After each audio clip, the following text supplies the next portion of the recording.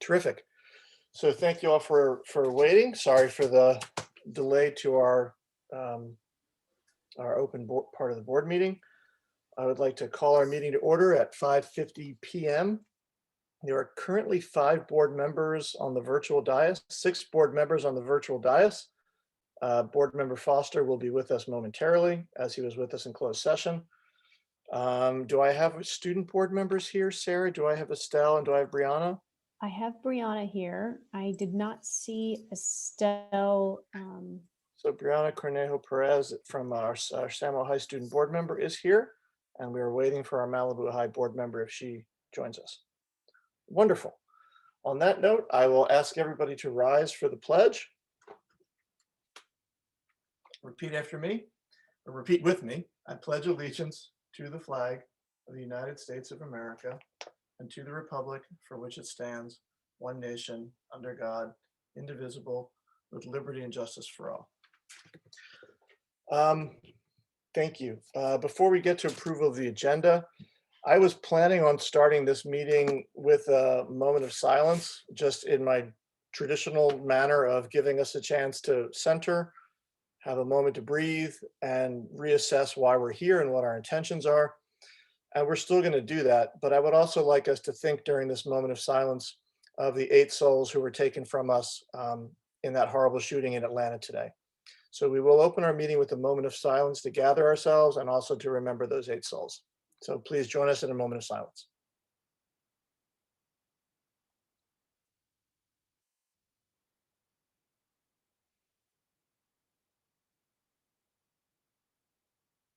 Wonderful. Thank you all so much. Approval of the agenda. Oh, sorry, I'm going to read one thing out from closed session, which is DN 1021-2021, final settlement agreement.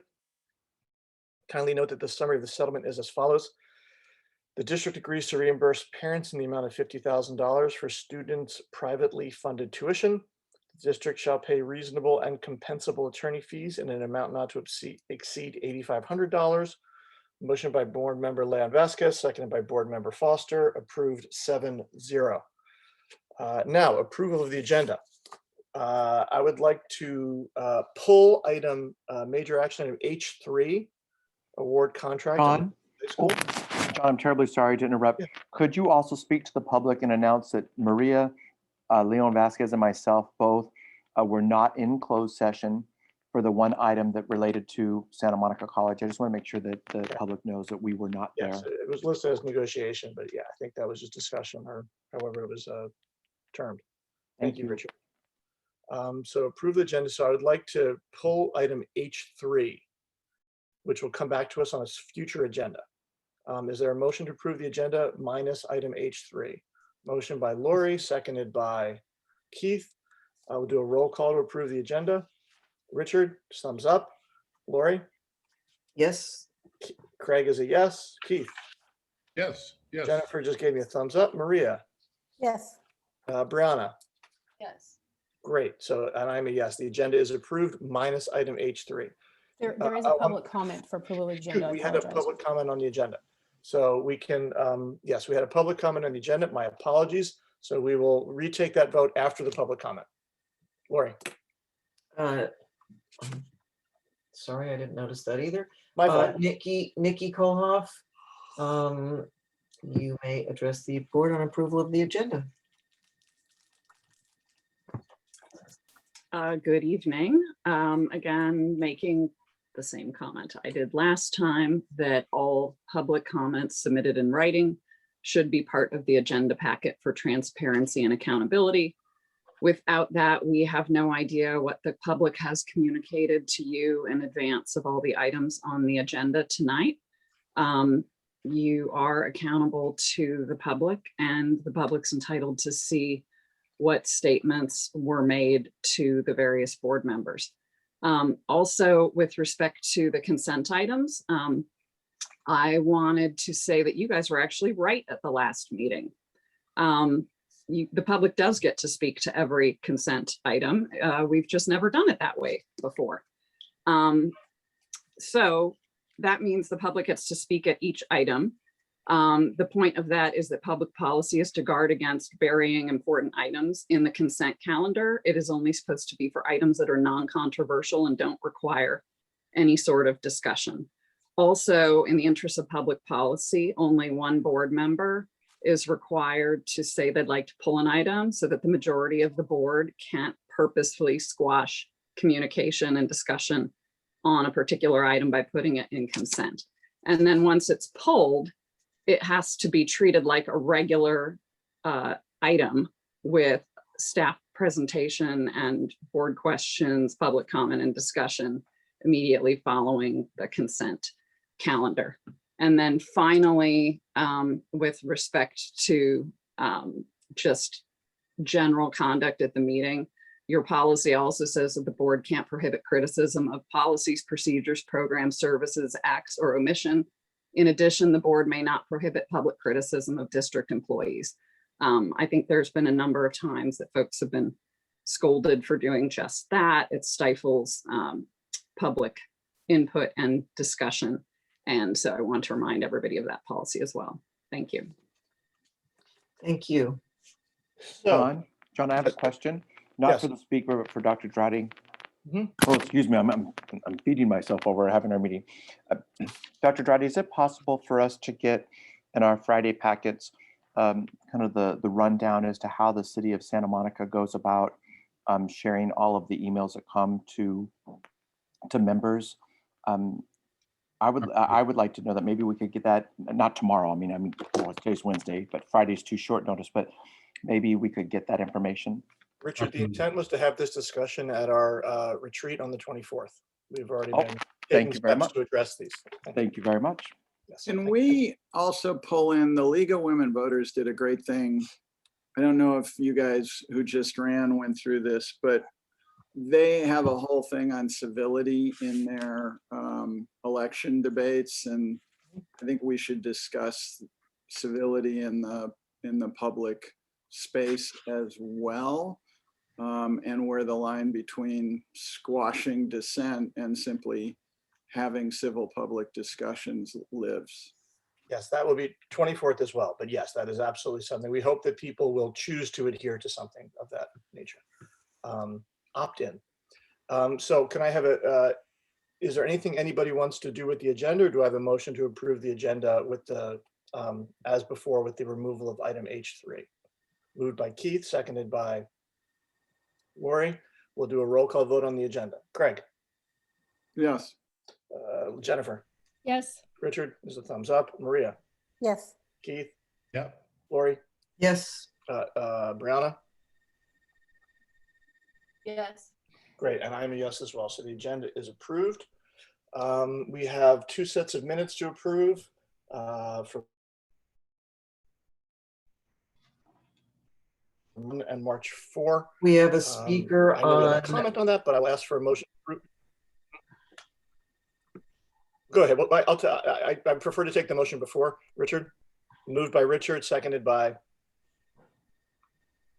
Craig. Wonderful. Now we'll move to public comment, and then we'll see if there's any board member questions or comments. you want to take board member comments? I'd rather first? take the public comment, and then we'll see if anybody has any comments. Okay, we have one speaker, I believe, Nikki Kohlhoff. Hi. Yeah, so quickly, I guess if you're having some sort of a retreat about process on the 24th, the level of detail captured in the agenda and the minutes is also relevant, especially depending on your decision about attaching written comments. The very, very, very short, thin descriptions of, listing the people who spoke, staff answered board questions does not really capture what happened on really any item for the public record either. So folks are left to go back and watch 8-hour meetings if they ever want to see what really happened or what people were thinking. So there should be a discussion of more detail about that too. Thank you. Are there any other comments or questions or revisions to our minutes? Okay, we have a motion and a second, so I'll ask for a roll call vote to accept both sets of minutes. Richard is a thumbs up. Lori, Yes. Jennifer, Yes. Maria, Yes. Keith, Yes. Craig, Yep. Brianna, Yes. and I'm a yes. So both sets of minutes are approved. We have a timestamp item for 6 o'clock, and I would like to get to that so we can be cognizant of everybody's time. So we will delay items D and E and instead move to item H1, approval of 2019-1920 annual district and measures RBB, ES, SMS, and M audit reports. So I'll introduce Melody Kennedy, who will lead us into this discussion. Good evening, Board President Keene, Vice President Lieberman, board members, Dr. Drotti, my fellow cabinet members, and our community. It is my pleasure tonight to introduce the 2021 fiscal audit this evening.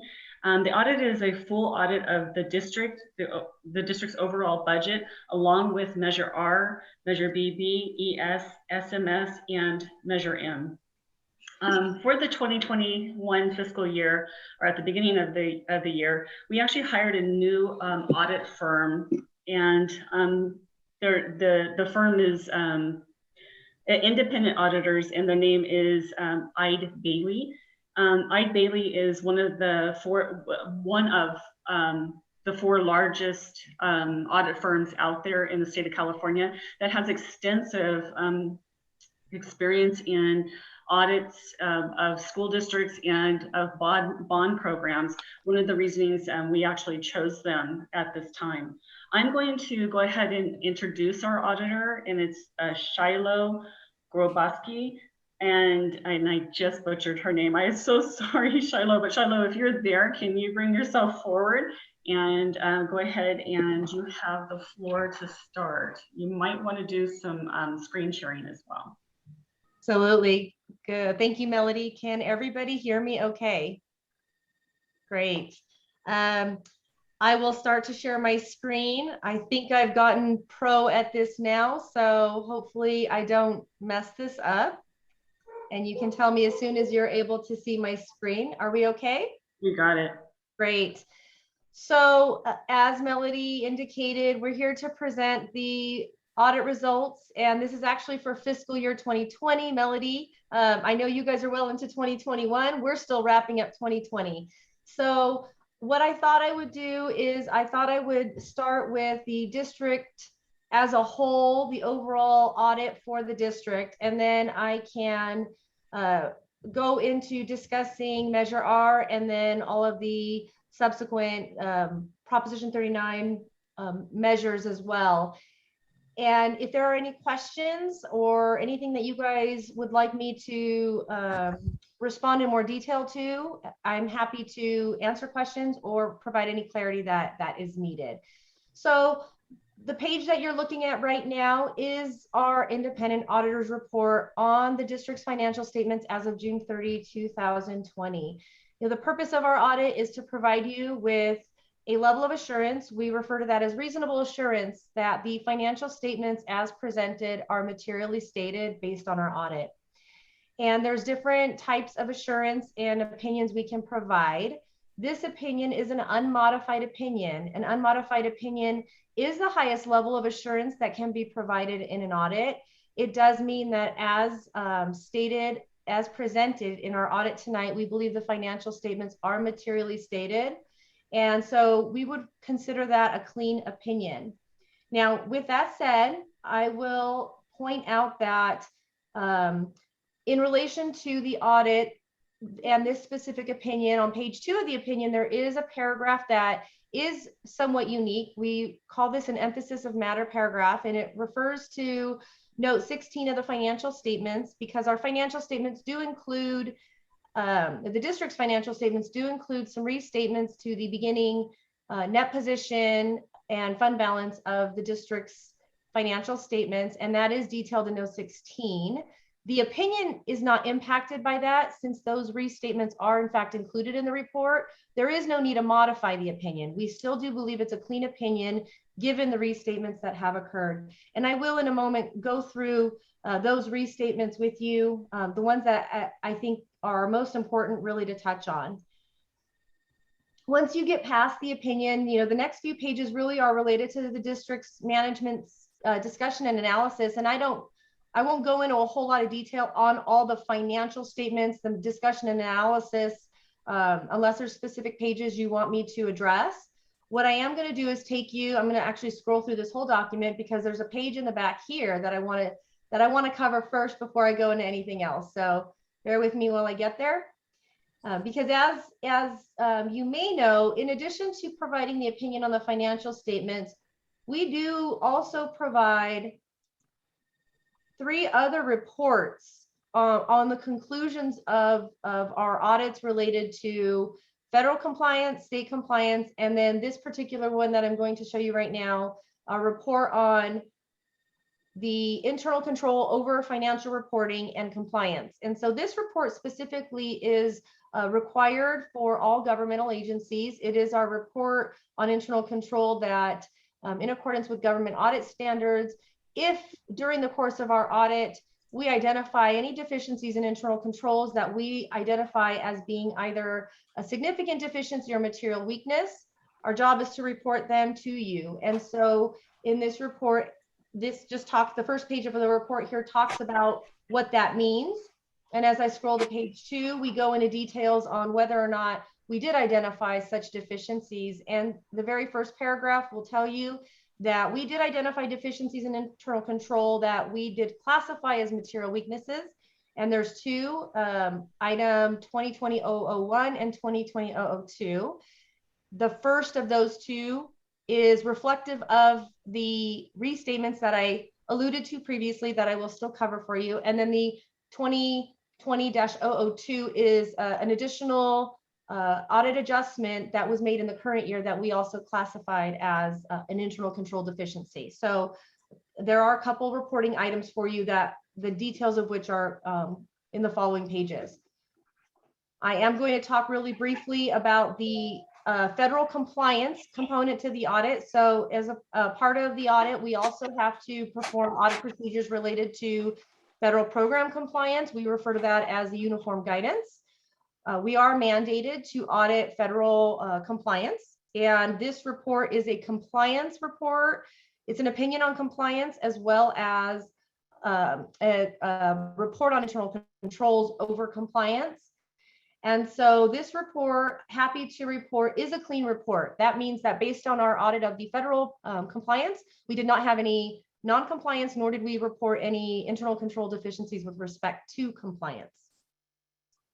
And the third report that we provide in the audit is a report on state compliance. Again, the state mandates specific requirements that are required to be audited in accordance with the state controller's audit guide.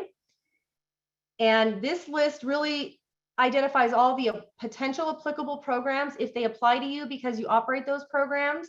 And we identify that with a yes, and that means it's been subjected to our audit. Otherwise, we identify that with a no and explain that the reason why that was not subjected to our audit. And most often that is because the district does not operate that program. And in this particular audit, over state programs, we did have findings specific to the unduplicated local control funding formula pupil count reporting. And so what that means is we had discrepancies during the audit of how those unduplicated pupil counts are reported. And that is, sorry about that, that is included in our finding 2020-003 in the back of this report. That's a lot of information already, but what I want to do is, since I did talk about the restatement and that being somewhat of a unique item, I do want to take you back to that note because I wanted to touch on a couple of things that I think are important to discuss with respect to the restatement. So let me get there. Okay, so this can be quite an overwhelming page when you just look at it on the surface. I'm not going to touch on everything, but I do want to kind of cover a couple key points that I think are important to address.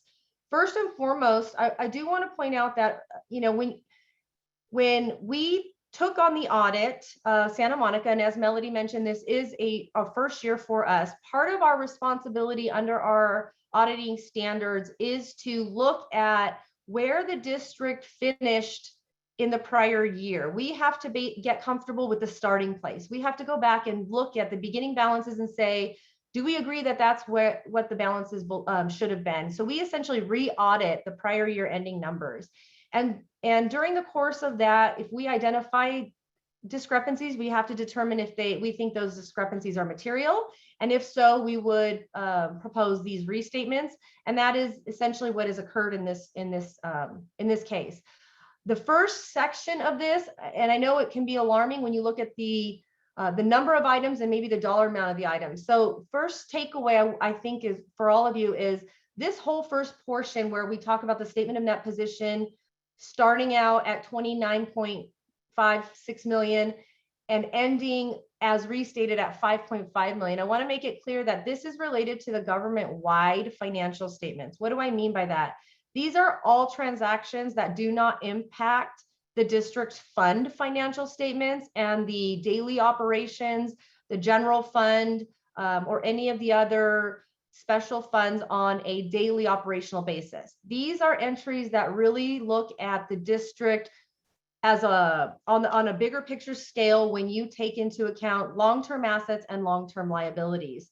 So when the district's operating on a day-to-day basis, they focus on the current resources, current budgets, what is available today. We don't report long-term liabilities in your general fund. We don't report capital assets in your general fund. So when you look at this portion of it, some of the larger numbers are attributed to general obligation bonds, and you can see some entries related to the cash with fiscal agent for crossover bonds, and the 100 million plus entries. These were really specific transactions that relate to your bond financing, the debt service refinancing programs, not the construction, but the financing. So the pieces of the the pieces of the bond program that focus on repayment of those debts, and essentially the accounting treatment that is required when you do refundings that are of a crossover nature. It somewhat of uncommon practice, but they are out there. And so essentially with this portion of the restatement, we were reflecting the crossover refunding activity differently than the way it was presented in the prior year. And the way we've presented it and recommended on the restatements is in accordance with our generally accepted accounting principles, which is why we felt it was necessary to include those on the restatement. And then, there's a couple of things that do affect other line items, but like I said, I don't want to go into a lot of details about each of the individual ones. However, if there are specific questions, I'm happy to discuss them individually as those questions arise. Most of those entries, though, like I said, affect long-term refinancing of the general obligation bonds, mostly related to the how you refinance to ensure the savings of the taxpayers who are in fact the ones that will be repaying those. So it's not an operational impact. Okay, now I will go really quickly and take you to I'm going to take you back to the end of the report. I felt like that was an important topic to discuss. And now I'm going to take you back to the findings themselves. And I just wanted to point out, I have covered the reason why the findings are there. So this is the section of the report where the details of each of those findings are laid out. So 2020-001 talks about all the restatement activities. And this would be that section then. I won't go into details of each one, but I'm happy to answer specific questions on any of them. I don't know if I should, well, you know what, before I pause for those questions, let me go ahead and take you to the next. This is the communication letter to governance. And the reason why I will bring you to this, so with respect to each of the reports as well that are here, we are also obligated to provide communication letters to governance, our goal of which is to communicate certain matters that are important in relation to the audit and may not always be incorporated in the body of the audit report. Some of those things include explicitly outlining that we are independent. If you have your letter in front of you, kind of following down some of these key topics, we talk about our independence. Are there any significant changes in accounting practices? There were none during 1920 that we needed to really disclose. What are some of the significant accounting estimates that are included in the report? And for most school districts, those significant estimates include your pension and your OPEB liabilities.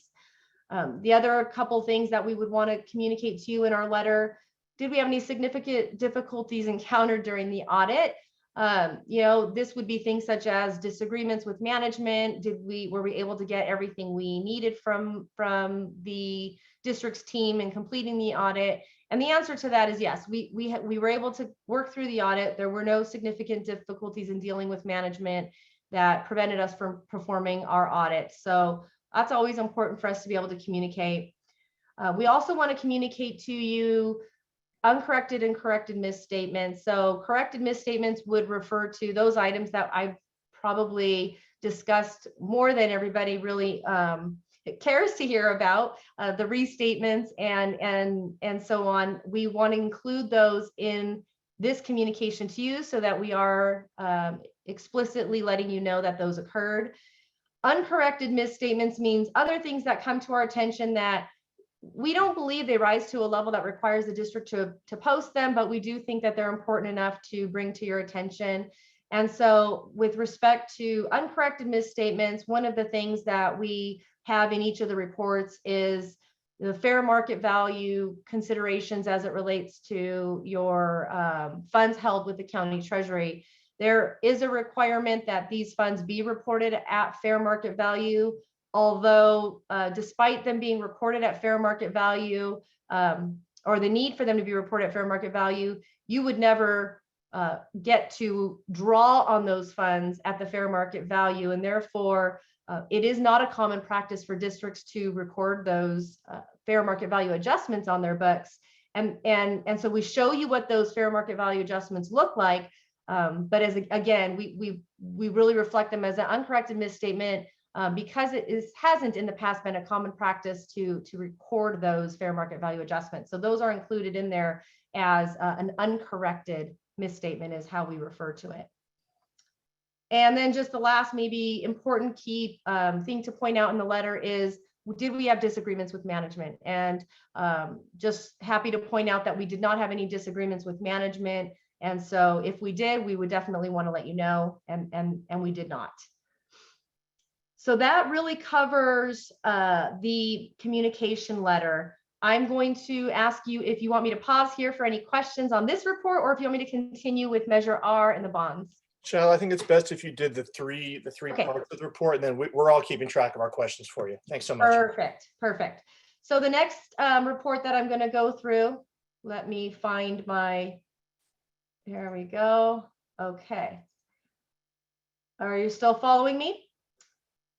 Okay. So we are now going to cover the performance audit specific to Measure R. Again, this is June 30, 2020.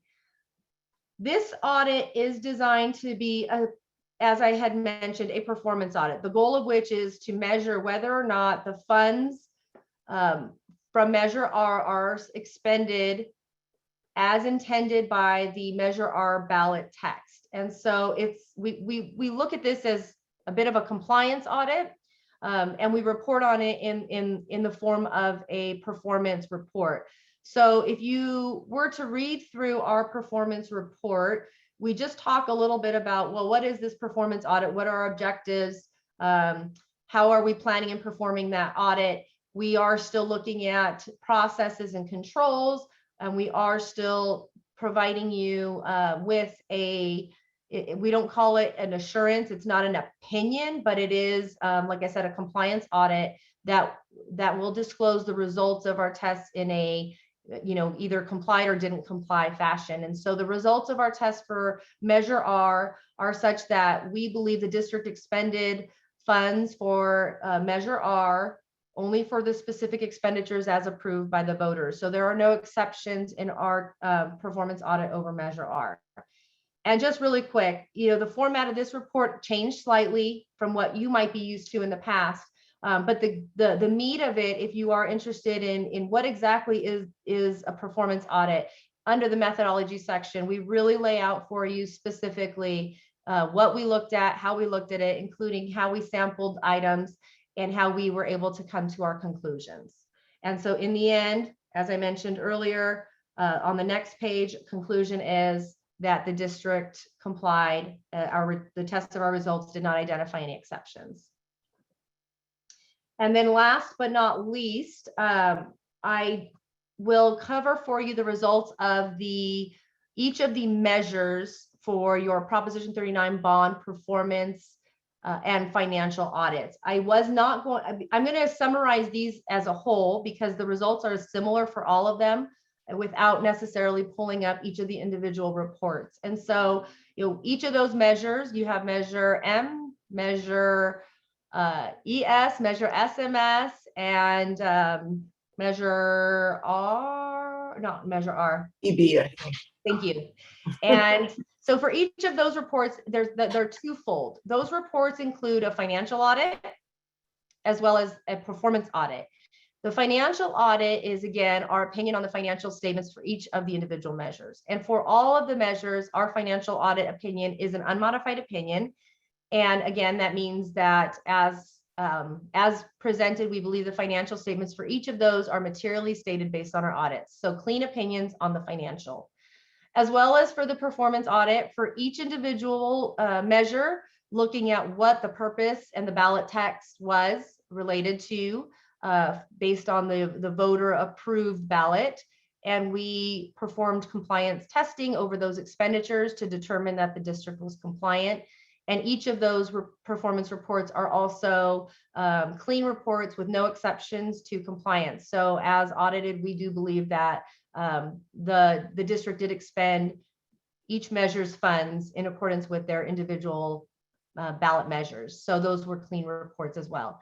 They all have their own separate communication letter, similar to the one I just covered over the district's financial audit regarding the disagreements with management, the uncorrected misstatements. And again, all of that information is the same for the measures as it was for the district's audit. So no disagreements, no difficulties. The uncorrected misstatements for each of those, again, reflects just that fair market value consideration as it relates to those deposits that are with the county treasury. So other than that, I think I have covered my key points, and I turn it back to you for questions.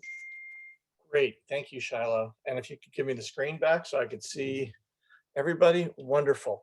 So we do have one public comment on this item, but before we get to that, I want to see if there's any clarifying questions from board members. Okay, nothing clarifying. Great, so we will do our public comment and then we will come back for questions for Shiloh. And our one public comment, I should see her up on the screen, is Nikki Kolhoff. So again, first, I mean, there's clearly nobody following along, but it just seems weird to have all of these audits be one action item, like that they should have probably separate votes so that you guys are considering them all separately. I wanted to speak on Measure R. Once again, only half the funds were audited. So I'd like to hear explained how it can be a clean audit when only half the funds were audited. So I think at the last count, it was 67 million in unaudited Measure R funds over the last 10 years. And I think you guys have figured out that's not okay, and you're going to be accounting for everything going forward. But we've been raising this issue for several years now. And so I just don't see how this can be a valid audit when it only looks at the 6 million instead of all 12. That's it. Thanks. Great. Sorry, I was muted. Thank you. That's our only speaker on this matter. So questions, comments for our auditor?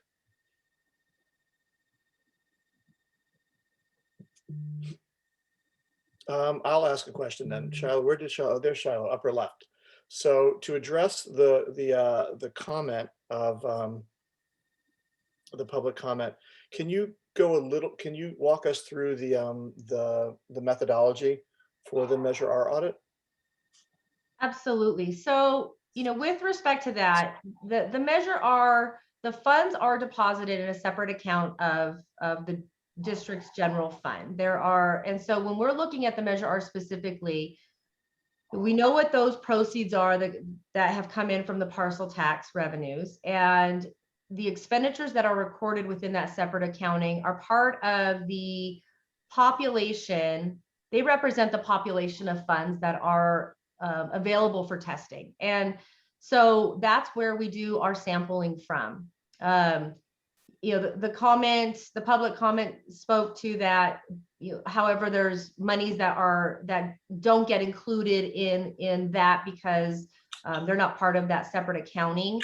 And I think that's something that, at least in my conversations with the district, is being addressed going forward. So how do we as an auditor get comfortable with those remaining funds? When you look at the funds that are remaining and you look at the payroll and the expenditures that are occurring for teacher salaries across the district, I think the expenditures exist to support the additional funds that are coming in from those Measure R proceeds. And so, as I mentioned, the correction going forward is to go ahead and code those expenditures within that Measure R. And I think that creates that linkage that is being requested. And I think that makes some sense. But I do believe that there are plenty of expenditures within the general fund to support those amounts going towards teacher salaries. Yeah. I'm not sure if you want me to elaborate any more than that. No, I just think the implication was that how can you have an audit if you have not looked at every check and every expenditure and every line item? Well, we do, right? I mean, based on the expenditures that are recorded, we do, and we have a clear defined population that can be audited. And I think the question is, it's the amounts that we aren't directly coding the expenditure to that account code. And again, I think it's an easy fix in the sense that you've got the expenditures there. We just never did the mechanics of moving the expenditures into Measure R, which has been the determination this year that that's the corrective action, is just to move those expenditures. Great, thank you. Thank you for that, Shiloh. Are there other, and again, I do want to repeat for people who are listening, and I apologize for the dog next door. Just be glad you don't have to live next to the dog next door. This audit was presented at Financial Oversight Committee, where board members all poured over it for multiple hours. It was presented to board members had chances to meet independently. Board member Foster and I met independently with our auditor to discuss. So this has been poured over. I don't want people to think if you don't see a litany of questions, we had that opportunity to do so and create our degree of comfort. So I will ask if there's any more questions, and if not, I will move to our approval of audits. Yes, Lori. I don't have a question, but if nobody has any questions, I would like to suggest that I think it's a good practice to adopt separate motions for separate items because they are each self-contained audits. And while they're all clean, something could be wrong and you wouldn't have wanted to just lump them all together. So I just think it's a good practice. Yes, we will be doing that. Thank you. It does not reflect in the agenda, but we will be doing that. Great. So with seeing no other comments, I will then take a motion to first approve the annual audit for the district. Is there a motion to approve the annual audit for the district? I see moved by Keith, seconded by Richard. We will do a roll call. Keith. That's a yes. Jennifer. Yes. Maria. Yes. Craig. Yes. Lori. Yes. Richard. Yes. Brianna. Yes. And I'm a yes. So that is the annual district audit. We'll move now to the Measure R audit. Do I have a motion to approve the Measure R audit as submitted? I see moved by Lori, seconded by Craig. We'll do a roll call. Richard. Yes. Jennifer. Yes. Maria. Yes. Craig. Yes. Lori. Yes. Keith. Yes. Brianna. Yes. And I'm a yes. And now we will take our bond measures. We'll do these separately as well. The first one will be the motion to accept the audit for measure BB. Moved by Jennifer, seconded by Craig. Roll call. Richard, Yes. Jennifer, Yes. Maria, Yes. Craig, Yes. Lori, Yes. Keith. Let's see. Keith, give me a nod or no. Keith. Keith. Keith is, all right, I'll go to Brianna first then. Brianna, Yes. and I am a yes. Keith. Keith. I think you got called to something else. Okay, then the audit, Keith, are you cool? We're moving the measure BB audit. We got a motion and a second to approve the measure BB audit as submitted. You in favor? All right, Keith is not hearing us. So I'm going to have to say that this audit was passed 6-0 with technical difficulties for board member Coleman. I'm And our texting him student- to let him know he can't. Okay, great. And our student board member voted in favor of BB. Let's move to measure ES. Do I have a motion to approve the audit for measure ES as submitted? Moved by Craig, seconded by Jennifer. Roll call. Richard, Yes. Jennifer. That's a yes. Maria, Yes. Craig, Yes. Lori. Yes. Let's see what happens. Keith. That's a thumbs up. All right, Brianna. Yes. And I'm a yes, so measure ES is approved. Next will be, is there a motion to approve the audit as submitted for measure SMS? Moved by, wow, it was 3 in a row. Maria, seconded by Craig. It was identical. It was like a tie. It's like the Ford versus Ferrari. Roll call. Lori, Yes. Craig, Yes. Maria, Yes. yes. Jennifer, Yes. Keith, thumbs up. Richard, Yes. Brianna, Yes. and I'm a yes. Last one is there a motion to approve the measure R audit as submitted? Moved by Craig. No, you did that. M. M. M. M as in Mary. We're paying attention. I see, Craig, I see you moved M. Is there a second? Maria, roll call. Lori, Yes. Craig, Yes. Maria, Yes. Jennifer. That's a nod. Keith, thumbs up. Richard, Yes. Brianna, Yes. and I'm a yes. Wonderful. So all the audits are moved as, are approved as submitted. And I would just like to thank our auditor. I would like to thank Melody and Gerardo, our fiscal team. I think this is my 4th auditor in my time on FOC and the board. I really think this is a great hire. Kudos to Melody for bringing Shiloh in. And I think our audits are in good hands. I can't believe I'm saying this, but I look forward to our audit next year when we can see Shiloh come back. So Shiloh, thank you for your time. We appreciate it. And we are going to move to go back on the agenda to item D, the superintendent's report. Dr. Drotti. Thank you, John.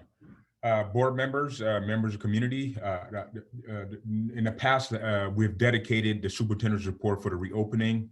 But as of last board meeting, we're always going to have a discussion item.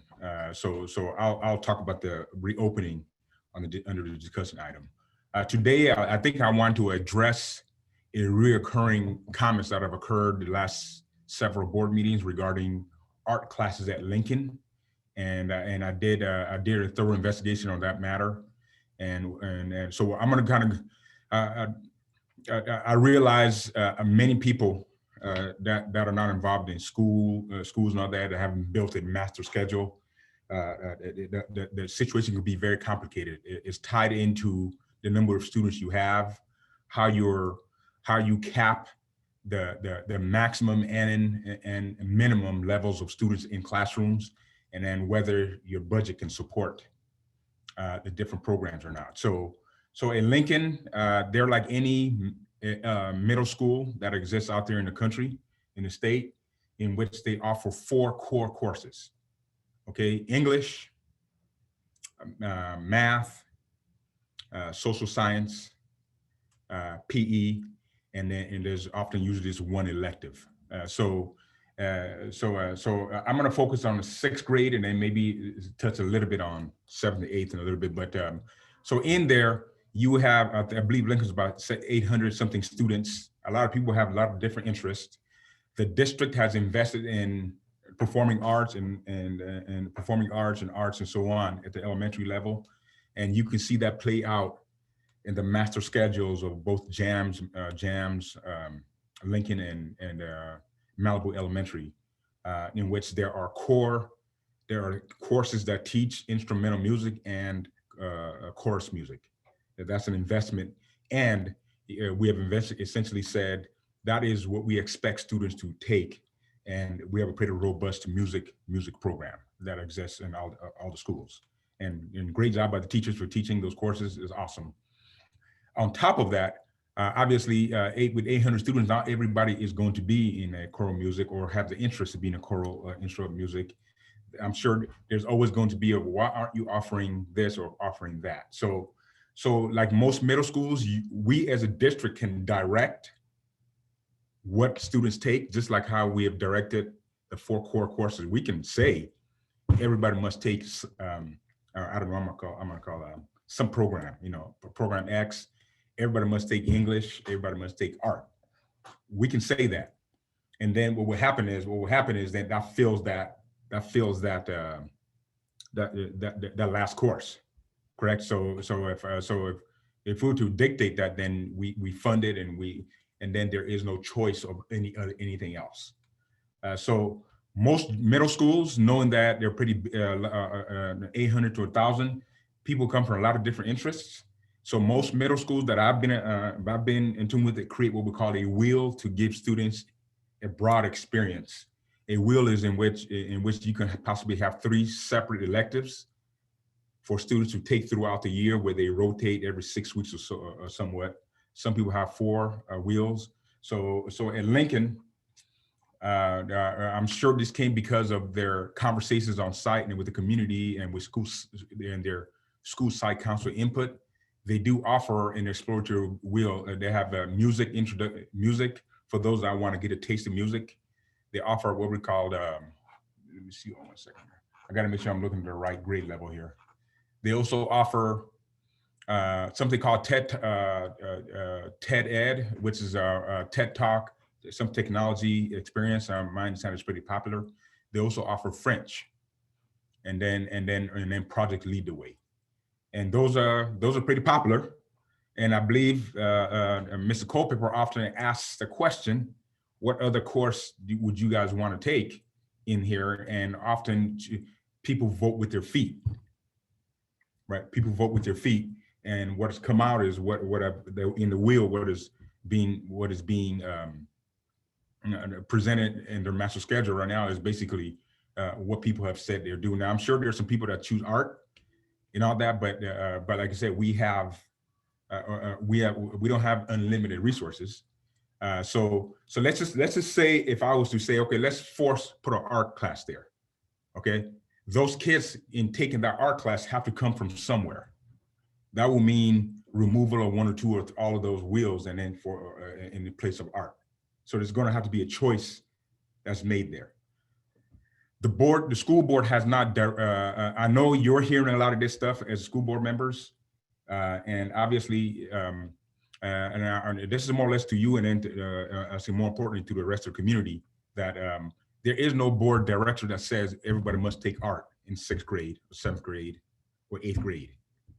So we give the FTEs to every school, which is consistent to our class sizes and so on, and then we also, but the site gets the opportunity to choose through their conversations, deliberations at the site level, through the school site council, through the PTA meetings, through all the parent meetings that they have, and through conversations with students of how they should use those courses for the elective courses, because we're dictating about 4 of those courses. In the last one, we give that option.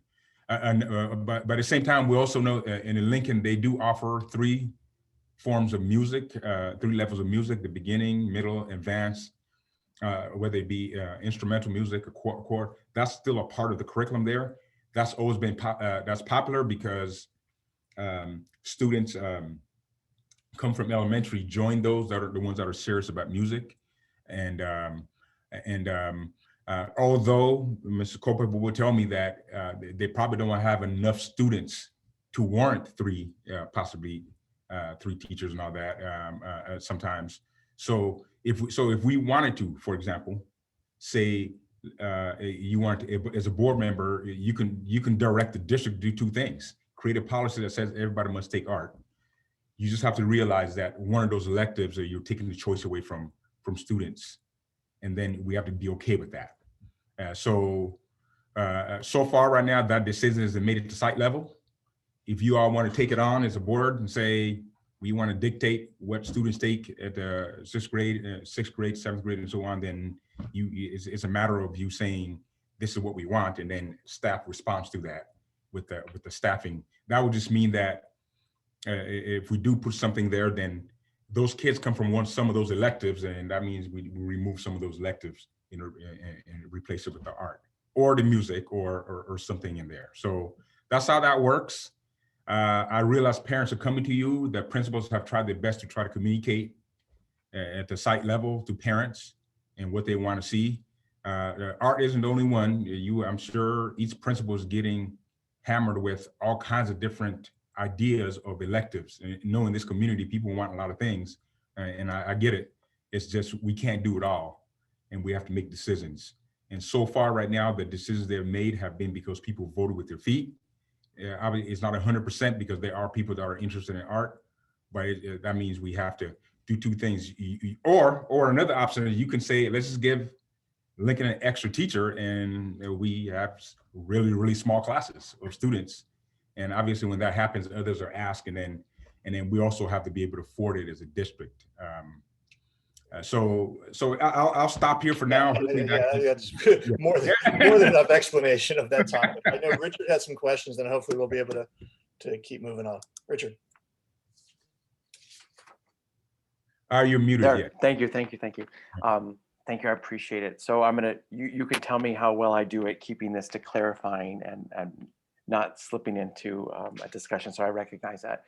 So I'm gonna make a statement. I'm hoping you'll tell me if my understanding is accurate or not, and then I'm gonna make a request of the superintendent, John, to see if there's the will of the board to support the request that I'm gonna make of the superintendent for a future meeting. So I understand that it is not my role. It is not my role as a board member or as a board to be dictating to the superintendent how FTEs should be allocated, and it certainly isn't my position as a board member to identify and then to engage with one of the site principals and to challenge or question his, her, their allocation. I understand that. That's above my pay grade as a board member. However, I do understand that it is within the confines of the board to set board policy and to state that we have an interest in offering fine art at 6th, 7th, and 8th grade as an option, as an elective for students, and that could be direction given to the superintendent. So as a policy directive, and not necessarily getting into the weeds with regards to FTEs and allocation. And then we leave it to the superintendent and his team to figure out how to make something work if that is our inclination, which happens to be mine. So my request of the superintendent, John, is that at our April board meeting, that we have a conversation about a board policy pertaining to the fine arts at as an option for our students at all levels of middle school, 6th, 7th, and 8th grade. That's my one, asking if the clarification is correct, Dr. Darty, from your perspective, and two, my request to the board of the superintendent. Great. Do I see three other board members? I see Maria with a thumbs up. Do I see two other board members who would like to entertain this discussion in April and give staff some notice to put something together? Are we in clarifying here, or what are we? I'm just I'm trying to move on from where we are and not stay here. Richard asked, you know what, Richard, can we bring this back a future agenda at the end of this meeting? Would that be acceptable to you? No, because this is a SUPS report. I think that I would. If I see two more board members who would like to have this discussion, that would really make this a quick conversation. I am open to having this discussion in April. Is there one more board member who's open to this? Lori and, okay, so staff, we will work with staff to bring something back on an agenda in April. Thank you very much. That's consent, because I really would like to get to consent before we get to our 7 o'clock timestamp. Thank you, Ben. I'm sorry, are there any other clarifying questions or questions for Ben on that particular topic? No, great. So consent is super wonky tonight. There's a lot going on, so just humor me. I'm going to request that somebody that we pull item E312 because it is a duplicate superseded by item 323. I'm going to suggest that we pull, sorry, this is not pull. We remove item 312 because it is a duplicate. We remove item 315 because it is a duplicate of 314. And then I'm going to suggest we pull 5 items because we have comments on them or we have an individual to be introduced. They are items E37, E39, E323, E313, and E41, which is an administrative hire within our classified merit, or sorry, certificated merit, I believe. So is there a motion? Moved by Richard. Is there a second? Second by Lori, unless that's a question. Great. I will do a roll call. So, so I need to approve that whole thing. So we'll do a roll call to approve all that. Craig. Yes. Jennifer. Yes. Keith. Yeah. Lori. Yes. Maria. Yes. Richard. Yes. Brianna. I'm a yes. Okay, so this is now our consent. Do I have a motion to approve consent minus those items which we have pulled? Moved by Keith, seconded by Lori. Lori, can we make sure that I'm not missing any comments on this? I don't believe I am. No, I think I'm trying to track that here. Yeah, I think I've got them. Terrific. John, Yes, I appreciate the double vote here, but just moving forward, I thought we were just voting on the consent absent because it only requires you to make that suggestion. You know what, There doesn't need to be another vote. I was feeling really redundant, but then I was second guessing myself. So thank you for pointing that out. So now we can move to the items that we've pulled. Yes. I would like to move to the first one, which would be Dr. Kelly introducing, is item E41. Dr. Kelly. Good evening. So we are pleased to announce Mr. Robert Tishman as our new Director of Risk Management. Mr. Tishman was previously approved by the Personnel Commission, which oversees the hiring of classified managers. He began his position earlier this month. Mr. Tishman brings 25 years of experience in risk management, safety, and workers' compensation for large national companies, including Transdev, Transportation Services, Whole Foods, and 99 cents only stores, along with municipalities, including City of Thousand Oaks. He holds a bachelor's degree in business administration with an emphasis in finance from Cal State Northridge. Mr. Tishman holds certificates from the Insurance Institute of America in claims and workers' comp claim, California Self-Insurance Administrator Certificate from the Department of Industrial Relations, and a workers' compensation claims certificate from the Insurance Education Association. He has held membership in the Risk Insurance Management Society, Food Service Risk Management Association, and the Fraud Task Force of Southern California and the Grocery Association of California. Mr. Tishman will be a valuable addition to our district team, and we're looking forward to his expertise to oversee our risk management program. And we're very happy to have him. We've missed having someone in that position, and so we're really pleased that Mr. Tishman has joined us. Fortunately, he wasn't able to be with us tonight, but we still want to recognize him and welcome him to SMMUSD. Great. Thank you so much, Dr. Kelly. So do I have a motion to approve item E41, moved by Lori, seconded by Keith? Richard? Yes. Keith? Yes. Is it yes? Maria? Yes. Lori? Yes. Jennifer? Yes. Craig? Yes. Just checking on Brianna? Yes. Yay, she's back. Okay. I'm a yes. Thank you so much. Great. On to our next item, which is item E37. We have a public comment on this, so let's go to our comment, then we can have staff respond if needed.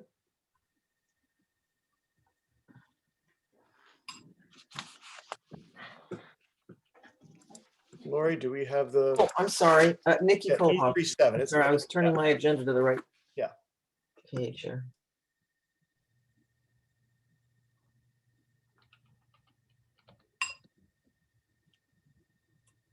Sarah, do we have Nikki? Okay. There she is. But, well, to clarify, because you went really fast on what was removed, did you remove 13? Yes. Okay. Are we, but now that it's pulled, don't we get the staff explaining what they're, We're going to do piece by piece, yes. but the staff didn't explain why we're doing tenant improvements now? I was going to let you do your comment and then have staff do their explanation after your comment. But normally they have to say what they're doing, so the public has the benefit of all the information, and then we get to ask. Well, either way, Questions you're going to get regular- the same, either way, you're going to get the same information. John was So I going to got- have them respond after you raised whatever your issue is, but either way is. John, I suggest we have the staff report first. Okay. Carrie and Steve? Wait, you're muted, Carrie, I think. Or I we am. can't hear you. Yes, beginning with item E57. Sorry. This is an award of an agreement to Layton to do work and special inspection as part of the new district office tenant improvement and structural upgrade. We need soils test and also other testing services completed so that we can develop the design for that office building. And this award is to allow them to do that work. We did put out, we did take bids for this from other consultants who do this work, and Layton was the lowest bid. And so this is our moving forward with this project. It's essential for us to continue with the design. Thank you, Carrie. We will go to our public comment, and then if board has any questions, we'll go to that. Nikki Kohoff? Okay. All right. Okay, so my first comment here is that this new building was not supposed to use bond money. You guys all promised when you bought it that everything was going to be taken care of with those other funding sources and not cut into any facilities improvement bonds that were intended for education. And of course, one of our main arguments, and this says it's coming from ES, which is 2 months ago. And one of our main arguments in opposing the blank check bond in 2018 was that it could be used for anything. And we predicted new administrative headquarters. And here we are.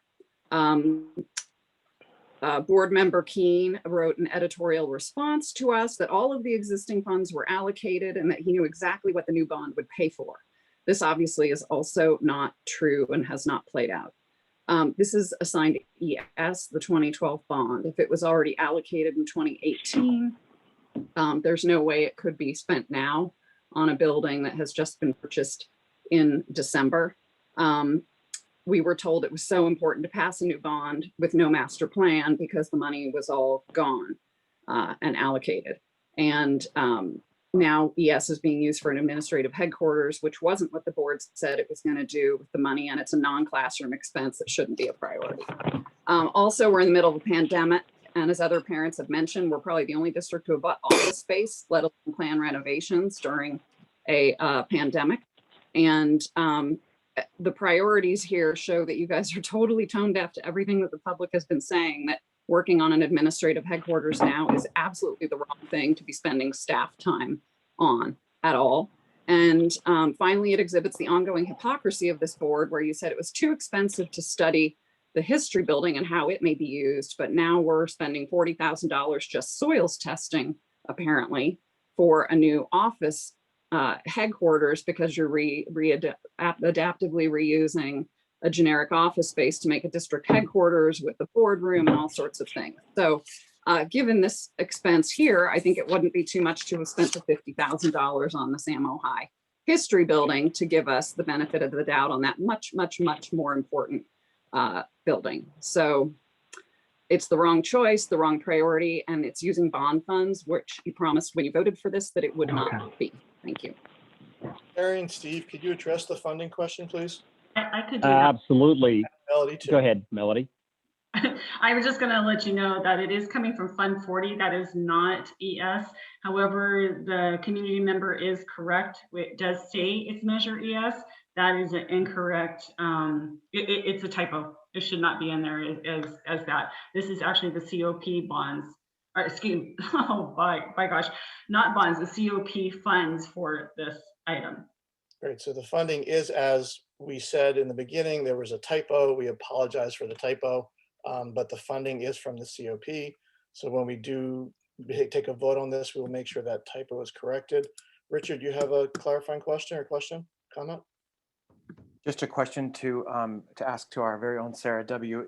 If this does pass, can we make sure that in the minutes too, it's clearly articulated the typo correction, which I suspect you would have done, but I want to make sure that it's in writing and well known to the public. Yes, I'll have that in the minutes following the public comment bullet point. Are there any other comments or questions about this item? Then I would ask for a motion to approve this item with a correction to show the proper funding source. Moved by Maria, seconded by Jennifer. Roll call. Richard? Yes. Lori? Yes. Maria? Yes. Jennifer? Yes. Craig? Yes. Keith? Yes. Brianna? Yes. And I'm a yes, so that item passes, which now brings us to item E39, which is amendment to program-wide program management services, Massetti Consulting LLC. Carrie, can you address this? Yes. So we have a couple of additional work that we're needing to accomplish. And we thought it was necessary to bring on an expert to assist with this. One of the big parts is right now we are developing through the Malibu High School Malibu campus plan and the specific plan that we have to develop through the city and also the coastal permit that we're going to have to get for these. These are a little bit new and a little more complex. The individual we're bringing on is an individual who's worked with the district on CEQA matters for the last 15 years, and he will be able to support us on those CEQA aspects and on those very special zoning and entitlement aspects. Also, we're going to bring him on to help us manage the program as we develop the historical resources inventories with the historical consultants. This is a typical and usual, part of the CEQA consultant is they also manage those historical resources. That does not mean this person is a historical specialist, but that's not what we're needing. We're needing somebody who actually manages the process. So along with our design managers who are architects with restoration experience, Julian Capata will actually help us with this. It's a part-time position to help us through this very specific time to get us through the next 2 years of this specific work. Thank you, Carrie. We have a public comment and then we will go to board member questions or comments. Nikki Kohlhoff.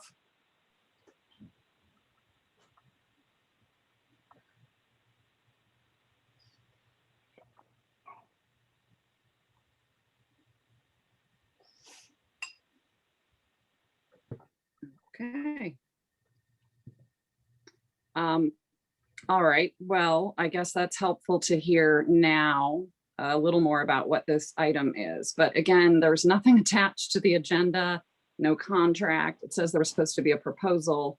So it really is hard to understand how the board can possibly know what it's voting for on all of these items, and also how the public can meaningfully participate without having any documents attached to the agendas for most of your consent items. Incidentally, Steve Massetti did have conversations with folks over the last few days trying to explain to them what this item was, but I wasn't allowed to participate in any of those meetings or discussions. So, you know, that's a conscious choice the district has made, that I don't get additional information. My PRAs aren't answered. So here I am at the board meeting trying to get more information.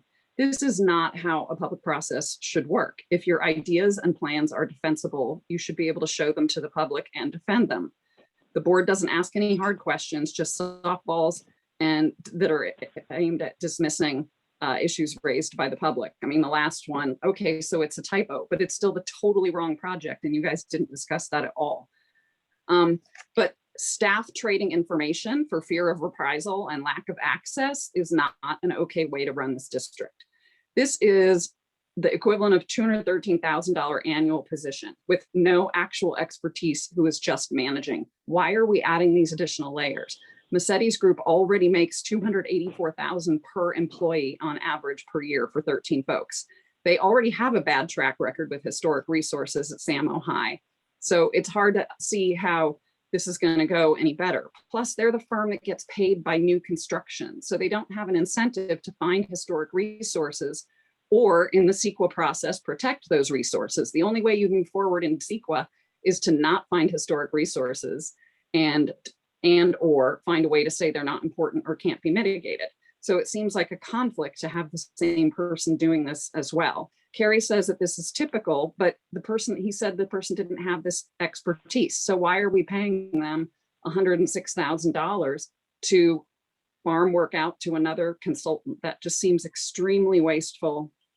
And I don't hear how the Conservancy is involved here. I don't see where this is tied to the historic resources policy. It just kind of seems like you guys are winging it, and we don't know how these entitlements are going to get into the plans at each school site. So, you know, we have another layer of consultant who's not accountable to us in any way and doesn't have to talk to us, and is spending an awful lot of money doing that with no assurance the community gets what it wants. Thank you. Thank you. Great, thank you. Are there questions or clarifying comments from the board or on anything on this topic? Yeah, Craig? Yeah, a couple of things. One, I'm sympathetic to the idea that more information is better. So I would ask that this is an ongoing conversation where staff has many things going on and it's hard to get things into the packet, but it is definitely helpful to have thorough packets. Having said that, I can speak to, I think, both parts of the intent of this. One part is that we had major problems with BB and getting crossways with the city of Malibu and its zoning and usage. And we are trying as hard as humanly possible to be the very best neighbor in Malibu and to work collaboratively with all the stakeholders, of which there are many: Coastal Commission, City of Malibu, et cetera. So this is going to be an instrumental position in making sure that we can move quickly to get that Malibu High School building up and running. So and I'm sure that the Measure M is paying a disproportionate share as a result of that. So, I mean, that piece of it is certainly very important, I think, to all of us in getting that high school up and running. And then the other thing is there is some irony in the fact that we're committing to a higher level of historical preservation and putting resources against that. And those resources then are viewed as profligate. So I'm happy to move the item. I'm happy to second and echo Craig's comments. Great, thank you. So we have a motion and a second. Any more comments? Seeing none, I'll do a roll call. Richard? Yes. My screen just changed. Keith? Yes. Lori? Yes. Maria? Yes. Craig? Yes. Jennifer? Yes. Brianna? Yes. And I'm a yes. I will just say, absolutely respect the public's right to have whatever opinion they want on whatever project or staff. I will say that I have had nothing but good experiences working with Steve Massetti. and I would never describe him as having a bad track record. I view him as a great asset to our district. But absolutely, I respect everybody's right to have their own opinion on that. I just wanted to share mine in support of Mr. Massetti. On that note, for the people listening, I know our timestamp reopening is at 7. I have 15 minutes wiggle room. I'm going to try to finish consent, but we have public comments on things, so we're going to do the best we can, but we will start that item at 7:15 at the latest. That said, our next item is item E313. E313, which will be Carrie and Steve. Yeah, Steve is going to jump into this. I think his video is not working, but his phone does. His video does work, but it's, There you go. and now he's not muted. Thank you. Thank you, Sarah. Okay, so item 13 is for abatement of, I'm sorry, this is for monitoring of abatement for buildings that will come down as part of phase 3, and that would be art, history, cafeteria, and the Drake Pool building.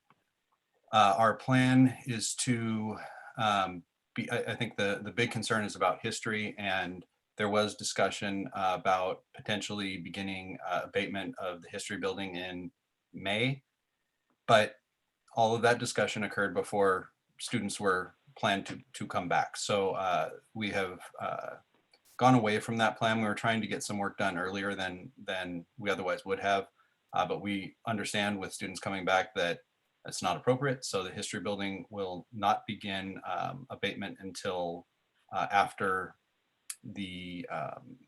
summer, or I'm sorry, until summer, until after the semester is over. And then of course, after that, we'll follow it with demo. But this item is not actually to do the abatement. This is for monitoring of the abatement of all of those facilities.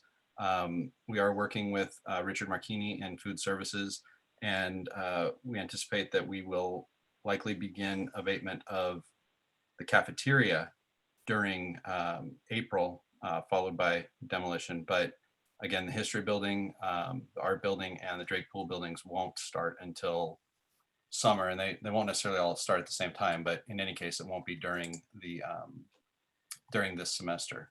So again, with this, we've gone to Alta, who has they're now known as NV5, but they have done a number of these projects for us. They also did the abatement reports originally for these, so it's appropriate for them to do the monitoring of the abatement when the time comes. Thank you, Steve. Anything clarifying, or should we go to our public comment? Public comment, Lori. Nikki Koha.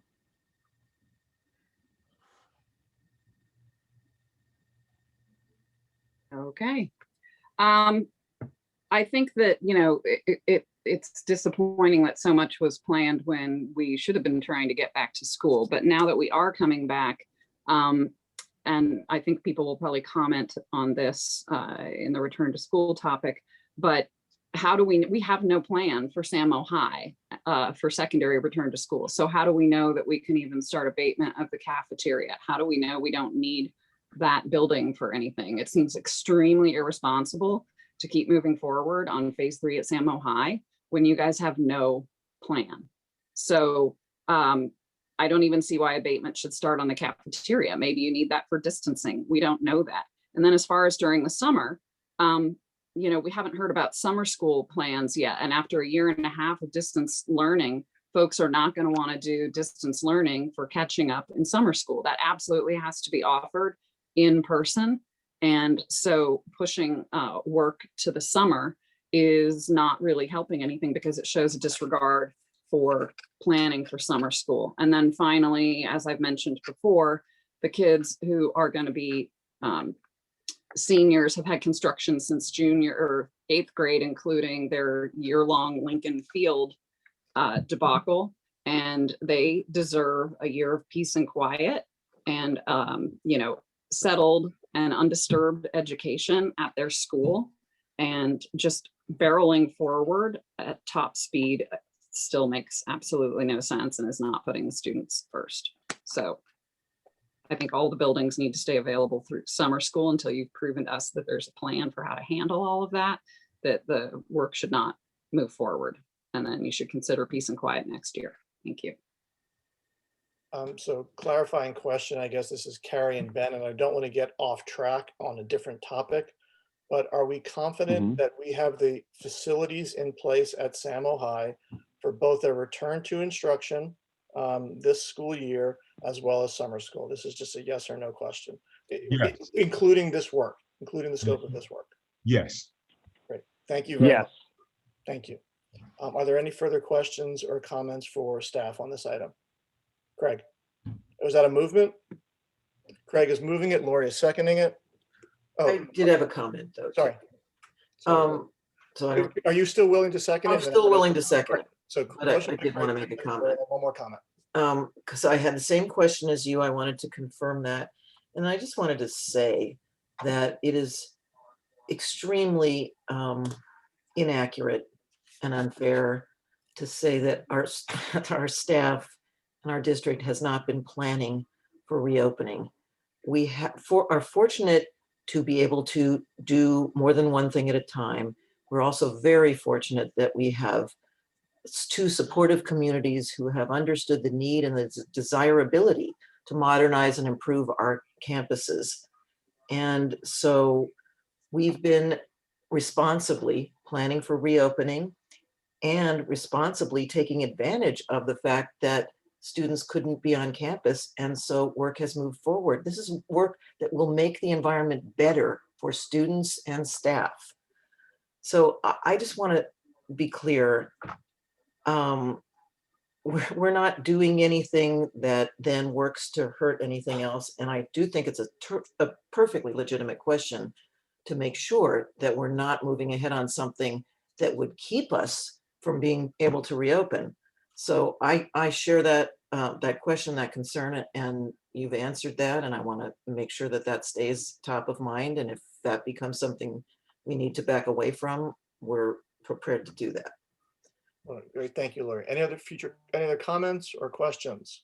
So I'll do a roll call. Richard? Yes. Keith? Yes. Jennifer? Yes. Maria? Yes. Lori? Yes. Craig? Yes. Brianna? Yes. And I'm a yes. Did I cover everybody there? I believe I did. So that is approved. Okay, board, it is 7:13. We have one more consent Finish item. it. Just go ahead and finish it. Okay, I thought I had to ask for a vote to go over the 7:15 time. Super quick, I'd like to go 5 minutes over the 7:15. Can I do a show of hands to allow me to do that? Yes. Wonderful, thank you. Last item is 3:23. Steve Carey. Carrie, you want me to take this? Certainly. Yes, you could jump in, please.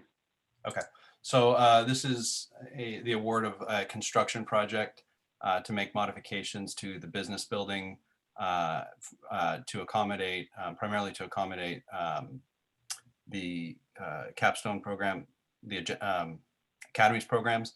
And we publicly bid this in January and opened bids in February. We received 9 bids. The apparent low bidder was a company by the name of AWI. Unfortunately, they were found to be non-responsive due to listing a subcontractor that wasn't properly licensed for that element of work. So the recommendation is to go to the second low bidder or the low responsive bidder, which is Reyes Electrical for $3.1 million. Anything clarifying on this? Well, let's go to our 3 public comments. We have 3 speakers here. Mark Feldman, Robert McKeekian, and then Youssef Sobi.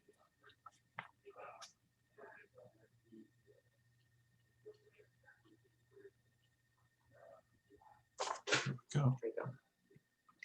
Good evening, board members. I hope you can hear me now. Good, thank you. I represent AWI Builders, and you're about to waste $200,000 of taxpayer money, and I would like to prevent that. You should prevent the waste of this $200,000 of taxpayer bond money and set a good example for the residents of Santa Monica and Malibu who are watching this meeting. I wrote to you earlier today and I gave you some documents to look at because I didn't know if I'd be able to share anything on my screen today. But the entire purpose of competitive bidding is for the board to get the best possible price and avoid the waste of public funds. AWI was the low bidder. I just heard Mr. Massetti say that. The next bidder is $200,000 higher. The law says that if a bidder makes a mistake on the face of the bid that affects the price of the bid can be rejected. And that's important because you can only look at the face of the bid. That means the bid documents. If you look at the face of the bid or the bid documents, with AWI's bid, there is nothing wrong. However, there was a recommendation from your attorney to reject the bid of AWI because she did something illegal. She looked beyond the face of the bid and came to multiple wrong conclusions, one of which Mr. Massetti just mentioned. If you look at page 9 of the bid itself, which I gave you today, it's Exhibit 1 and it's page 14 of my PDF, you'll see that Choice Builder Solutions, license number 1032593, was listed to do a scope of work called toilet accessories. What your attorney did that was wrong is that your attorney did research with the Contractor State License Board and found out that Choice has a B license. Well, that's one of the best licenses that you can have, but it was wrong of her to look beyond the face of the bid. That's the first thing that she did wrong. Second, your attorney told your staff that a subcontractor cannot have a B license and perform toilet accessories because a B license can only perform 2 or more trades. She's right about that. A B license has to do at least 2 trades, but then she guessed. She guessed at what the subcontractor was going to perform. So that means she looked beyond the face of the bid, which is illegal. And it was wrong of her to look beyond the face of the bid. This subcontractor is actually performing 3 trades, not just 2. They're installing toilet accessories, they're cleaning, those are 2 separate trades, and they're installing fire extinguishers. Those are 3 separate trades, all of which have separate licenses. So a B licensed contractor can do that. And this is not a new question. I gave you an opinion Speaker's letter. time is up. Can I finish? I'll take 30 seconds more. No, we cannot allow that, Mr. Feldman. I'm very sorry. Could I take We all Mr. call your email. And McKeon's? we'll move to the next 2 speakers, please. If we have questions, we will call you for further elaboration. Next speaker, Ms. Lieberman. Sarah cannot find Robert McKeon, so Youssef Sobi.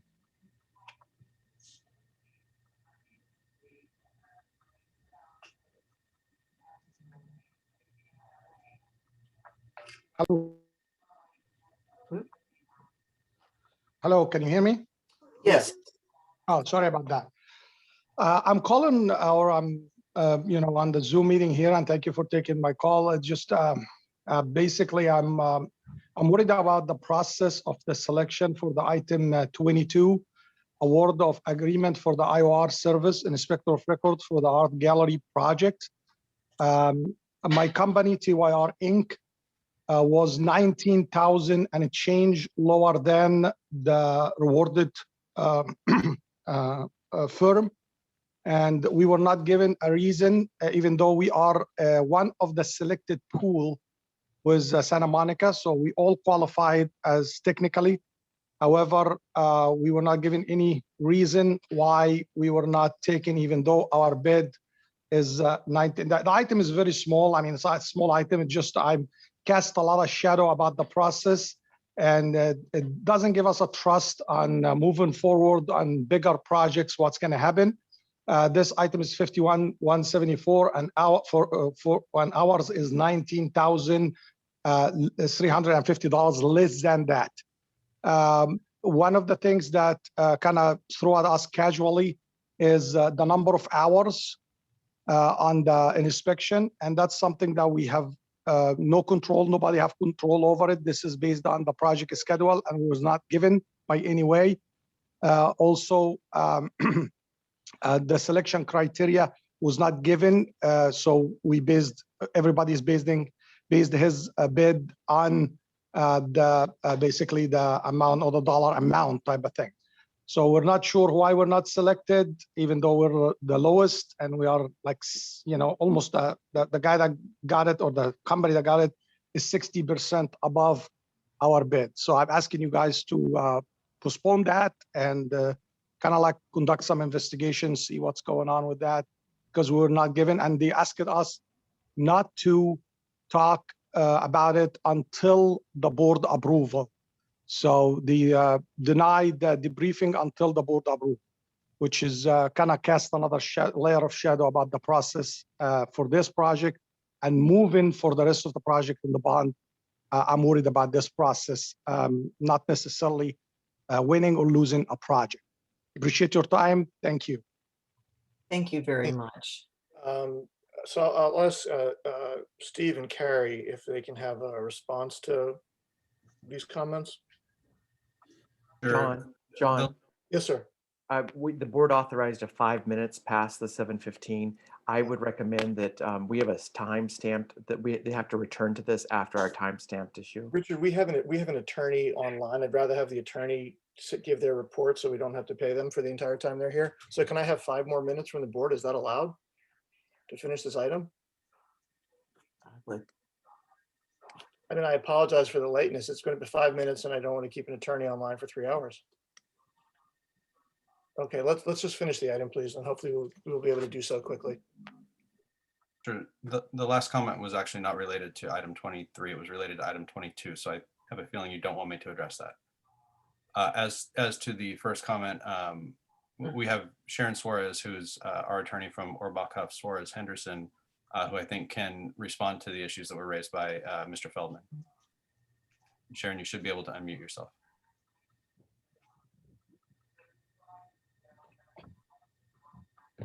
Okay, I will be super quick. Good evening, everyone. AWI is non-responsive.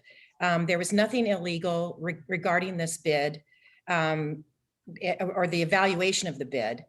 To check licenses is routine and is required in the sense that you want to make certain you're not engaging work with unlicensed bidders or unqualified bidders.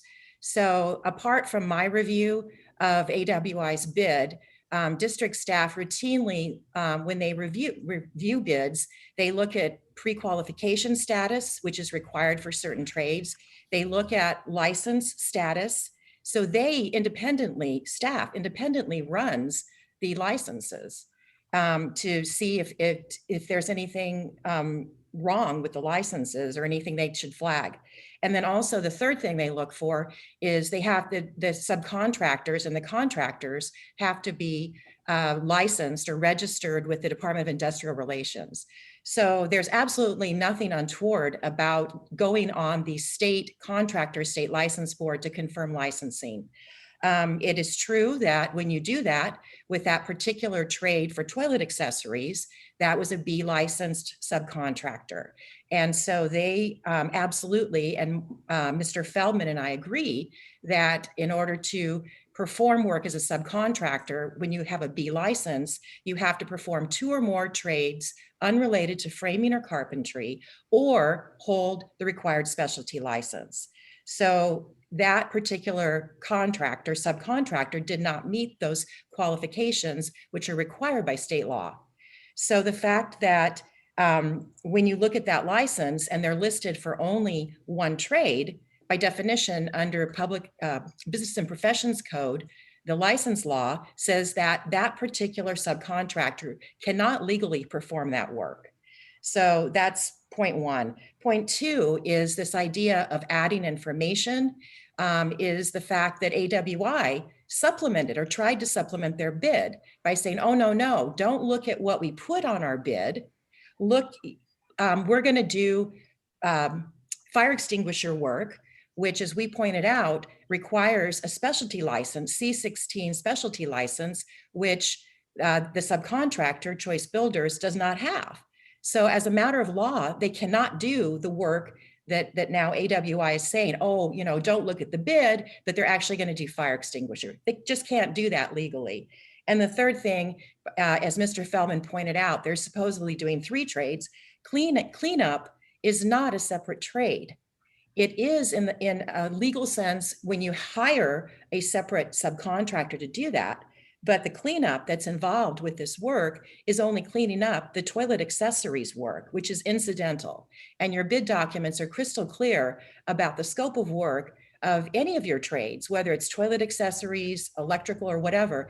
Each contractor is required to clean up their own work in order to make certain that your projects are safe and they're not interfering with the other trades. So that's all I want to say quickly, but absolutely, rejecting AWI's bid is absolutely required. And Reyes Electrical is the next low bidder. And so we believe that we've done an appropriate review of these bids. Do we have any, thank you, Ms. Reyes. Sorry, thank you, Ms. Suarez. Do we have any other questions or comments from either Ms. Suarez or Steve or Carrie? Seeing none, I'll ask for a motion. Moved by Craig, seconded by Jennifer. I'll do a roll call. Richard, Yes. Keith, Yes. Jennifer, Yes. Maria, Yes. Lori, Yes. Craig, Yes. Brianna, Yes. and I'm a yes. So thank you all so much for that.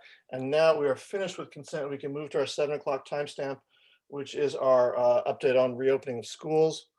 For the general public, just a couple of bits of housekeeping. I'm very sorry for the 11 minutes that you afforded me, but thank you for doing that. It really will help us on the housekeeping. The second thing I want to say is my fellow board members told me at the last meeting that I kind of kept them in their seats for, I think, 8 consecutive hours without any breaks. So I've instructed board members, if they need to get up and do anything, whether it's get food, get a drink, or use facilities, to please do so and leave their cameras on so you will know who is here and who is not here. On that note, I will kick it over to Dr. Drotti for our reopening conversation. Dr. Thank you. Drotti. I'm going to share my screen, so just give me 1 second. Can you all see this? Okay, great. So for tonight, board and community, I'm going to give you updates or current new updates from the health department that are new, that impact reopening and progress and where things are just with case rates throughout the state and the county. I'll also talk about then I'll transition to a progress that we have towards reopening. All the while doing those things, I'm going to try my best to provide some clarify some information.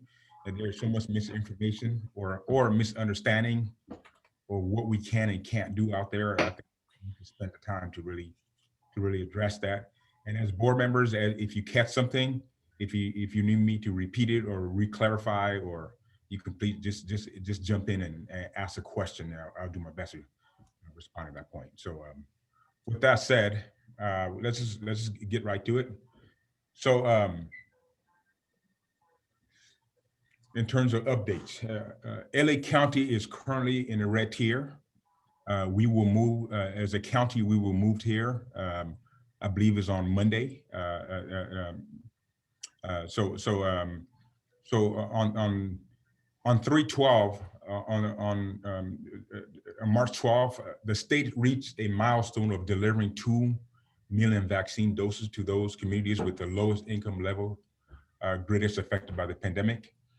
This milestone triggered a new criteria for entering the red tier, changing the case rate from 7 per 100,000 to 10 per 100,000.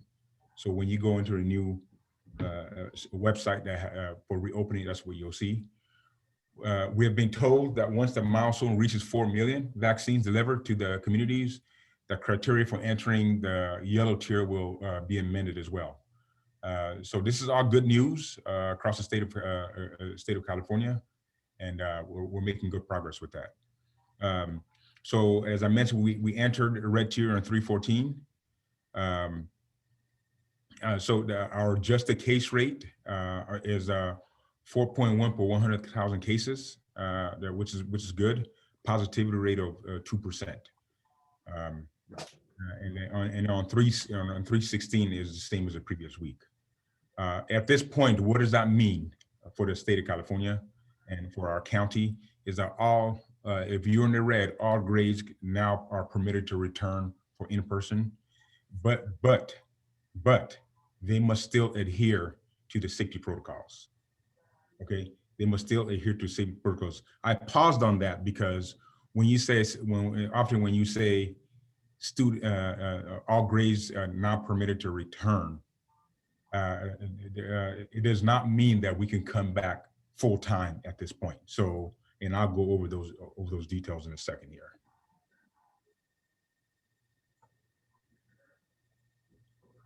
So in terms of what's happening in our district, on March 15th, our grades TK5 returned to campus in a limited manner for orientation and also to help establish routines with the students. For those families that did not want to bring their students back, the distance only option remains for students to come in on campus. And so that's what we're doing right now. And then starting April 12th, students will return in a maximum capacity in a hybrid model. I'm going to restate that again. On April 12th, this is after spring break, students will return in a maximum capacity in the hybrid model.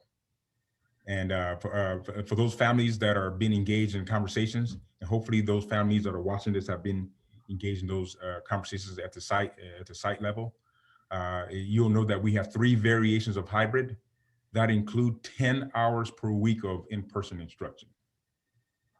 Okay, 10 hours per week of in-person instruction. And and then within that, per CDC, the California Department of Public Health, and let me back up and just explain what a hybrid is, so people have a notion of what that is, and then I'll talk about the CDC and our governing agencies that oversee health. Hybrid, for those of you that have never paid, were not engaged in all the hybrid conversations we had throughout the summer, the fall. The hybrid is when you bring half of the students in the class for in-person experience, while the second half remains working from home.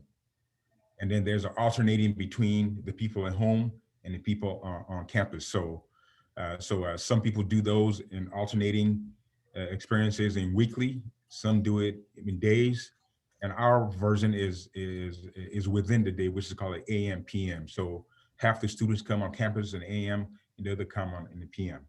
We have discovered 2 other variations of a hybrid, which is, let me back off. A hybrid essentially says there's both in-person and distance learning component on both. And as I mentioned, we have 2 other variations in which students are learning distance and on in-person. And these other students, we're not going into details. They're able to accomplish the 2 versions where they are bringing all their students at a grade level or on campus at once, because they're able to spread out on their sites geographic, because their geographic of their campus allows for that to occur. Rogers, McKinley, Edison, I believe those 3 are the ones using those opportunities. And also the size of the school matters in being able to do that. And then lastly, the staffing makeup of those schools based on their size and all that, the adjustments we often make for those allows for the opportunity to take place. But the most important part is really geographically, can they do it, and can they still maintain the protocols of students being 6 feet apart. So that's what's happening on those sites, and I'm sure you guys will have questions about how that's working in a little bit.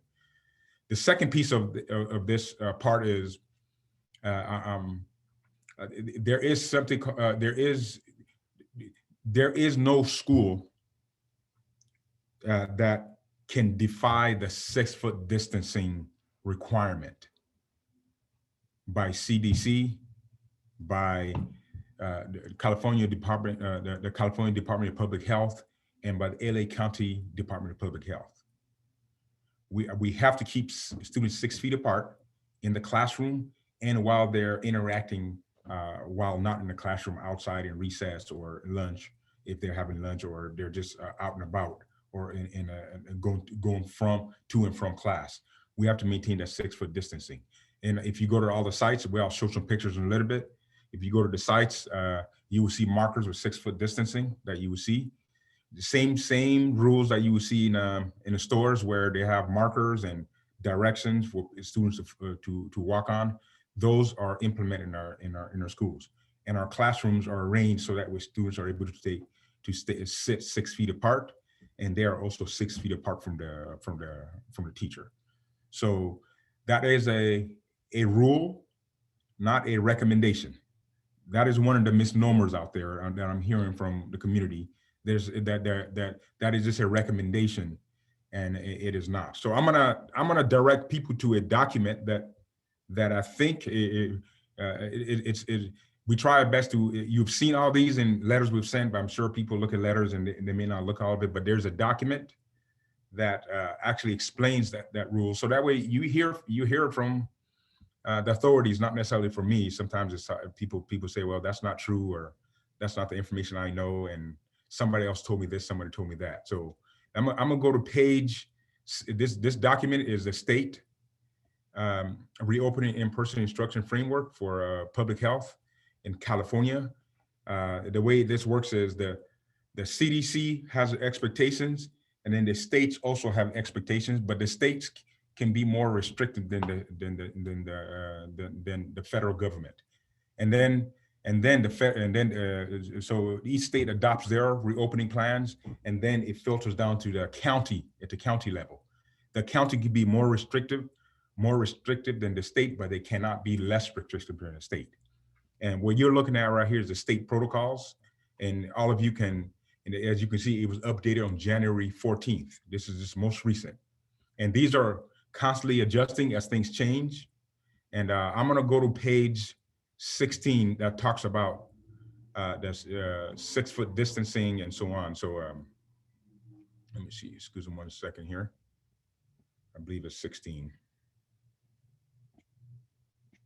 My apologies for taking my time on this, board members, but it just, I just need to correct some information out there that people are engaged in.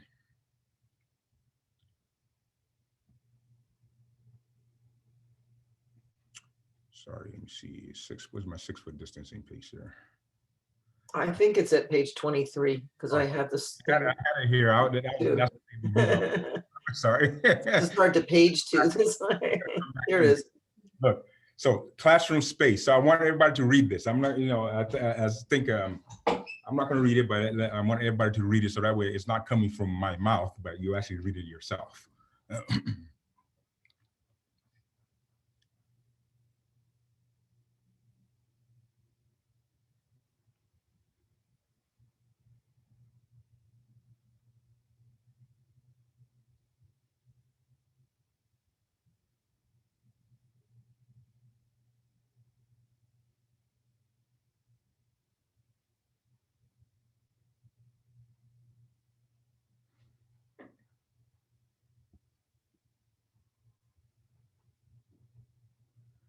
I think everybody, I'll stop here and I'll go back to the screen here. Hold on 1 second.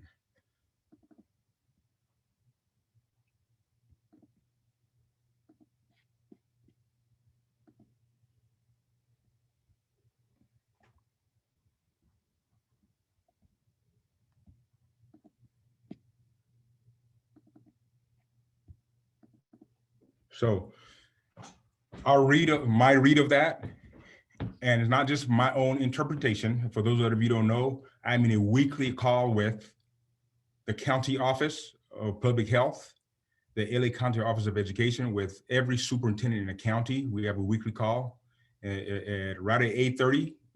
Like clockwork has been going on since June. And tomorrow I gotta call in at 7:30, in which we talk directly to Barbara Ferrar. She is the chief executive, I guess, the person in charge of the health department. And if you imagine, we as superintendents, we want to reopen, we want to find things, and we're often find the language in this protocol is challenging. But this whole conversation about 6-foot distancing and all that, we have talked it through and I don't know how many times. So let me be very clear. There's a rumor out there that says that students, that 6-foot distance is just a recommendation, that is not a requirement. That is false. It would only be, you can only achieve 4 feet if you have exhausted all efforts in trying to attain 6-foot distancing, including going into a hybrid. Okay, they will only authorize 4 feet if you exhausted all efforts, including going into a hybrid schedule. And by us going into a hybrid schedule, we don't qualify, we can maintain that 6-foot distancing. As a result, we don't qualify for, in the classroom, that is, we don't qualify for that 4 foot. And so far right now, I don't know any superintendent in a public school that I know I'm in conversation with a lot of them that are able to do that. You might find a private school or charter school that's renting a space as a church or something like that. They may do it, or some people may just ignore the rules and say, I'm going to pack kids in anyway. And you see that happening in businesses and barbershops and restaurants, gyms all the time, where people are just ignoring the rules. And I am not in a position, nor will I want to ignore the rules. And so 6-foot distancing is there. So for those that want that change, so barking at the district, myself, the staff, and at the board isn't going to change that. Okay, isn't going to change that. You can go to the LA County Department of Public Health, but they won't have the authority to change it either, because that's the state law. That's the state rule. So you have to almost go to the state to get that change, and then to the. But if the CDC hasn't changed either, the state isn't going to change, right? So that's how that works, and I just want to make sure that that's clear. Now, I also want to make sure that because there's buzz about out there that 3 feet is allowed to bring students back. That is a conversation that's been had at CDC right now, in which I believe there was a study by one of the Ivy League schools that did a study that compared 3 feet and 6 feet and whether they made a difference. And I guess the research showed that it didn't make a difference. And the CDC, Fauci, and some people are talking about that. It's in conversations, but so when that's research, but research has not transitioned to policy yet. So because I'm already getting called to say why the rule is, science says that it's 3 feet is okay. I recognize that. No one's defying the science. No one is challenging the science there. But we need that science to change to policy at the CDC level, and then to the state level, and then to the county level. Only then can we go to 3 feet. And by the way, if we go to 3 feet, we are coming back. I believe, just based on what we've cased out, we have already started having these conversations, and we believe that with 3 feet, we can bring 100% of the students back, and that will be our intention. So I think we're already having these conversations with staff, and that'll be great news. I don't know when that's going to be, if it is going to be there, but once that happens, our goal is to come back full time, not in a hybrid, but I'm talking about in a full time. And obviously there'll be some rules they'll still have there about face masking. I don't know if they'll make some adjustments with the 3 foot rule or not about everything else. But the point is, if we could put students 3 feet apart in the classroom, we believe our classrooms are able to do that. So it's a waiting game. Again, it's CDC policy change, and then the California Department of Public Health change, and then LA County Department of Public Health, and then SMMUSD, because that's how that works. So for those, please, we need space to operate. We need time to work. My staff needs, this is difficult for everyone. So for those pushing for that we can go to 3 feet right now, that is not the case. The most we can do is 6 feet. And with a hybrid, we can bring back students to maximum capacity. And as I mentioned, for elementary, that's going to be the plan for April 12th. I'm going to transition to These are some pictures of some of the activities that's taking place right now in all of our sites. This is Edison. This is this week, students in class. You'll see there's a rotation of students inside and outside is how we're doing that. So it's a great experience. And the Edison model requires great weather and no winds. And obviously, if we get some strong winds and all that, that can put us in a bad spot. So we're constantly monitoring that. But this is Edison in practice. The kids we visited several sites.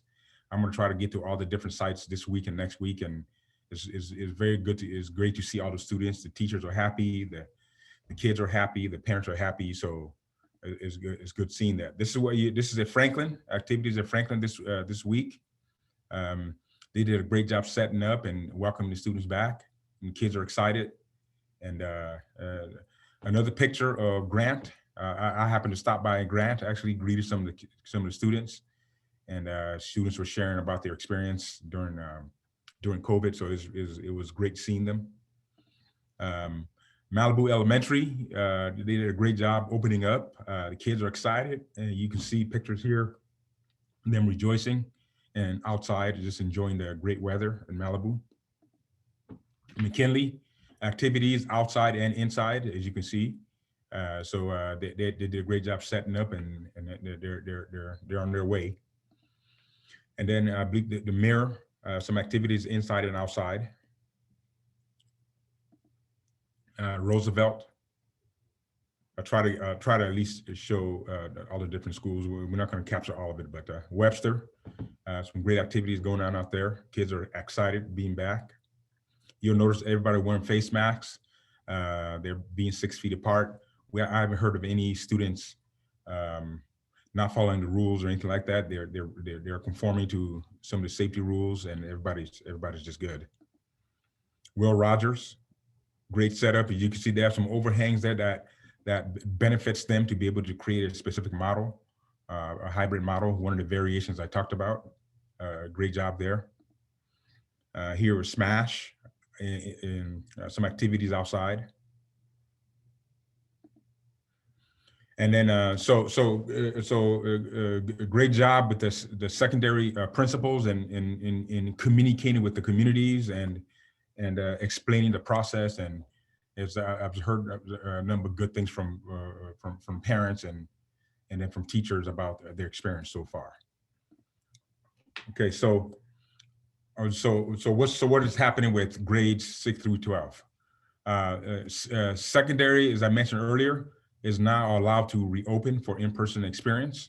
As of this week, so starting March 22nd, next week, we're gonna reopen for grades 6 through 12 in a limited fashion to orient students, provide some social emotional enrichment experiences, and just to get students back. At the high school level, you'll see we're in full competition with sports. Some of the sports that were in the fall will move to spring, like football, and so they're being active and playing out there, and so it's great to see them, students back in that way. After spring break, now I can't get into the details of the plan because we're in negotiations. We'll be I hope to settle negotiations by this Friday and then make an announcement over the weekend what the structure is going to look like.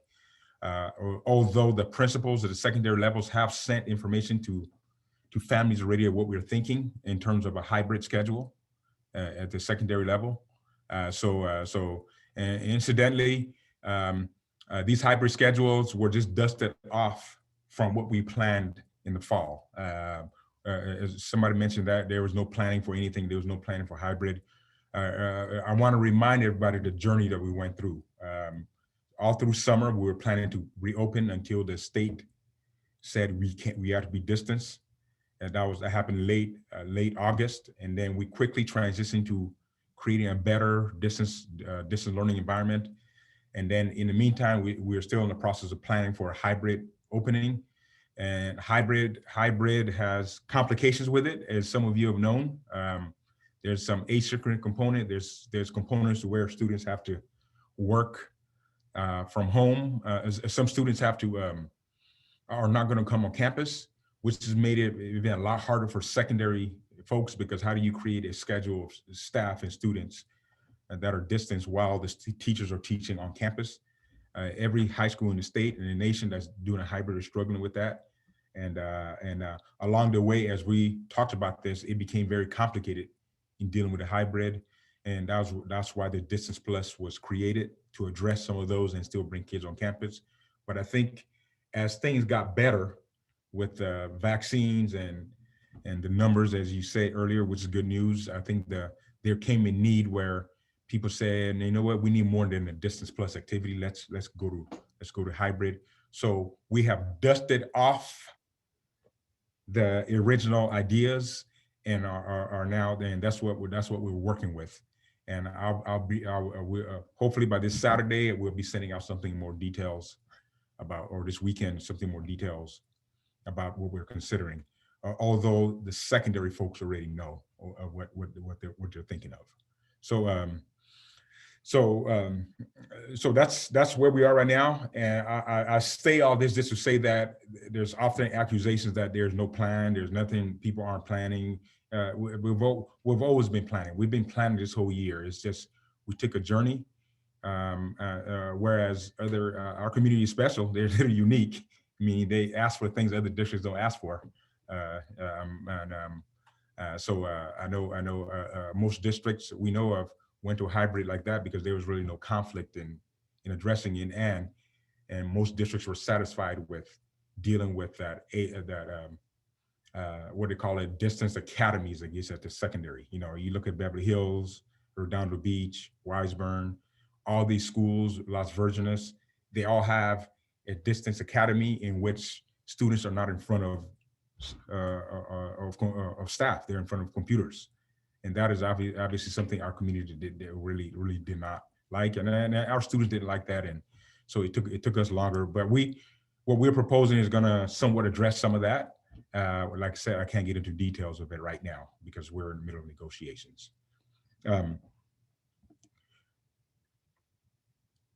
So let me before I go on to the COVID in terms of vaccines and all that, I want to make it very clear. I want to restate. If somehow this semester that the 3 feet distancing becomes the expectation or the rule for our county and the state, we plan to come back full time. We're going to be ready to do that. There's also a misnomer out there that there's some kind of secret plan not to open in the fall. Okay, there's some kind of nefarious activities happening where we don't want to open in the fall. That is far from the truth. If for example it's 3 feet, then we come back in the fall. If the 6 foot distance is still here in the spring, and the 6 foot distancing is still around in the fall, the most we can do is still a hybrid at that point. So what has to change for us to come back full time is that 6 foot distancing requirement. Preferably, if they want to limit it, take it down to 3, and I think we'll be good. We can come back full time at that point. But there was never a plan to say, well, we're going to trick people and not really open in the fall. That is far from the truth. So I'm going to continue to say that, and I'm hoping people hear it.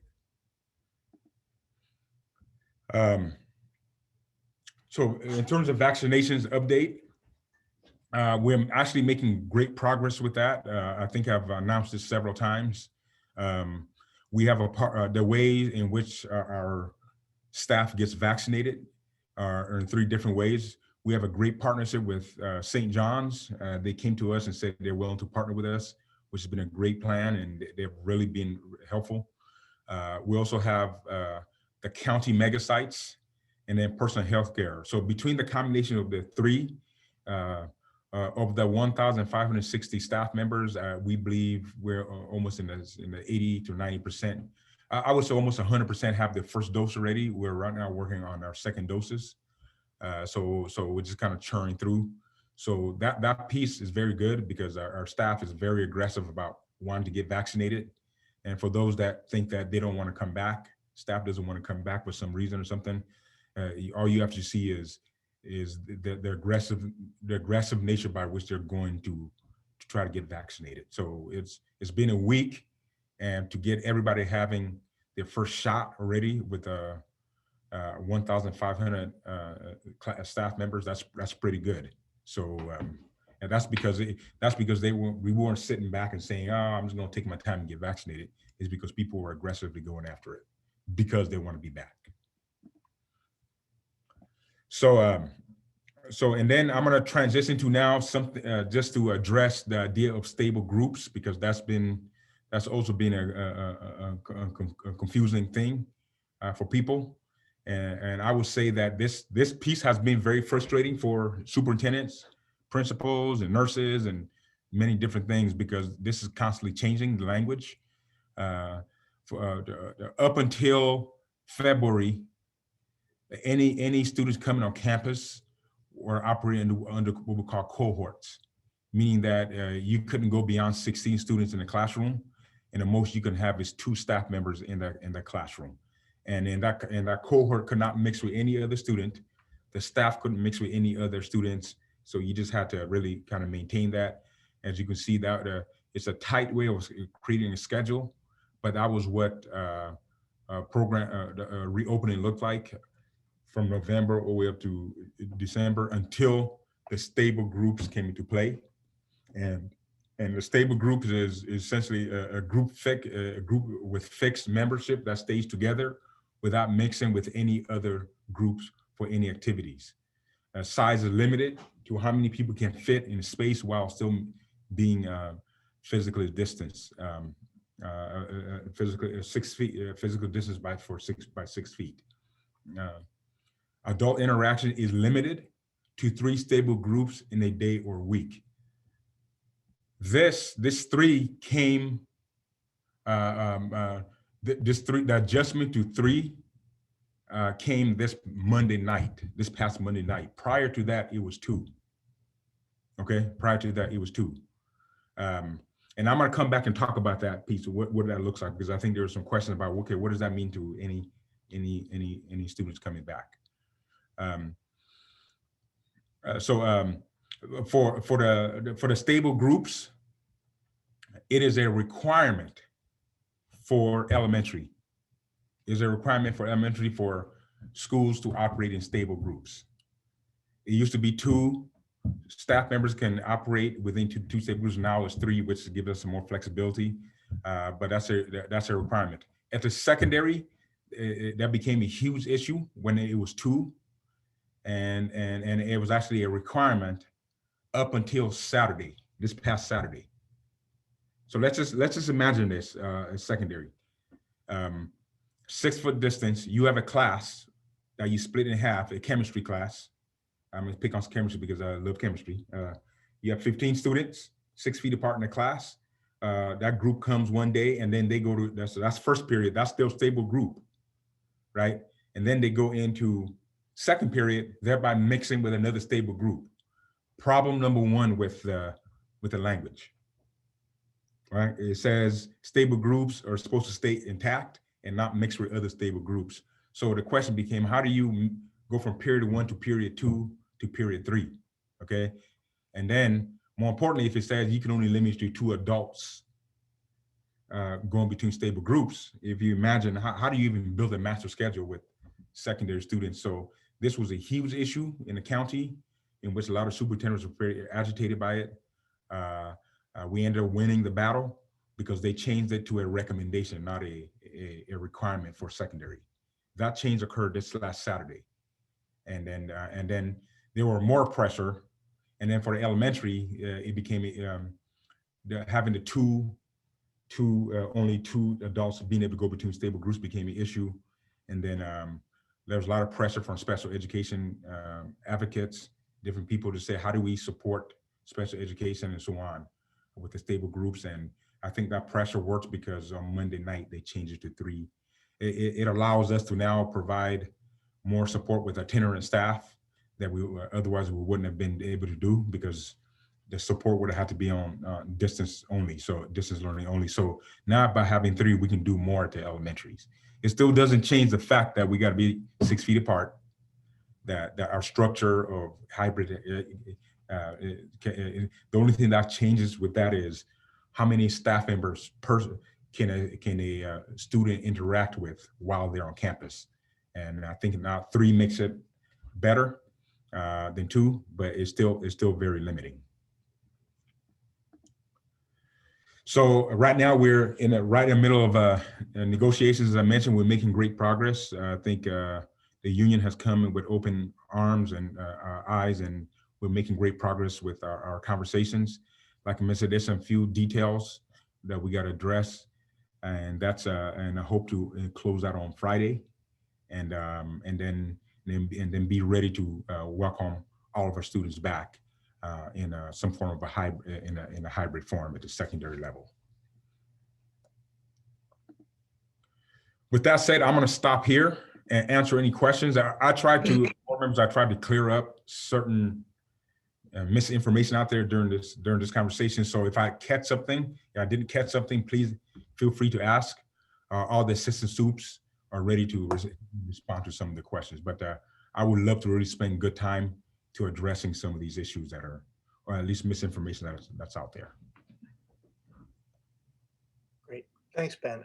And I know we do have multiple public comments, of course, but there's some clarifying questions. I think Richard has a clarifying. But while the crowd is still here, I do want to tease something that's coming up, which will be Thursday, March 25th. We have not settled on the time yet. It will be probably 7:30. We will have a roundtable discussion moderated by State Senator Ben Allen, and guest will be our superintendent, Dr. Drotti, Dr. Rita Cashrew, who has been a long-serving member of our health and safety DAC in this district, one of our parents, Jamie Lloyd Smith, who is a noted virologist, specializes in aerial transmissions, and has done significant work on COVID, and a 4th guest who will be an epidemiologist from our community. We have not locked down the epidemiologist yet, but we do have 3 leads on 3 different people. The purpose of this event will be to really dig in deep on some of the scientific questions, how they affect our reopening, and just a great opportunity for the experts in our community to talk about what we've done, what we're doing, and where we're going. So you'll get more information on that, but please place in your memory Thursday, March 25th. If you can't attend live, this will be recorded and anybody can watch it at any time. So please save the date. Richard, you had a clarifying question. Yeah, thank you very much, John. So, oh, where did I go? I just disappeared off the screen. John, thank you for sharing that too. That's just really great news about that. And before I get to my clarifying questions for the superintendent, I suspect, John, that there'll be a notification when the time and Zoom and all that is sent out district-wide, right? And to the media sources. Thank you very much for that. I have a couple of clarifying. Dr. Drotti, can a stable group in elementary school be larger than half of a single class? For example, for an AM grouping of a 2nd grade, does that make sense? Where did Dr. Drotti go? Yeah. My screen has changed. Sorry. Yeah, I can hear you. Yeah. So not by the definition they gave us. It has to be that class. It is contained in that classroom. Now it all depends. Let's say if you are a PE teacher or a teacher that is able to have 100 students in a classroom 6 feet apart as a teacher, and saying, okay, that 100 students are not going to mix with other students, then we can count that as a stable group there. That could be like a PE or some sort of other campus enrichment with the larger numbers. Yes. The point is, I give that large number just to talk about the realities of things, of how teaching works and all that. So we have to deliver core instruction. We have to deliver math. We have to deliver all those things. Yeah. Can we somehow, if let's just say if our band or choir or PE is a core aspect of what we do, then that is our actual class, and we can actually do that, teach in that way, then that could be it. But there is no school that's doing that because it's, mathematically it becomes difficult to do that. Thank you. And then John, I just one or 2 quick other things. I really appreciate, Dr. Drotti, your clarification on the spacing issue. because as you can suspect, as you know, we've been asked a lot about that. And so that clarification was really appreciated. And I'm really glad you took your time and walked through it. Now, I'm just asking you to repeat this. I understand, and you announced this at PTA Council yesterday. You talked about the studies of the Ivy League, right, and the 6 feet to 3 feet, and you made it abundantly clear that we have to wait till this comes to LA County, and we take our marching orders there. We do what the rules allow because we are putting safety first. But there are these glimmers of hope that if by the time spring break is over, that LA County has said 3 feet, you're confident that this is a whole new game, particularly for elementary school. That's what I heard you say, correct?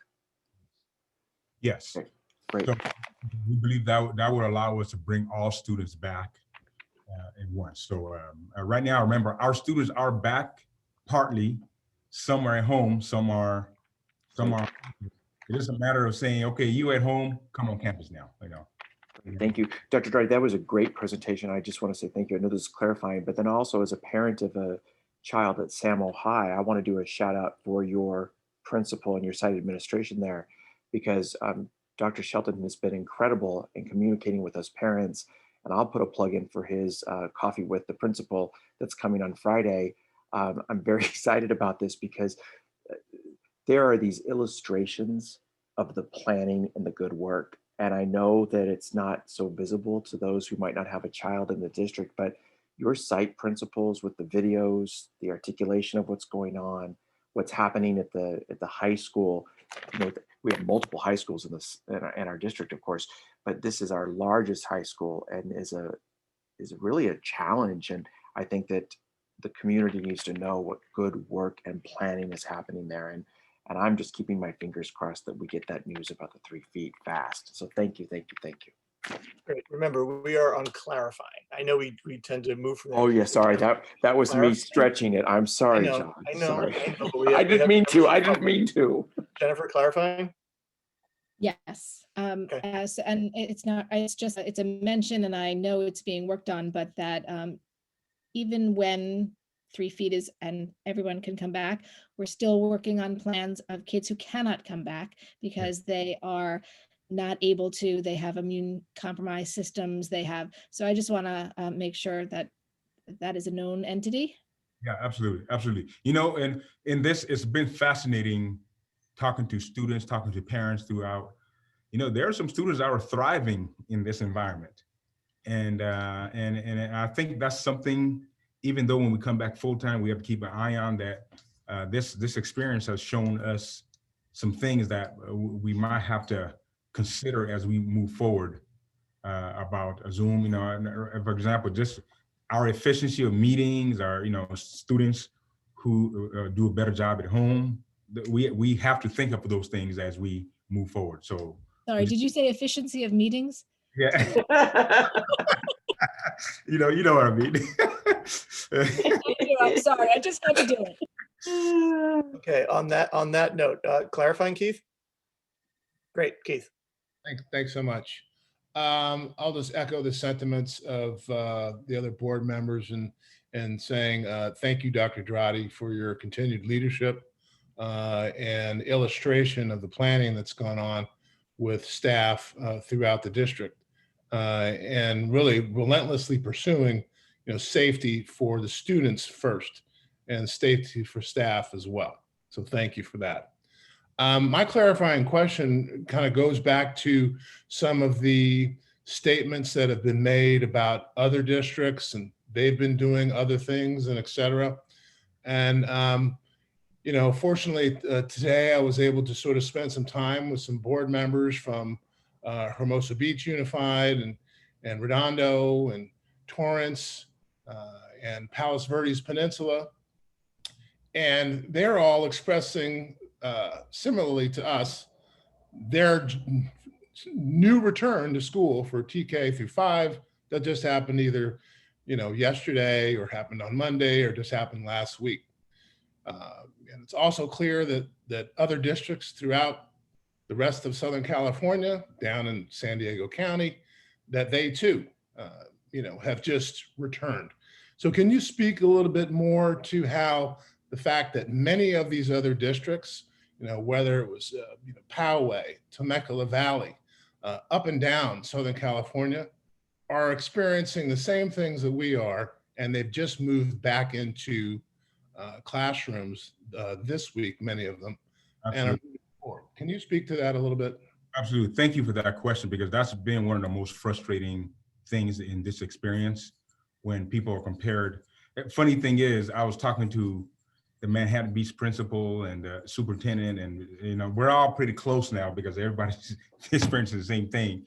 But it seems like people use us against them, and they use me, use them against us. So it seems like we're all pointing fingers. Like, God, man. I was at one point. I was, well, we should just have a huge town hall with all superintendents, so that everybody in our communities hear that we're all going through the same thing. It's just, so we're all, most schools have come back in recent order. The only difference I would see is that K2 waiver piece, and a majority, I would say 96% of students or schools didn't do any K2 waivers or anything like that. Just as us, but the ones that did, they were, when parents pointed to them, they were pretty frustrated. But that doesn't mean that everybody was back. That we're the last districts that's back, or that we're the worst district. That's all you hear, and which is far from the truth. So I'm glad you asked that question, because that is not, these comparisons are often not true. And so for those families out there, I guess I would say this: look, as you hear these things through social media and all that, and people are getting agitated and all that, I think it spills onto the families and everything else. Kids get, this is a stressful time. Why add that extra stress to it by doing these misinformation things that are flying around? You can do 3 feet. Why can't you do 4? You can come back 100%. You're just not choosing not to. There is no district in the state of California that is not following the 6-foot rule, unless they're breaking the law. Okay, unless they're breaking the law. So because the state law says you can't do it, and the county law says you can't do it. So I just want to make sure that's clear. So there is no 100% as if COVID is not around, and those things have to change. And for those people that are constantly feeding that, I don't know if it's done purposefully or just because you're pissed and want to make sure we look bad or whatnot. It's not helping anything. It's not helping the temperature. It's not. So I just hope people. The documents are there on our websites, what the rules are. I just hope people read it, and we're gonna continue to do our best in communicating. But it's just, this is complex stuff for people to read. And then even if you have the information, if you don't like it, it does not mean that we're not doing anything. Okay, the content that you might not like it, well, you're not doing anything because I don't like the content. I just think we need to be better than that. Craig, you had Craig, you had a clarifying question? Yeah, so I would just, it's sort of a leading question, but it qualifies as clarifying, which is, I know you said it earlier, but we've talked about a lot of things in the last hour. So is it safe to say that your message to the public tonight is it's your intention and it's the board's intention to be as open, as fast as LA County will allow us to be, while simultaneously making sure that we take care of the staff, teachers, and students who won't be able to come back for various reasons? Yes. The only caveat to that, as I want to make sure it's clear, is somebody can take that as, well, your secondary could come back right now. Why can't they come back right now? I just want to say that, look, we just got into the red this week. The secondary is coming next week under the current agreement. My goal is to address that current agreement, is that distance plus concept we developed, which we're doing away with. But we're going to come back. The goal is to come back in a hybrid form after spring break. That first week back, there's some testing schedules, a bunch of wonky schedules but for sure, We know that the traditional schedule of hybrid will start on the 19th in all the secondary schools, and students will come back to the maximum capability possible at that point. Great. Again, Richard, clarifying? It's clarifying. John, I don't want to get expelled from Santa Monica High School. I have to say that coffee with the principal is for current parents only. Could you imagine Dr. Shelton's going to just kill me? So I put a shout out to that, but it's for parents of students at Demo High now. I do not want to get expelled. I had to say it. Thank you so much. Good job, Richard. Okay, I think we're finally through clarifying as we can get to our public comments. Thank you all. I do want to point out there's a few members of our public who keep raising their hands, which I would understand if this were any sort of normal world that we were in, but in Zoom land, the only way I can have you participate in the meeting is if you sign up on the public comment list. So I need you to do that if you have comments. I know some of you are already signed up for it. I see you. It's just not how we can operate right now. So I'm going to turn it over to Board Vice President Lieberman, and we will hear from the members of the public. I can't tell you the exact count because of the way this is numbered, but I think there are close to 30 speakers. So 25 to 30. So that means we will allow 2 minutes per speaker. So I just wanted to let you all know that. And without further ado, I will read 3 names at a time. Human Hamadi, Lizeth Bejarano, Neil Gardner. I got an idea. What if, because one of the things we lose a fair amount of time trying to track down each additional speaker. Yeah. Maybe to John's point, I don't know if this helps you, Sarah, but what if the next 3 speakers raise their hand? Does that help you find them? No, I can do alphabetical. I can find them quite easily, but I do appreciate that. Okay. Yes, but thank you. I know it's really, we haven't perfected this, or rather Zoom hasn't, and Google, the combo. I'm sorry, go ahead. Okay, it's my turn. Yes, your turn. Thank you very much. I'm not going to take even the full 2 minutes. I just wanted to, first of all, thank everybody on the board, Dr. Drati, for everything you've been doing. We know that there's been a lot of conflicting guidance coming from the county, a lot of parents contacting you, a lot of pressure from all sides.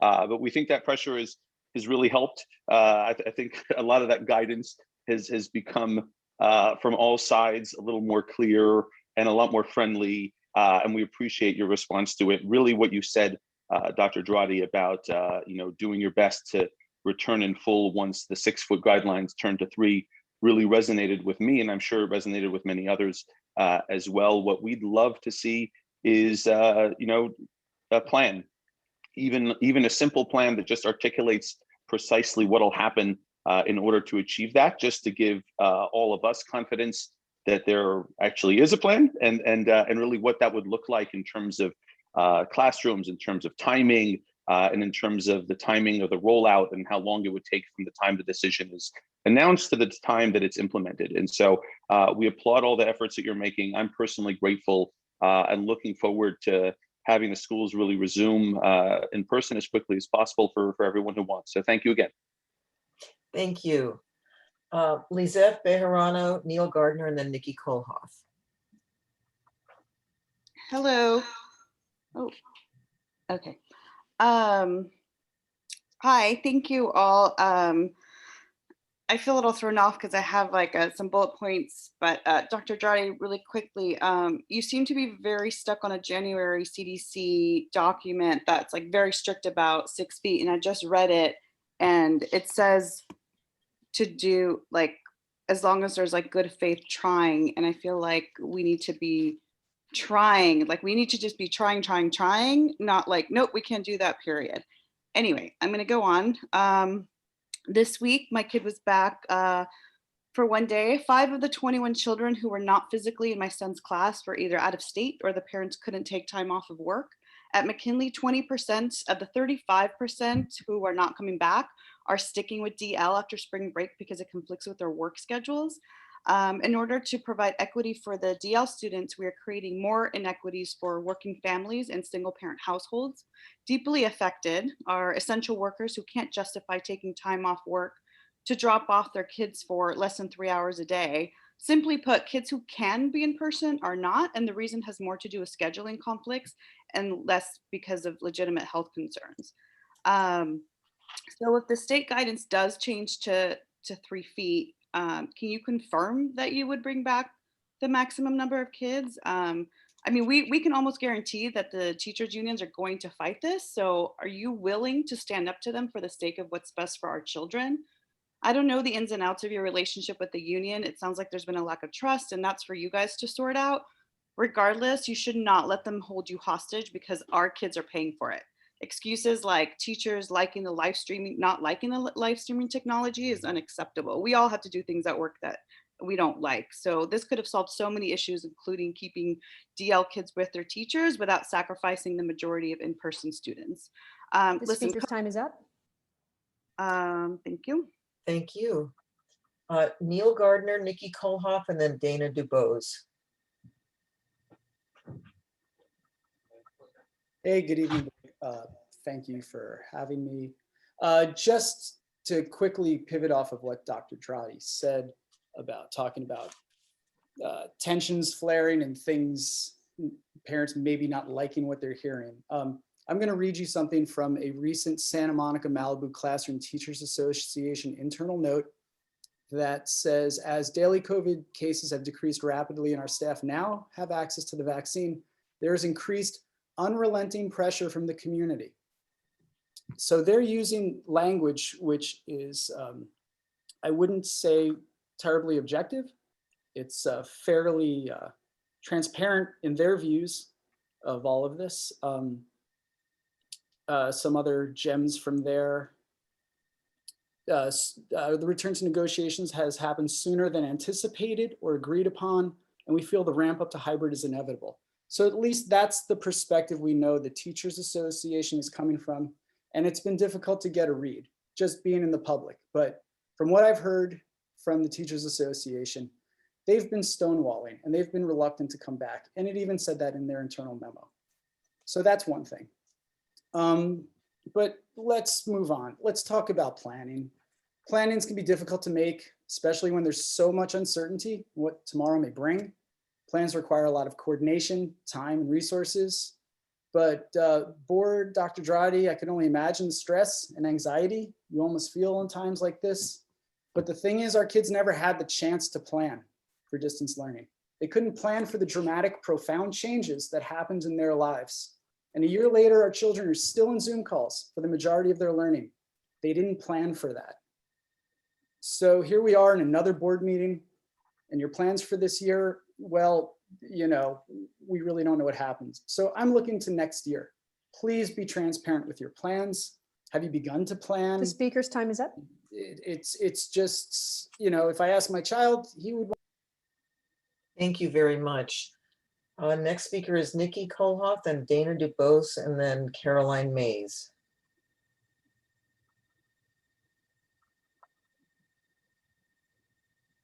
Hi, Nikki Kohlhoff again. All right, a number of topics to cover. It's really difficult to listen. I mean, Dr. Drotti is just very defensive about the community when he speaks to us, you know, calling it accusations of having no plan for secondary. I mean, it's just the fact that we don't have a plan for secondary. It's not an accusation, it's just true. The comment about there being a secret plan not to come back and people are saying there's some sort of nefarious plan.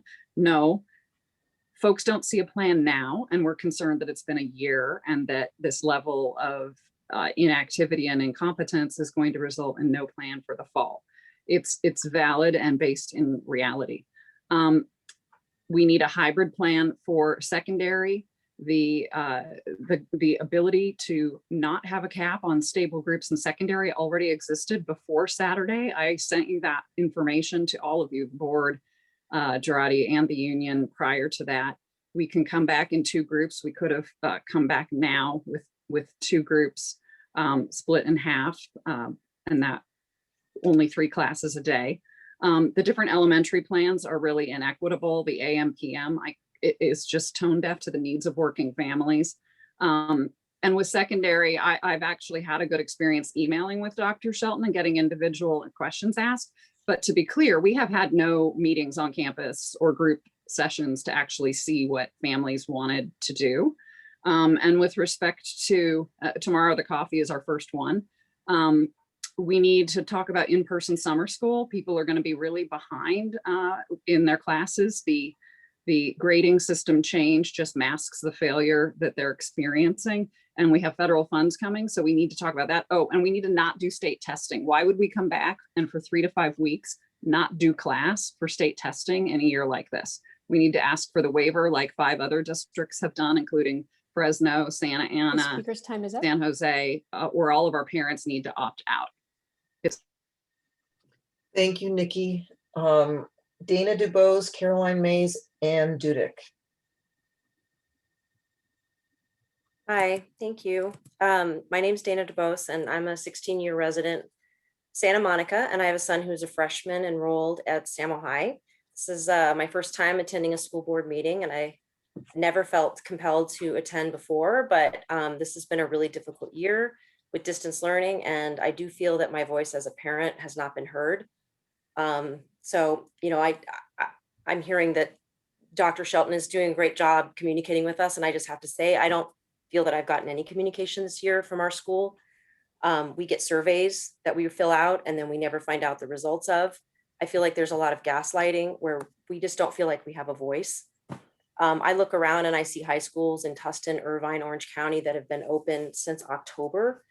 I know that's a different county, but there's a sense of urgency in other schools that I've seen. We're now in the red tier.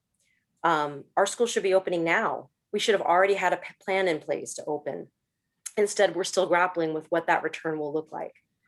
Open should be the default state for our schools. And in talking to people whose schools have opened, they've all told me one thing, that it was the leadership of the superintendent and the leadership of the school board that pushed, that had to stand up to the teachers union to make it happen. With regards to particular plans for the spring, I just want to express my support for a full opening, as full an opening as possible at Samo High. Our kids should be back for full days with their teachers in the room with them. If they must be in hybrid, please make their time on campus meaningful with full teacher engagement. I don't want to send my son to school to sit in a classroom on Zoom with the teacher elsewhere. The ultimate goal must be a return to normalcy, a return to 5 full days in the classroom. So definitely you need to be planning now and have transparency about what those plans are for a full return to school. These onerous restrictions that were placed on us at the start of the pandemic are going to be lifted. The science is not there any longer to justify them. So once that happens, we need to be able to turn on a dime and get our school. Speaker's time is up. Thank you. Thank you. Caroline Mays, Ann Dudek, and then Harriet Fraser. Hi, can you hear me? Yes. Okay. Let's see.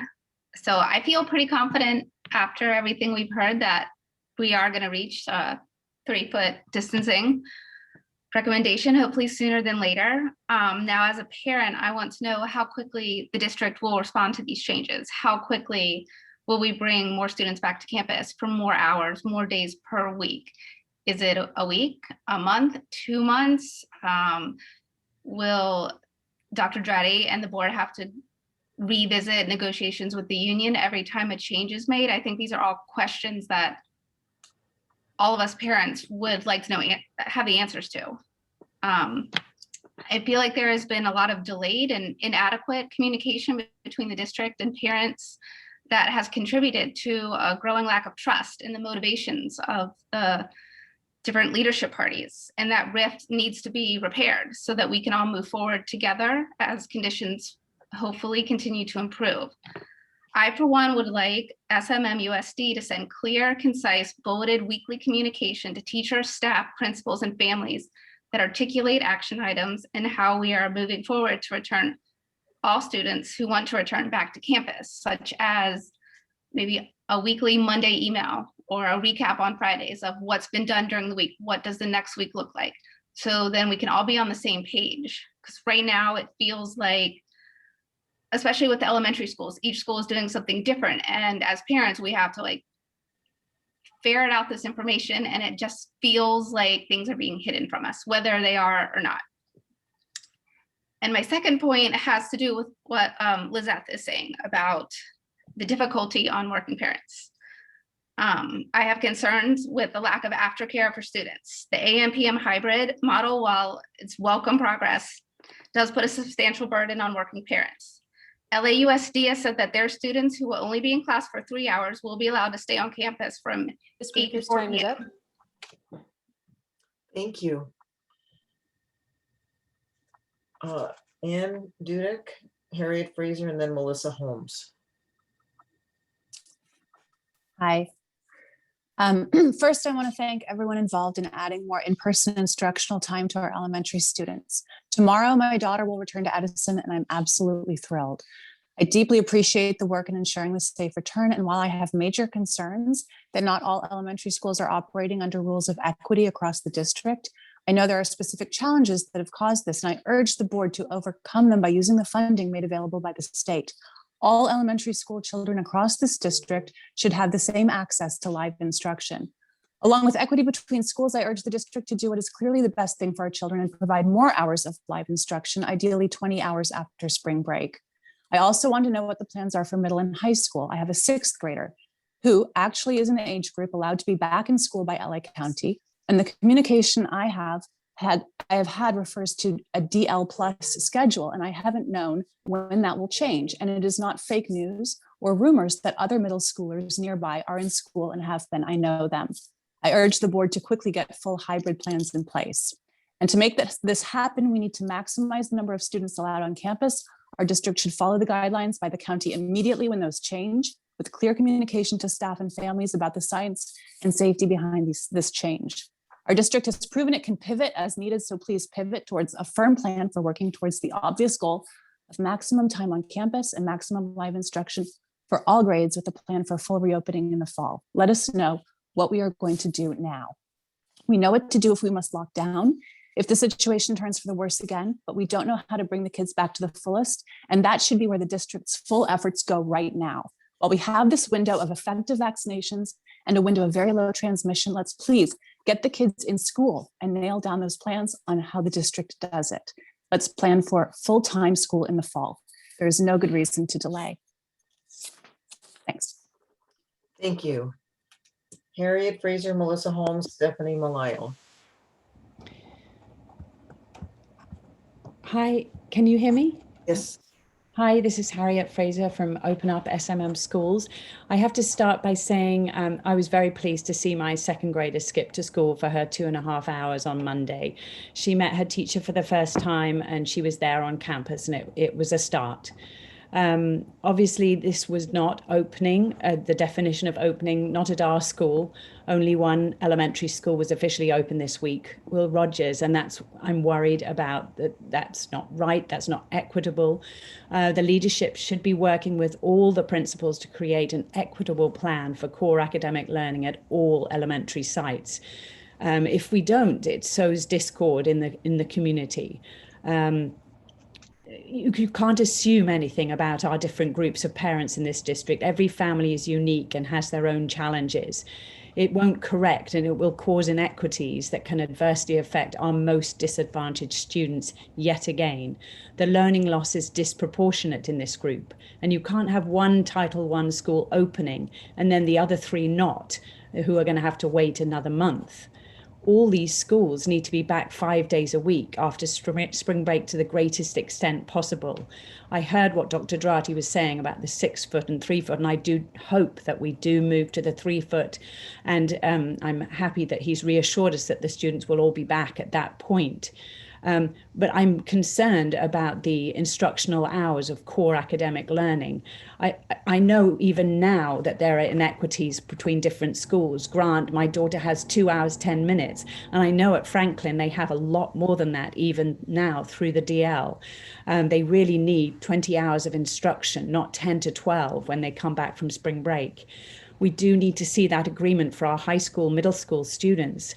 And we also need assurances that the high school students will be met where they are. I'm hearing that many come back because they're worried about grades dropping. And yeah, can I finish? No, sorry. We've got to have rules for everybody or we're out all night, as we have been before. Thank you, Harriet. Melissa Holmes, Stephanie Malayal, and then Sarah Braff. Hi, this is Melissa Holmes. I've spoken a few times before. I just want to share with you all that my 4th grade daughter at Franklin went to school for 2.5 hours today, and she had the best day ever. She was thrilled to see her teacher in person. Her teacher was thrilled to see them. She got to see her friends. She came back smiling ear to ear. She couldn't stop talking about what a great day she had. Meanwhile, my 6th grader sat home and watched his sister leave the house and come back while he remained on Zoom in a room off of our kitchen. My 6th grader has ADHD and a 504 plan and is struggling greatly with Zoom school and desperately needs to be back in the classroom. I am asking that a plan be developed for middle school and high school so my son can get back to school and learn in the classroom, which he so badly needs. I would like for our schools to open up to the fullest extent possible as allowed by the County Department of Health, hopefully 20 hours per week. And I think we're headed in the right direction. And I'm just really asking you, school board and superintendent and union and principals and leadership to please keep going in that direction and get our kids back. They really need it. Thank you. Also, I'm with Open Up SMUSD, SMM schools. Thank you. Thank you. Stephanie Lyle, and then Sarah Braff, and Noelle Lewis. Hi. I also want to echo the fact that my child went to school today and loved it and was so excited. We woke up early. We got a big breakfast together, everything, because he is so excited to be back in school and back with his friends. Albeit it is way too short right now of a time period. He was there, I think, 2.5 hours, and we're slow rolling this into spring break, and we'll have 2 weeks off, and then we come back and we're starting this new thing. It just feels like we're constantly operating a step behind. I also have huge concerns about, and maybe I misunderstood something, but there's construction going on at Smash, and this construction was supposed to start last summer. We've had a year with no students on campus, and Smash is now starting construction. So all the classes are outdoors. So if there's a rain or there's any sort of weather issue, they go back to Zoom. It just seems to me to be the most poor planning that we as a district could have done, to not have that, all of this construction going on when we had absolutely no kids in school. And that's been going on for 12 months. I also want to say, I do find it a little bit condescending when everyone on the board is talking about, oh, we're just really concerned about the kids' safety. I am a parent. I love my children. I am concerned about their safety too. And I'm looking at the science and I am comfortable with it. And so I really do feel like it's a little bit pitting us against each other and acting like we're just kind of trying to throw everybody into the same group. I completely understand that there are people who do not want to be in school right now. It is the best for my child to be in school, and the science supports that. So thank you very much.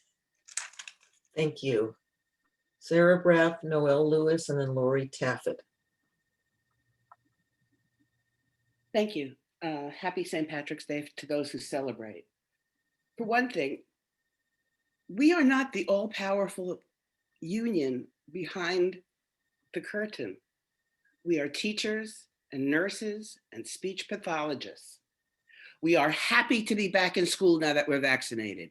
We want to be back in school now that we're vaccinated. We're ready to go back if it's 3 feet. I want you to really hear that.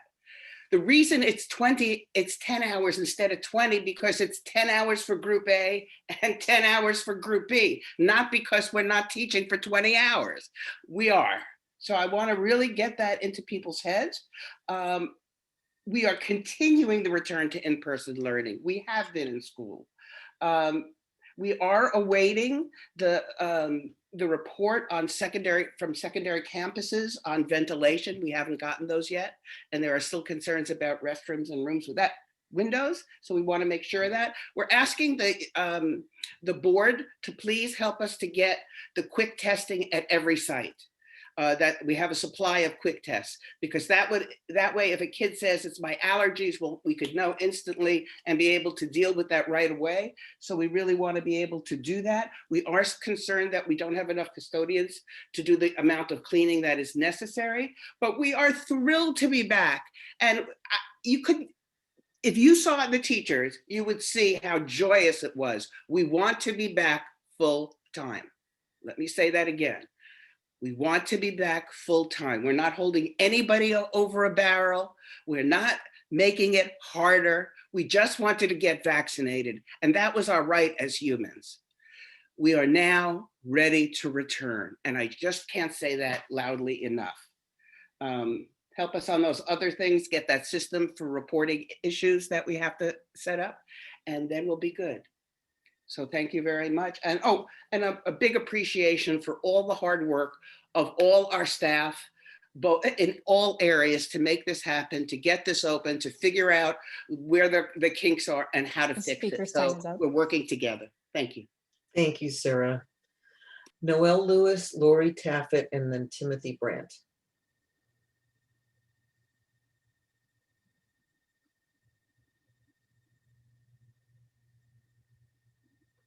Noelle, we can't hear you. You are unmuted though. Whoops, no, now you're muted. Try unplugging the headphones and plugging them back in. Sometimes that sort of resets the audio. We can't hear you. Hey, Noel, maybe you could go into Zoom, go into the audio preferences and just like check it out, and we'll come to you again next and see if you can get it working. Thanks so much. Appreciate it. Good idea. Lori Taffet, Timothy Brandt, and then Gail Gilman. See Lori's first name. Let's search by last name. Okay, I don't see Lori Taffet. Next is Timothy. Yes.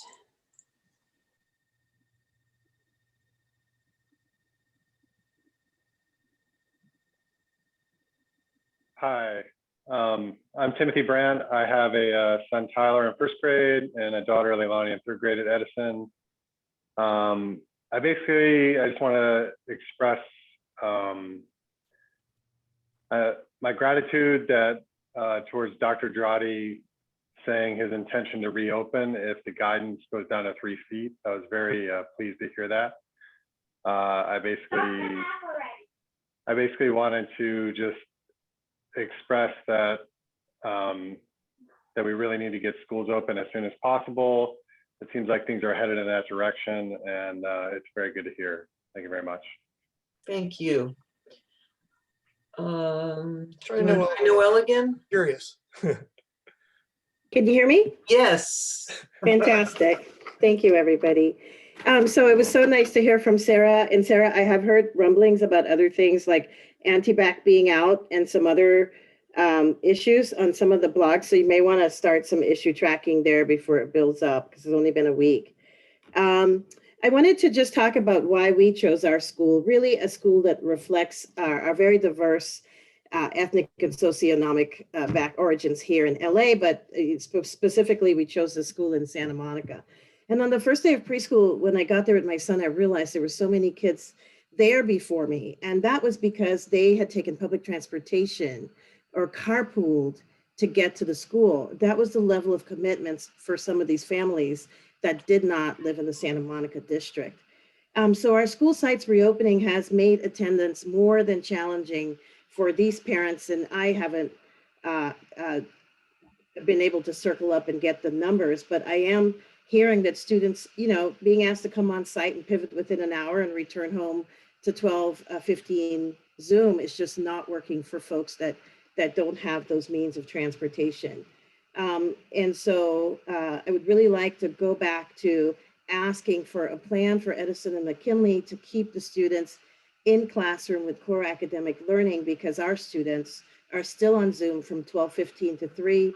And again, there was a year to plan, and I keep hearing that there is planning. However, our group of students are caught in this sort of open air capacity where if there's not good weather, they are stuck either not coming to class or possibly going out inside, and maybe not the safest of conditions.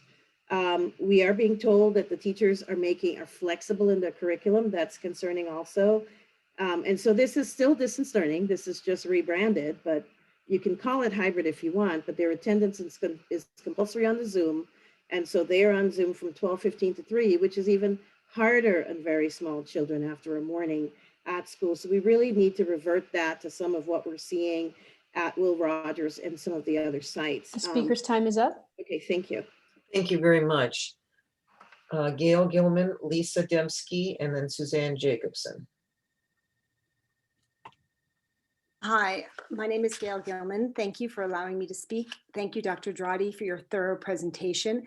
I want you to also know that Open Up has been lobbying the state and the county and Barbara Farrar about easing this 3-foot rule. We know that the restriction is making the return to school challenging, especially for our upper schools, and it's really difficult, and we know that that's not under your control. We're doing everything we can at every touch point to try to help that along. I just wanted to say one other quick thing. This morning, my 10th grader yelled to me from his bedroom, "Mom, do you hear the kids? They're back at Franklin." For the past 15 years, I've lived across the street from Franklin, and I can set my clock to the rhythm of school pickup and drop off. And it was so exciting, and it gave me so much hope. But it was a bit tempered by the sobering feedback that I feel is important to share from high school and middle school kids. These are some comments that I've gotten directly in emails and conversations. My kids don't want to go back to school. They're afraid. My kids said their friends are not going back. No one's returning. They feel like their grades will go down because they can't look things up. They feel like they haven't learned enough. These are really, really concerning comments. I know they're scared and they're nervous. It's like the first day of school after summer, but we've had 4 summers in a row. I think that we really need to be able to encourage and help them. We're all have wanted to go back, and on the brink of going back, suddenly there is fear for this transition and it's anxiety. We need to acknowledge their hesitancy, and we need to encourage them to return. We need to get them excited to return. I know there's a lot of kids who can't come back for health reasons. I'm not talking about them. I'm just talking about the general conversations going around with these kids. They need to go back for their mental health. All of their mental health to some extent has suffered, and we can't let them make excuses. I think that the speaker's time is up. The centerpiece of our community, the heart of our community. Thank you, Gail. Lisa Dembski, Suzanne Jacobson, and then Wendy Meyer.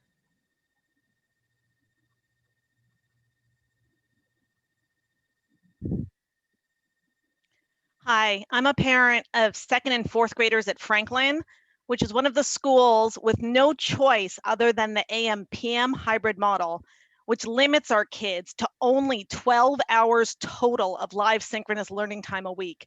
And that simply is not enough. I respectfully urge you to add as a requirement to the AM/PM model some form of Zoom or other live stream technology immediately, so that all elementary kids in the district can begin moving towards full days of synchronous school. We're a year into the pandemic, and 12 total hours a week of live learning is a ramp down, not the ramp up we were promised.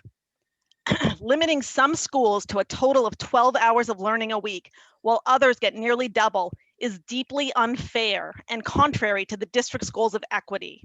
12 hours is not maximum capacity. All kids should get a minimum of 20 hours of synchronous time a week. The simple, immediate solution is to add Zoom or some other live stream to the AM/PM model now, so that our children can get 2.5-hour blocks of learning on hybrid days. This can be done by adding Zoom now with no additional training. Districts all over the country are using live stream technology successfully. It can be done before the 3 feet requirement is in place. It's not a health and safety issue. It requires no additional time for teachers in the classroom and no additional exposure to them. While there will be some challenges to using live stream in the classroom, its limitations are better than nothing, which is what our children get now during asynchronous time. And when balanced against the extreme difficulties of asynchronous time for the district's youngest learners, the balance can only go one way, and that's to add Zoom or live stream now. 12 hours a week total for our kids is simply not enough. Thank you. Thank you. Suzanne Jacobson, Wendy Meyer, and then Niku Kashev.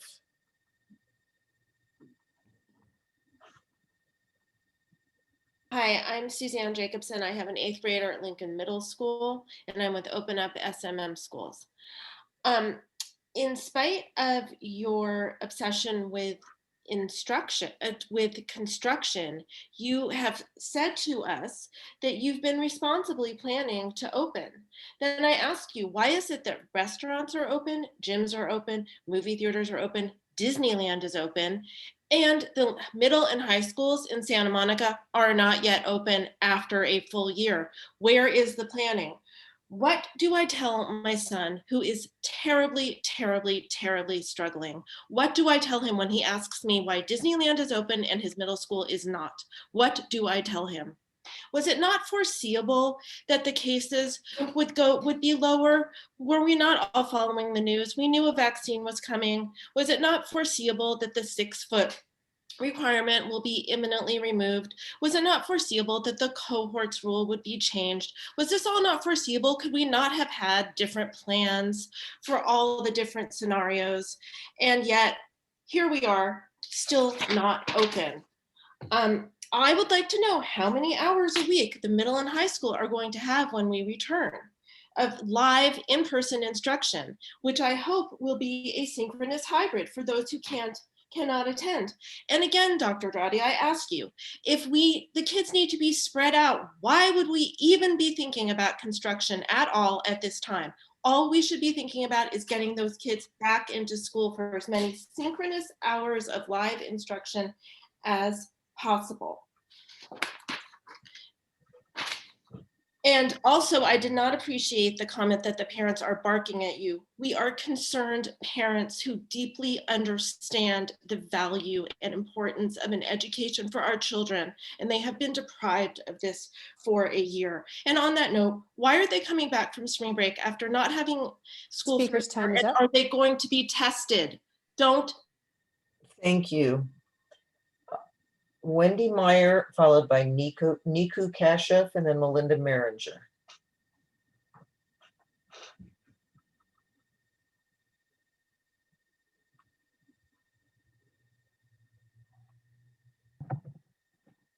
Hi there. Good evening, everyone. I'm the parent of a 7th grader and a 2nd grader in Santa Monica. At the beginning of the 2021 school year, the district reached out to the parents of more than 10,000 students to ask for our understanding and for our help with distance learning. We essentially acted as teachers' assistants and took care of tech support. And I mean, honest to God, why wouldn't we? We want the best for our children and our community, and we recognize the pandemic was serious. There were so many unknowns, but now things have changed. We know more, things are improving, teachers are being vaccinated, and we're quickly moving into the orange tier. The state recognizes all these things. The district doesn't seem to remember that they promised to bring students back to campus for learning when it became safe. It's getting safer and safer, but the district still isn't ready with a good plan to get the kids back to be open. But you know who is ready to open? Everyone else. Companies are asking us to go back into the offices, into restaurants, hotels, retail stores, medical practices. They expect and demand our return. So for as much as the 10,000 of us, the 10,000 plus because of moms and dads, as much as we're committed to helping you, we have to go. You're soon going to discover that whatever strides you think you're making with students, and for those who think distance learning is going smoothly, it is not. Well, soon your parents, without these parents, us parents, without your teaching assistants and your tech support, things are going to get much more complicated. I support Open Up. I think it's time to get back. It really is time for students to be on their way back to school to learn in person. And one more thing, there's a lot of talk about kids needing to go back to socialize. That's just not true. That is not the aim. I hear that a lot from the middle school that, well, things are not going to look the same. Parents know that and kids know that, but they need to be in front of their teachers. They need to be seen. They need to be not a picture on a screen. The speaker's time is up. Thank you. Thank you. Niku Kashif, Melinda Maringer, and then Amir Torkamani. Thank you.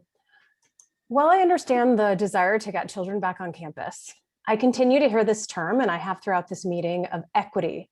And I am a vice president of diversity, equity, and inclusion for an international organization for college art professors. So I'd like to speak to that. I question how we're considering equity when the district chose to enter into an MOU for an asynchronous hybrid model of school reopening that parents overwhelmingly rejected as the worst model. And not to mention, we were told to expect, and we agreed to, with the teachers, a DL plus model until the close of the school year. I'm wondering where the transparency was in this process. And it was a little bit shocking as to see it just go in the manner that it did. Two, an asynchronous hybrid assumes privilege, that parents can break up a workday, that single parents have support, that young learners will have some outside resource to help direct them during asynchronous time, and parents have access. For equity practices, rather than performative surveys, which have become very frustrating, I'd like to advocate, and I hope we can support the students by having all classes also live stream.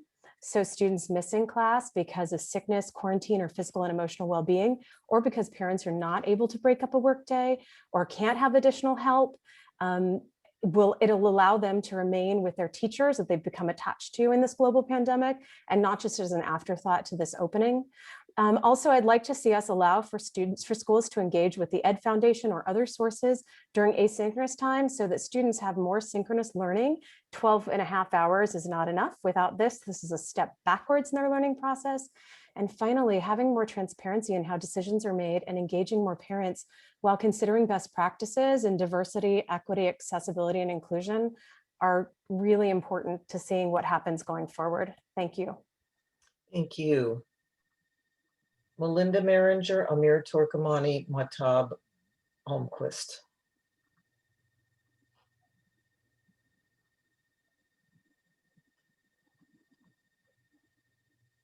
It's saying I can't start my video because the host has stopped it. I don't know. We can see you. Oh, you can? Okay, Oh, all right. Can't hear you. Okay, perfect. Thank you so much. Good evening, everyone. On behalf of elementary school parents, we're relieved that our young kids will be allowed to go back to school in hybrid after spring break. I want to start with a heartfelt thank you to the district administration, site principals, and the board for working so hard to reopen school doors. We're on the on-ramp now that we've talked about since last year, and we need to keep moving forward. I speak tonight to raise one problem that needs urgent attention before our hybrid launches after break. Some elementary school teachers plan to offer kids only 12 hours total of live education a week. That's combined in-person and Zoom. As we've heard from other speakers, this is inequitable across the sites, and this is the case at least at Grant, Roosevelt, and Franklin. A 12-hour school week is not acceptable. Dr. Dradi's presentation tonight said sites were returning in maximum capacity, but certainly 12 hours cannot be the maximum school we provide for kids every week. I'm asking this board to adopt the goal of get to 20. This means all elementary school students would get at least 20 hours of live school a week when hybrid launches after spring break. The district allowed each site to go its own way for reopening, but now a few of these sites need tailored support from the district to raise them up so that 20 hours of live school becomes a district floor, supporting all elementary kids. And this needs to be done without cutting the 10 hours of weekly in-person time that the district committed to. Solutions can vary by site. It could include increasing the size of stable groups for specialists like PE, art, or music. It could include hiring more temporary staff or vendors like PS Arts or STAR. It could include live streaming or Zoom for the asynchronous time. To be clear, I'm not suggesting any extra time is needed from classroom teachers per se, who of course, speaker's time is up. Both AM and PM groups, just non-academic activities. Thank you, Melinda. Amir Torkamani, Mahtab Almquist, Ayal Yerman. You got her? Yes, hi. Can you hear me? Yes. I don't know, can anyone hear me? Yes, yeah, we can hear you. Sorry. Okay.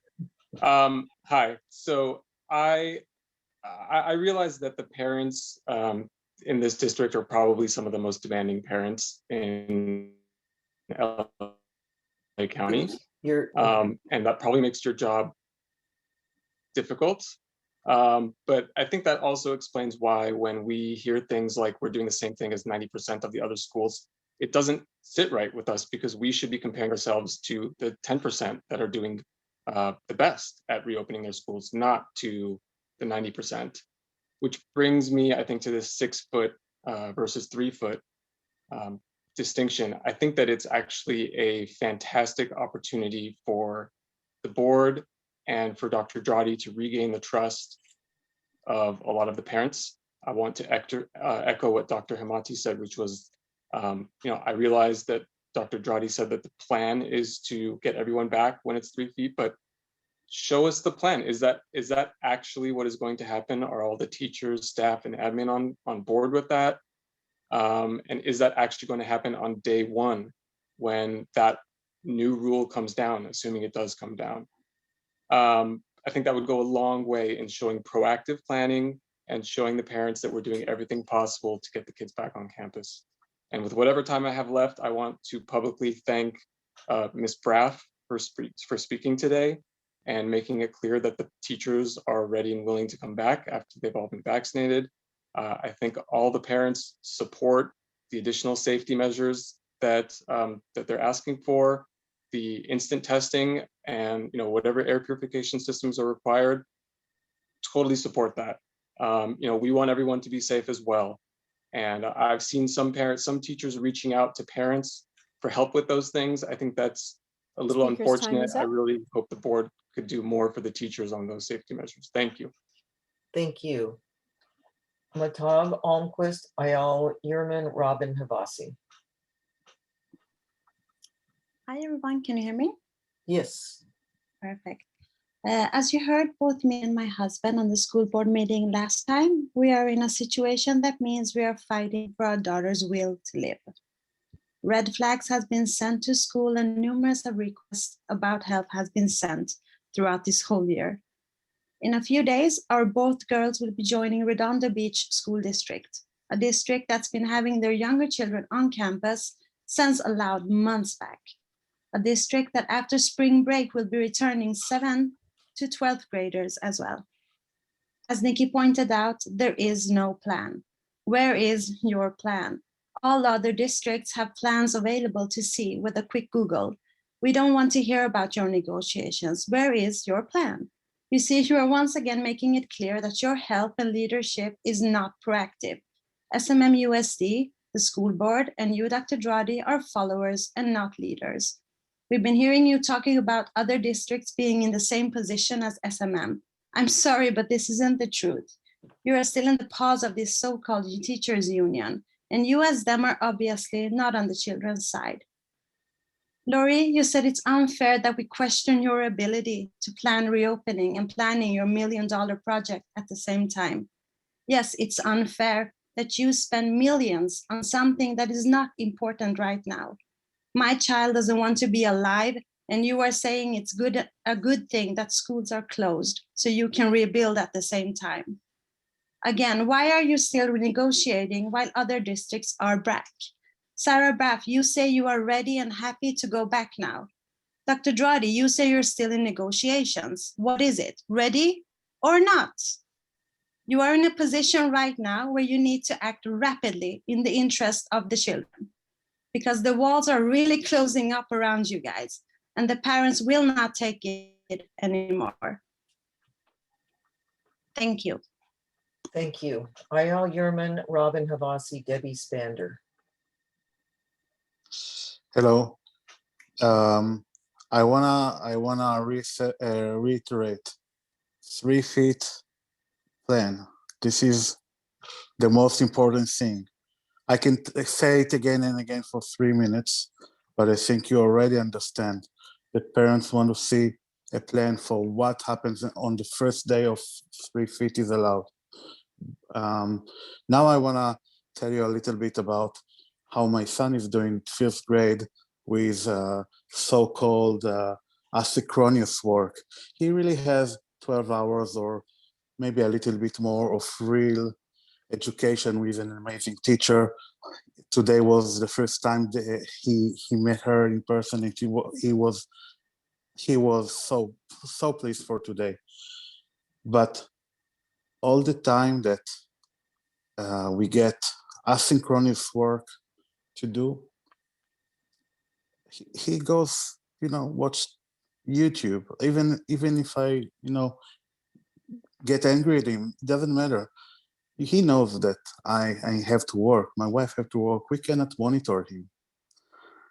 So, do you really think this is healthy habits for life? I think you guys are ruining his life for good by not solving this. So please solve it as fast as you can. Be ready to open fully when there is 3 feet allowed, and bring back CDS as fast as you can whenever it's possible. I know that they are going to the hubs for the teachers. That's great. For kids in need, special education, that's great. Please get them back as soon as possible. And that's all. Thank you very much. Thank you. Robin Havasi, I see you there. And then Debbie Spander, followed by Berenice Onofre. Hi, everyone. Last school board meeting, I was extremely sad.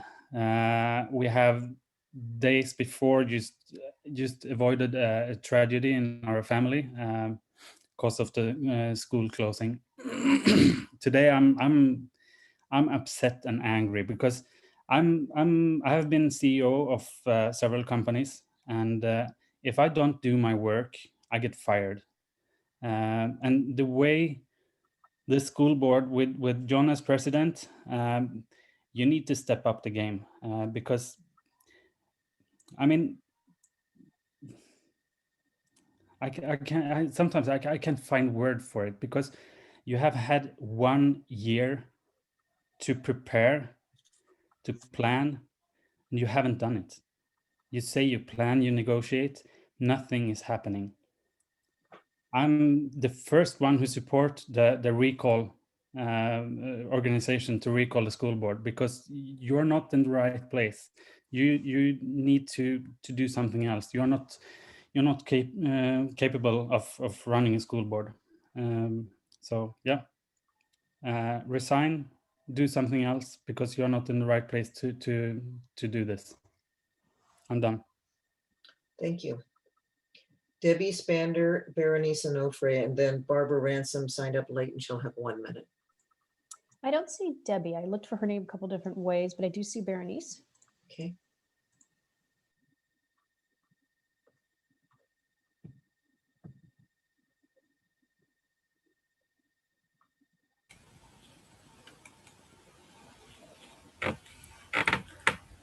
Hello? Yes, we can hear you.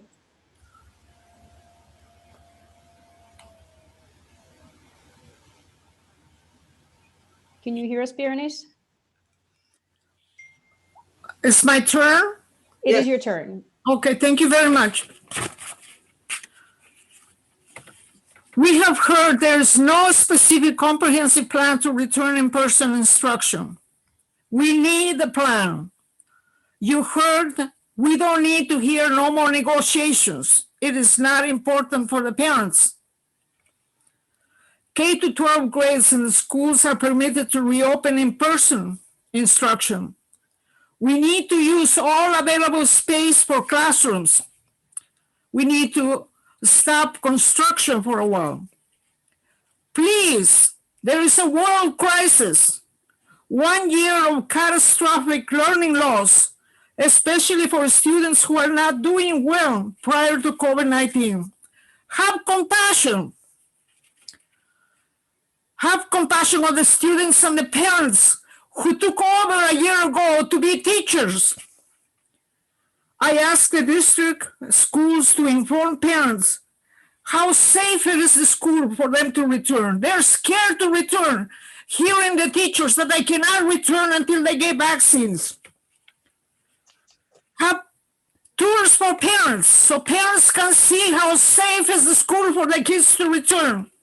I spoke with many Latino parents. They're scared to bring their kids to school. All these last minute negotiations with the union has to change. No more last minute. There needs to be quick negotiations for full return to school, in person, full time, for all grades K to 12. Thank you. Thank you. Barbara Ransom, I see you. You have 1 minute.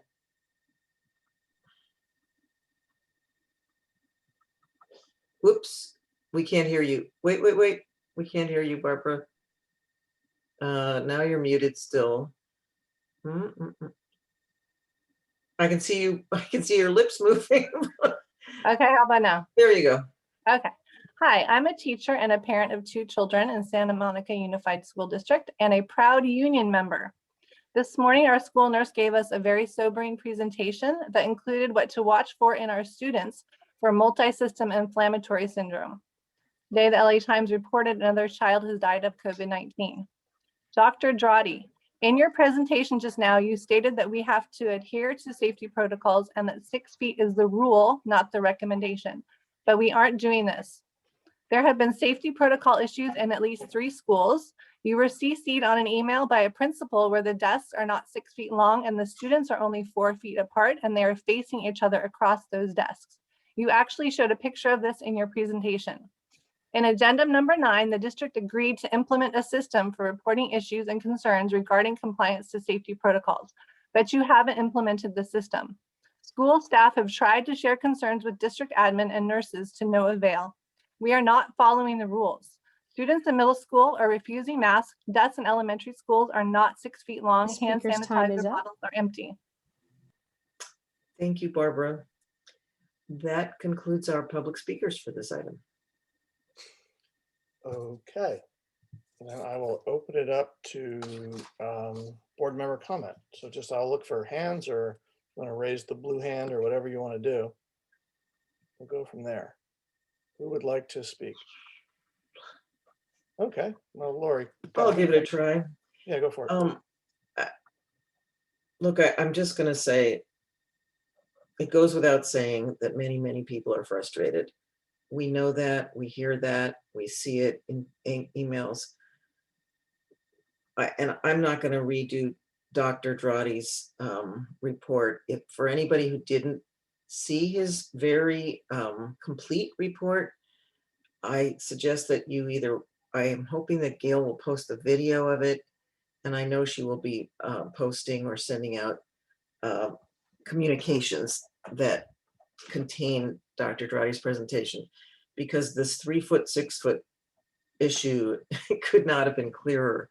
And so I'm not going to repeat all that, other than to just say again, we don't have the power, or we're not, if you think we do have the power, I don't think we are as a school board think it's a smart thing to do or a safe thing to do to open our schools in conflict with the requirements of the LA Department of Public Health and the CDC and the state.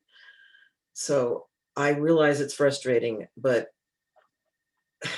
we're doing the best we can. I think you should have all heard that we are going to be prepared if and when, and hopefully it'll be soon, the social distancing requirement changes and we will be open.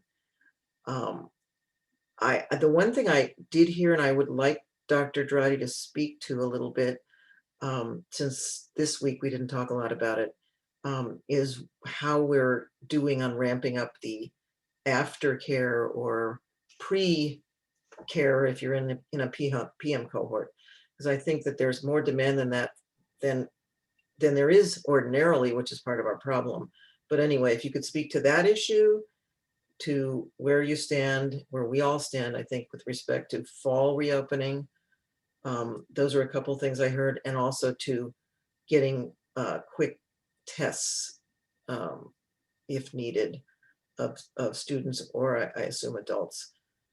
So those are the things I'd like to hear a little bit more about, but I just want to say, as people said earlier, I think Dr. Drotti made a great presentation. I think the issues and the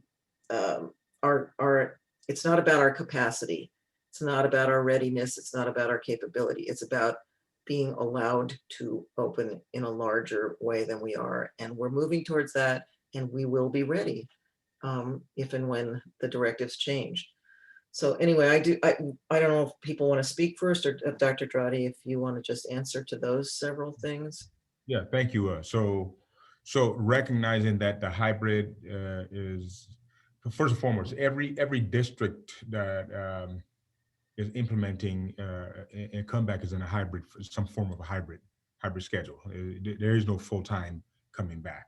With that recognition, every district is struggling, just like us, with how do you address the issues of half-day transporting of students around. So this is not only an issue here, it's everywhere. So we are working with thank God for the Biden administration's new stimulus funds. We don't necessarily know how much money exactly is going to equate to how much our district gets, but we are getting those funds. And I'm dedicating that more towards establishing opportunities for supervision for students that may need it. Right now, we have a great partnership with the Boys and Girls Club in Malibu that has supported our supervision needs back there for families that are able to bring their kids to the supervision areas, and also and then also for those families that just have to go to work and so on. So it's not everyone. I mean, there's a ranking of who we would bring, but we are. I'm close to finalizing an arrangement with the Boys and Girls Club of Santa Monica for that support as well, in conjunction with our CDS program. So I know Susan Samars Powell is working very hard, diligently trying to get that up and running, and we want to try to get it something like that going by spring break, by the end of spring break. So that's coming. We'll make more announcements on that. One of our issues initially is, for example, we have the staff's children. Obviously, if they're teaching their own children at home, is one that I have to secure, but we're going to expand way beyond that and then have some kind of application process or whatnot for families. We did have supervision hubs. We have had them for students that need it. And I'm sorry, students that are EL or special education, or the ones we want to provide some additional support for. That one will continue, but we are planning to expand on those supports, and most of that will most likely probably come from the Boys and Girls Club, and anything we can expand for our CDS program. So more details to come on that piece. Dr. Drotti, I see Dr. Samars Powell just joined us by video, and maybe she could shed some light on childcare supervision, if that's appropriate.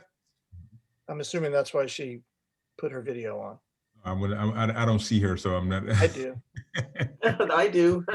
Susan, would you like to address some of this, or? Dr. Drotti actually did a wonderful job. Thank you, Board President Keene. Dr. Drotti did a wonderful job explaining it, and he is exactly right. At this moment, our CDS department, we have, as you all know, been serving with as many staff members as possible in the supervision hubs, and we are transitioning after spring break into our child care environments and our elementary school sites. Because we are a state-funded program as well, we're required to serve our subsidized children first, and we are working in partnership with the Boys and Girls Club of Santa Monica. We're trying to figure out additional ways to support as many families as possible. Most importantly at this moment is staff, so that staff can be back on campuses to serve all of the students who are coming. So it's a somewhat laborious process because we have many different schedules, also many different family schedules, and with many different needs. However, we are working as hard as we can to try and bring back staff as quickly as possible, to the greatest extent possible, to serve as many students as possible. And again, we are working on that to try and come back as quickly as possible after spring break. Dr. Samars Powell, would you, and this is a tough question, but would you be able to identify either the biggest roadblock or the biggest couple of impediments towards rolling this out and expanding it as quickly as possible? We have a few. The first, obviously, is that as a state-funded program, we do have some requirements as to students that we must serve first. But we also have a bit of a dearth of staff members as well, because as we all know, we were not receiving any funds from families. So we did a layoff at the close of last year. And we have a lot of staff members who have been working for us temporarily, but we also have a lot of staff members who are actually at home with their own children now. Or who have health reasons or who have taken other jobs. So we are minimized by the amount of staff that we can bring back. We have been seeking and we have been working with as many people who are willing to give us part schedules as possible. But that is a challenge, and it's actually a challenge we've noted with a lot of our childcare providers in Santa Monica and beyond, including a conversation that we just had with the Boys and Girls School of Santa Monica. So staffing does portend a bit of an issue. As well as making sure that we can match all of the schedules that occur as a result of the family's needs and the length of the day that we have. I know it's not the kind of thing where it's like, hey, come one, come all, like be a parent volunteer, because there are fingerprinting and background checks before anybody works with students. But if there are ways that we could seek out, non-traditional ways of finding people who can do a 3-hour shift with a stable cohort, I mean, this is the time to get creative. We have 8 weeks of school left. I mean, give me a group. I was a preschool teacher in my former life. I'm not even kidding. Like, I'm sure we have people who have been through a background check who would step into the breach if asked. Now, I know it's not just like, hey, I'm a parent, bring me in, but whatever we can do. I think childcare is a real necessity right now in dealing with the equity issues that we're facing. So whatever you can come up with. I know that you're working 25 hours a day, but yeah, let me just 26th. Yeah, let me respond to that just a little bit. So education in the education system, the requirements to bring people to come to work in our system is very difficult. And these aren't our rules. This is regulations that exist from the state and all that. I think our ability to work for Boys and Girls Club, going through them, I'm sure they have their regulations, but they don't have to necessarily follow the education code. So it will be easier for them to hire people, and then our goal is to partner with them and use some of the resources we're getting from the stimulus funds to work with them, just as we're doing to send Malibu Boys and Girls Club. So they're more nimble in bringing people on board. So sure. I'm just saying, maybe people have been through background checks. I think all the board members have been through background checks and fingerprinting and all that. You got 7 of us right here. So I'm just saying, like, whatever we can come up with. This is not a time to say no to anything. And believe me, I've been on school campuses to know the depth of information to be responsible for children, but whatever we can do, whatever we can do. All right. Sorry, Lori, are you finished with your comments? Yeah, but I mean, I could talk all night. We all could. We could all go forever. Anybody? I had a couple things I wanted to add then that I'll do it while people are still. Fall. I did want Ben to comment again on the fall. Okay, go ahead. Yeah, so our plans are to open. I think based on all indications, our conversation with Barbara Ferrar and just everything from my vantage point, all the conversations I'm having with all officials around, we think several things are gonna lead into us being able to come back in full time. First and foremost, this 3 feet distancing requirement, that's one. Second thing is adults will probably, the ones that want to take the vaccine will also be vaccinated, because I think they're thinking by May, with Johnson & Johnson being in line, that adults will be vaccinated, thereby taking the fear away from students taking something back home to parents and grandparents and so on. But what grandparents would have been done by, I'm talking about the younger parents and all that. So that'll help shape policy actually. And then lastly, our case rates are just continuing to plummet. So I'm sorry, what I meant to say was they're testing students right now with the vaccines as well. So if that actually works out and students start getting vaccinated over the summertime, all that will also influence policy. So if I was a betting person, which I'm not, I would think whatever is stopping us from coming back to full would I think is going to shift. That's what we're planning on. Our summer school, I think Dr. Mora is supposed to be coming in one of these meetings to talk about summer school and how robust it is, but it is in person. We're not doing distance. We're planning on a pretty broad summer school approach, using some of the stimulus funds that came early on. I believe they're hiring teachers right now, and then we're in great communication with the college, Santa Monica College also. I know so we're going to have a combination of our district and the college, and all that information is going to come out pretty soon here. But I believe Dr. Morrow will be coming to one of the meetings to talk about that. Dr. Moore, do you want to jump in? Yes, of course. So we have been in deep planning for summer school at the elementary, middle, and high school. So Dr. Dradi really did give a broad overview of it and was able to speak to the work that we've engaged in. I want to provide a little bit more detail. We are offering our intensive intervention summer school, our summer language academy, and at the elementary level, as well as ESY through our special education department, which is our extended school year at the elementary space. At the middle school space, we are going to be offering intensive intervention summer school, as well as our SAMS, which is our summer accelerated math support class, and then also ESY. So elementary will be supporting our kinder through 5th grade students at an elementary site in Santa Monica and Malibu. At the middle school space, we're going to be supporting current 6th through 8th grade students here in Santa Monica and in Malibu. And then we are also, developing and planning for our high school experience for students that need support with credit recovery, get ahead. And then SMC is taking on additional courses as well for our students. So we are partnering with SMC specifically at the high school space in order to provide additional opportunities for our high school students. So we have our high school team with the support of Mr. Isaac Burgess really working on developing that plan. And our high school house principals and APs are working in collaboration with him on those various pieces and in developing an in-person experience for our high school students. The same thing is happening at the middle school and elementary. So I'm working closely with Miss Nazareth Rikalme, our coordinator for literacy and language, and Miss Rosa Saratori, our coordinator for math and science.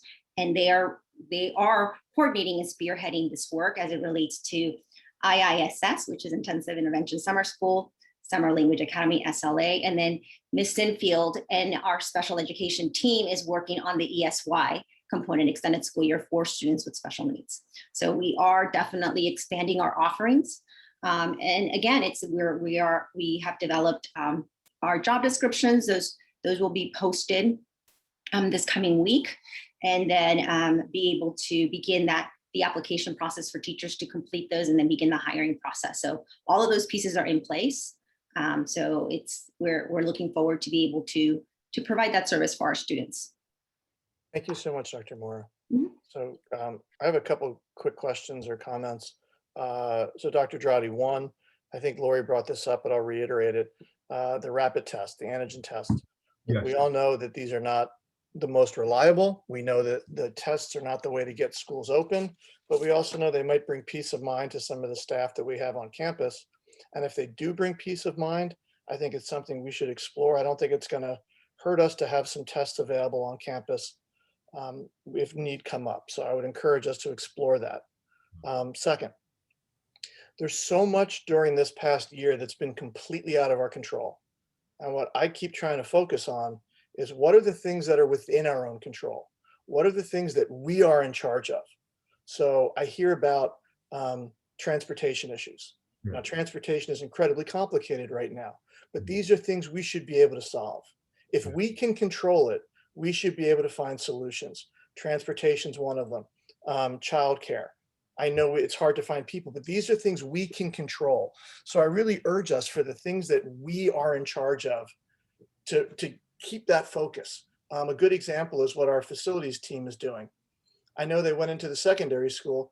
People are saying, if we get the go ahead to 3 feet, can we get in classrooms tomorrow? Well, the classrooms have been set up for hybrid. They're not going to magically change overnight, but what our facilities team is doing is they're setting up classrooms in both ways.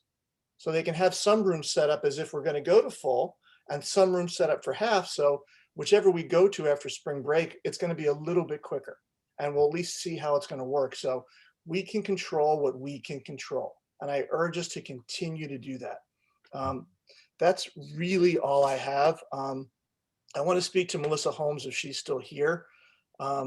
Thank you for sharing the story of your second grader who is really benefiting from going back and was happy, and your sixth grader who's not benefiting. And I want you to know that your sixth grader is exactly the type of child, when we are working endlessly trying to figure this out and trying to deal with what we can deal with and get kids back in, that's who we're trying to help. Whether that strikes you on deaf ears right now, I want you to know that your son is exactly the child that we are trying to get back in school for the broadest amount of time possible. So thank you for sharing your comments with us tonight. And I'll see if any of the board members have anything they want to add. Maria, and then Jennifer. Yeah, good evening, everybody. We've heard you. Thank you so much. We've been hearing your comments for the last, 4 or 5 board meetings. We've also been in communication with a lot of the teachers. I know I have. And we're all we're trying to work as a team. I hear the frustrations like, Laurie mentioned earlier, and we are trying to work moving forward. Thank you, Dr. Dradi. I mean, he gave us the best scenario in terms of a plan as of today. That will change maybe by next week or during spring break. I have a feeling that a lot of things are going to be changing during the spring break, just like everything changed when we had decided on DL Plus in December, and now we're into hybrid in March. So things are rapidly changing, and have confidence that, Dr. Dradi has mentioned that the fact that we're going to move forward if we are able and we get the go ahead by the county to move from 6 to 3 feet distancing for our students, that we will move in that capacity. I think in elementary school, it should be a little bit easier to do that. And so that I think it will alleviate all the issues that we're having in our larger schools, elementary schools, where they have the AM, PM, and for right now, the hours seem lower than in other schools.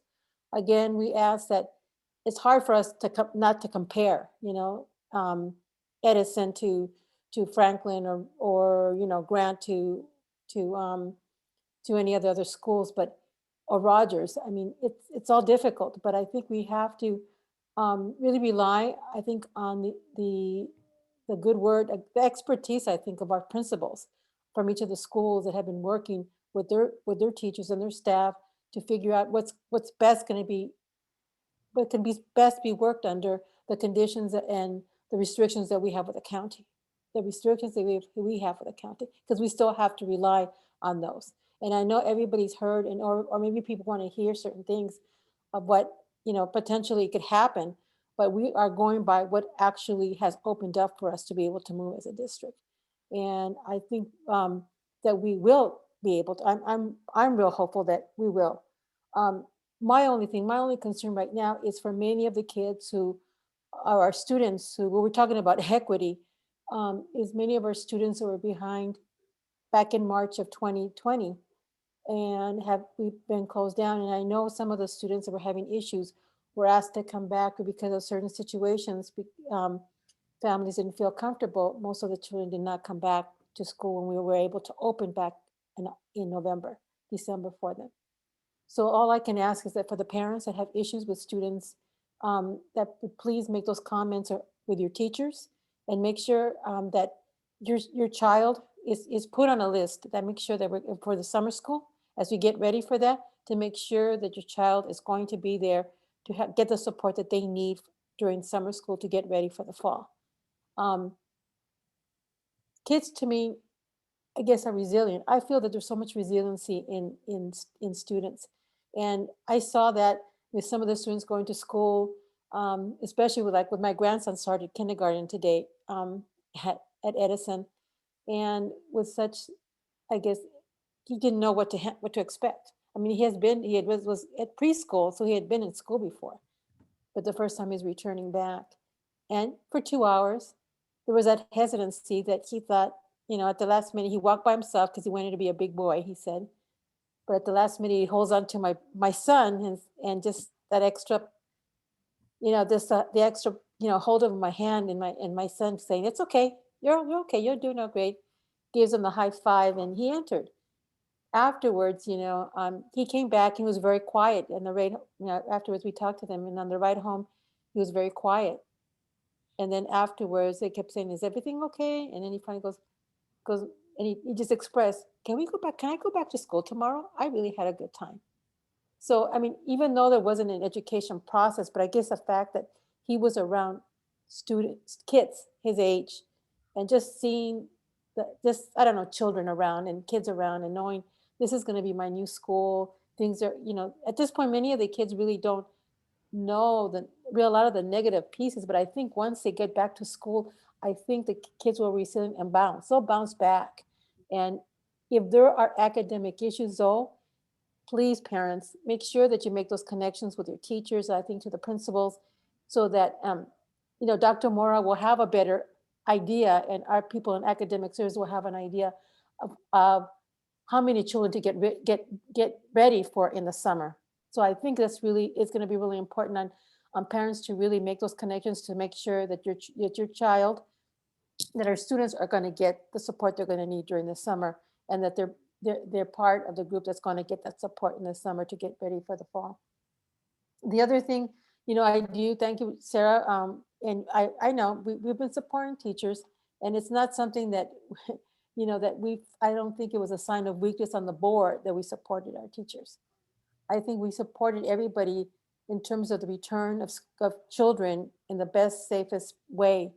And I think that in working with the teachers, we're coming back as a team together, with teachers, with administrators, with the board. We're all in unison trying to work. And I know we have a lot of families supporting the move that we're going to. So please, families who don't think we do, please think about it, and think about it in terms of your children, because I think children pick up sometimes our insecurities as an adult, and they pick that up, and they can sense that if we're feeling insecure about certain things, and they're going to feel that too.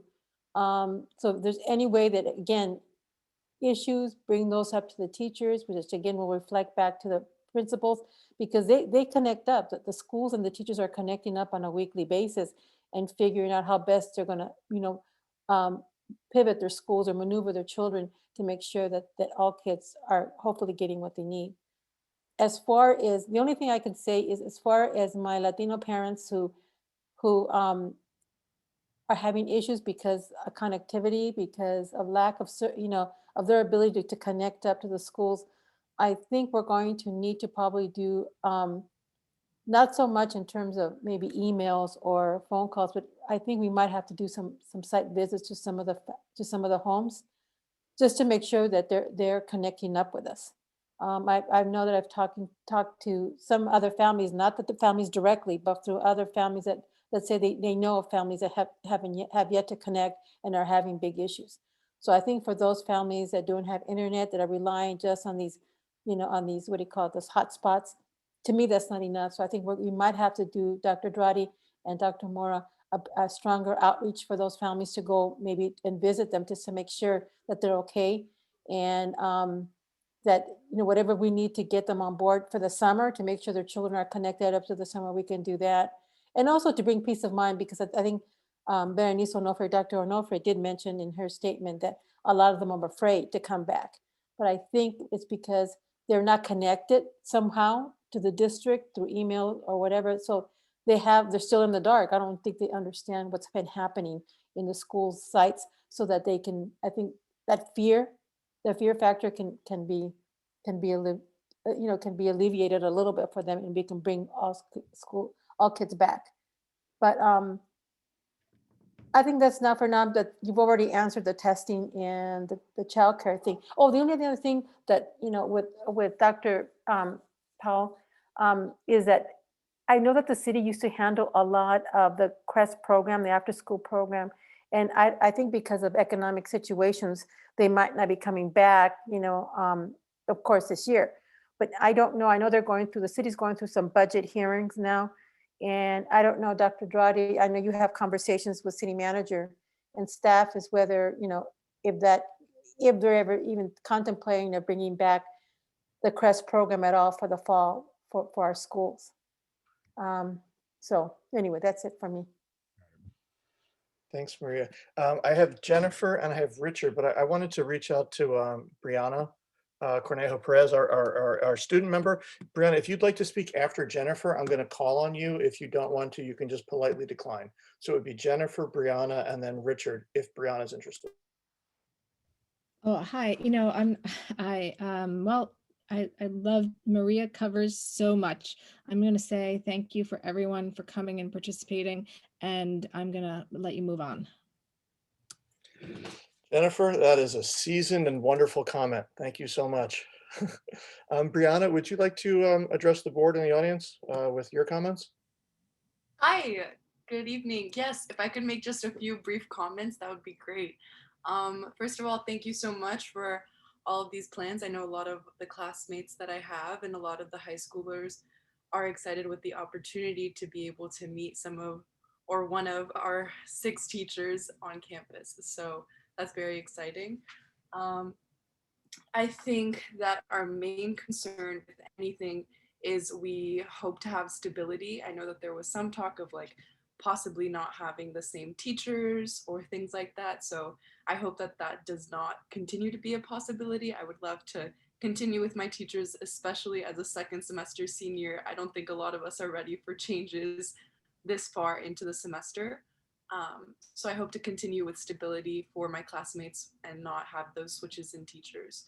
I know that that's difficult with the different cohorts and availability with teachers on campus, but I hope that it can be met to the fullest extent possible.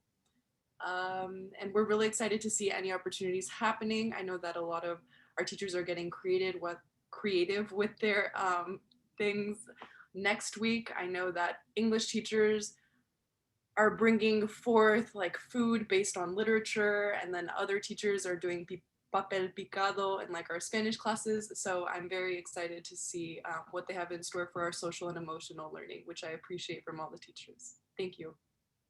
Thanks, Brianna. Good to hear from you. Thanks for joining again. Richard. Thank you, John. I just wanted to thank all the speakers tonight and say that I heard you. I think we all heard you, and to express empathy and understanding. This is an incredibly frustrating moment for all of us, and I'm grateful that it appears like we're seeing glimmers of hope, and I'm eagerly awaiting for that 3-foot notice. I do want to say I concur with Maria, and Jen's concurring with Maria, and particularly I want to just highlight something that Dr. Nofre said. That's real. And so I'm glad that Maria suggested maybe some home visits or whatnot, but let's not lose sight of that. And I know that Dr. Dradi and his staff is not doing that, but there needs to be attention there for the families who are really concerned, and making sure that we reach our families who have somehow missed the emails and the videos that are going out from principals. But most importantly, I just want to say thank you to everyone who's participated in the meeting tonight. And again, to thank Dr. Dradi for his report this evening. And I just continue to keep my fingers crossed, and thank you for the good work. Thanks, TJ. Any other board members wish to make a comment? Keith. Thanks so much.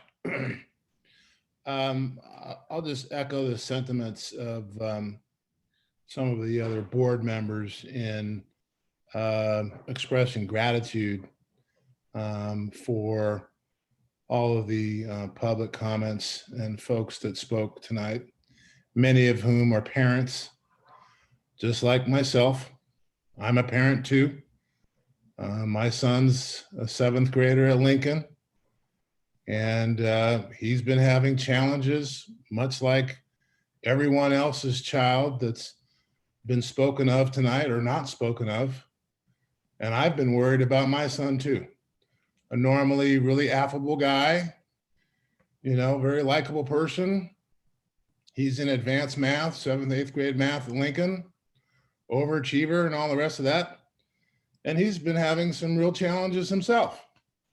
And my wife and I have had to try and find ways, along with his older brother, to help him navigate that. And that's been really hard.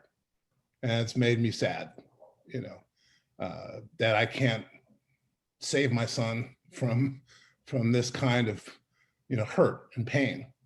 And yet, you know, he had some cardiology issues that turned out to be a panic attack, you know, and others have spoken to their kids wanting to sort of be in other places and et cetera.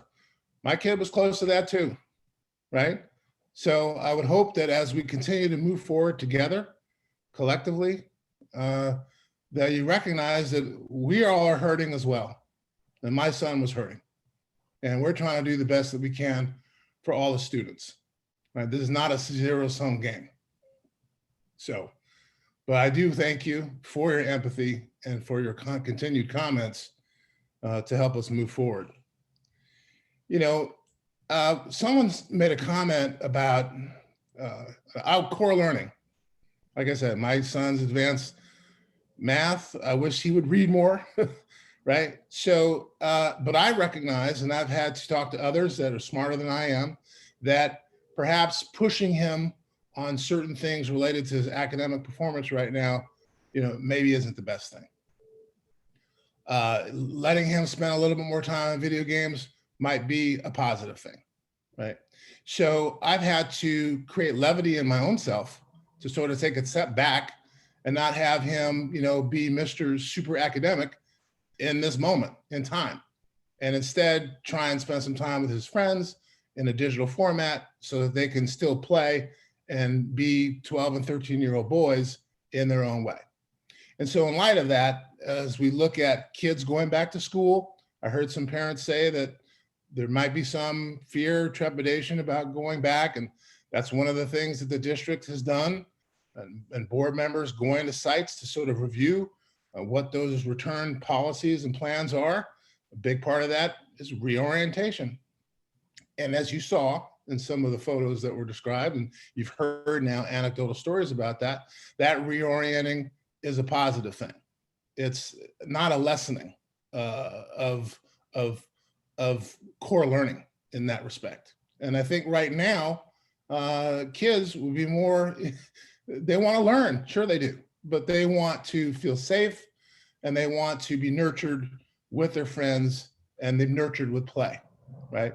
And so I think there's a time for levity with respect to that, you know, as they move forward. You know, we can get very, very deep and forceful with academic learning once we get back from spring break, right? So the reorienting, I think, is a very, very important thing. I also heard a question about live stream, and I agree with that. You know, I also recognize that certain populations, because of historical practices in this country, and because of the healthcare disparities that are shown by COVID, you know, a lot of Black folks don't want to come back either for a whole host of reasons, right? And so they're still having to learn from home. And broadband and digital divide are not just policy issues. Those are real issues as well. So I think that we continue to need to have clear and effective policy measures to try and help those students that will be staying at home for whatever purposes. And in light of that, along with others from the California School Boards Association, was virtually up in Sacramento today with Assemblymember Bloom and staff, and Senator Allen and staff, talking about a variety of issues. One of those issues was related to broadband and digital divide, and looking at some new bills coming forward with the California Advanced Services Fund and et cetera, and hopefully also to put some more pressure on telecom providers to sort of bring more support, you know, for those broadband measures. So we're working to try and find those various solutions. And then the district doesn't really run by fiat. And I say that with respect to the plans and the collaboration of the district and the superintendent and staff with school principals and with site councils themselves, right? and every site is different. And so although we may speak to lack of equity based on each individual site is different. There are some components that every site must have, and me personally, 12 hours versus 20 hours, that is a difference. But those sites themselves are working, through the guidance and the leadership of the principal and of the team leaders in those spaces. So I, again, will say thank you for everyone being a part of this Santa Monica and Malibu family. We're all moving in the same direction, hopefully. And this is about collective impact and about servant leadership. And we're trying to do the best that we can for the students and et cetera. And my son will attest to that. So thank you. Thank you so much, Keith. Really appreciate you sharing that personal side of your story as well as your comments. Craig, you want to be caboose? Choo choo, bring it home. I think Keith and Maria particularly did a great job of talking about the human side of this for us. And I think it's important that the 120 people here and anybody else who's going to listen know 5 of us have kids in school right now. 1 of us has grandkids, and 1 of us has a child who's a public school teacher elsewhere in the state. We're all in this. And as leaders, it's our job to find a middle ground between explaining the zillion things that a public school district has to navigate to bring any kind of success in these. CDC and everybody's doing all these things for all their own reasons. And we're at the bottom of the chain here trying to make it make sense and wanting to keep the confidence and the faith and the hope of our parents that better days are coming, which, let's not forget, we were losing 6,000 souls a day 2 months ago. And things are, thank God, getting better right now. So if we stand up here and you guys are super frustrated and super angry and sad and hurt and scared for your kids, and we get that. And we are too for our own kids. And if it helps that, you come here and you tell us how we can do better, that's great. And every one of us is trying so hard. And I really, really have to appreciate our staff, Dr. Mora, Dr. Drotti. They're working long hours, weekends, trying to figure it out. And the situation keeps changing and changing, and now it's changing for the better. So, we hear you, we feel your pain, we experience the same pain, maybe more in some cases, probably less in a lot of cases, but we're experiencing this together with you, and everybody's doing the best they can under really difficult circumstances.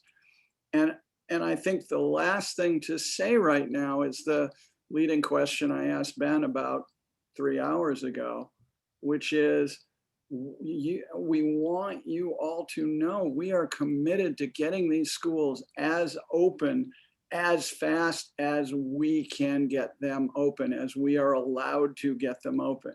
And we are operating on a whole bunch of constraints from a whole bunch of people. And as some of our friends from open schools have said, it's great you guys are working on those people, because that's what we need to do, is get our hands untied to get schools open. But we're with you. We're going to get schools open as soon as we can. We're going to take care of the kids who can't come to school. We're going to get learning loss in summer school going. We're going to do our very best to transition kids back. Well, not even back this year, into school this year. It's all there. It's all being talked about. You guys coming and reminding us every couple of weeks helps us. I hope it helps you. And thanks everybody for coming out. And thank you, staff. You guys are bleeding and crying and scrabbling to make this work. And we see it. I see it. The board sees it. And we really appreciate you all. Thank you, Craig. And I think that's a great, great shout out to our staff because again, it's all hands on deck. I just want to wrap this up by just saying that in my professional life for the past 20 years, I've worked with survivors of massive trauma, Holocaust survivors, Rwanda genocide survivors, Cambodian survivors. I've worked with child survivors of all these atrocities. And I never cease to be amazed at the resilience and the ability of the human beings to find spiritual resistance, to stay strong, to recover, to find a purpose for living, to find a will, to work with people, to find reasons. And I know that we'll be okay. I know it's awful right now, but I know we'll be okay. And I know it's going to take a lot of work. We don't snap a finger and go back to normal. But I know that human beings are wired for this. We're wired to be together. And once we come back together in person, we will start feeling this energy again. And I look forward to that day where we can all meet in person for school board meetings, at coffees with principals, at town halls at schools, at drop off, at coffee, at Little League games. We're getting there. We are getting there. We have one last item on our agenda. Well, one last main item, which is a study session, G1, a report on staff diversity. I hope people can stick around because this is a really interesting presentation, and I will kick it over to Dr. Kelly. Good evening. I'll give you a moment to kind of shift your headspace a little bit. I know it's kind of hard to do that, so just give you a moment and give me a moment to pull up the presentation. That'll give you a little bit of time to do that.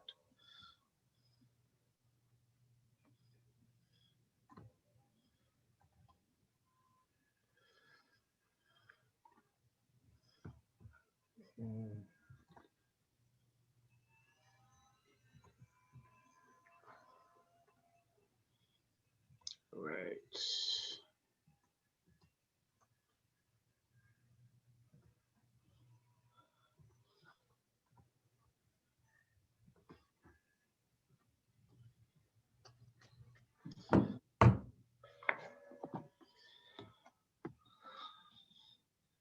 Everybody's taking a moment to stretch. I can see 3 board members, so I'm going to go ahead and get started. So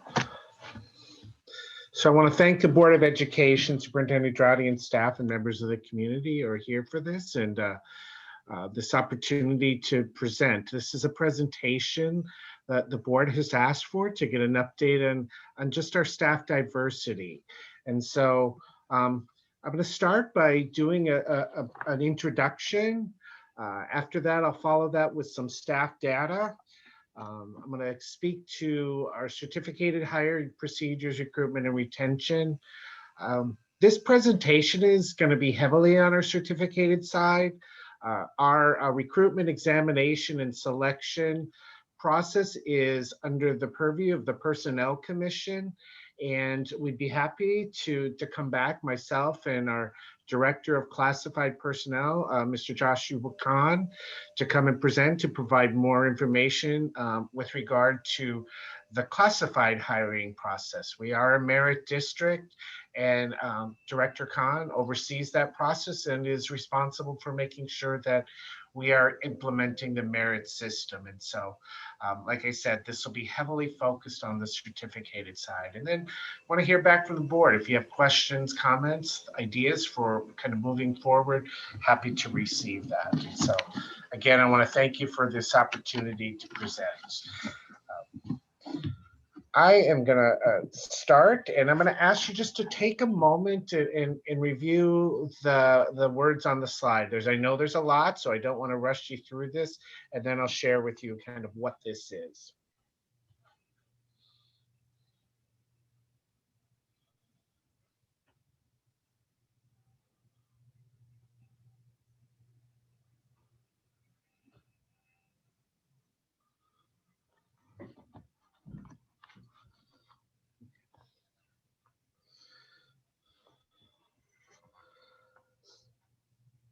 So this paragraph is part of a document that I, as part of my human resources duties, share and speak to with hiring panels and hiring managers.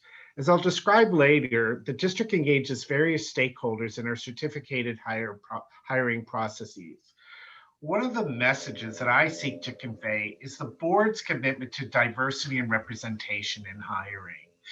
So it's important that we take time to inform and reinforce this belief on the board and this commitment by the board and the district's belief that our students are best served by a diverse workforce that is reflective of our students and our communities. When engaging stakeholders in the hiring process, it's important that we take a moment, do some reflection on the board's commitment and a commitment to a diverse and representative workforce. So how I use this document, it's a part of a 2-paragraph document. The other has some kind of statutory requirements to it. But as I facilitate hiring panels, we take time to read this document, to reflect upon it, to think about it. And as I meet with principals and talk about staffing for the upcoming school year, I always start with this document to reinforce that this is the board's commitment, that you're seeking a representative workforce that is reflective of the students and the diversity of our communities.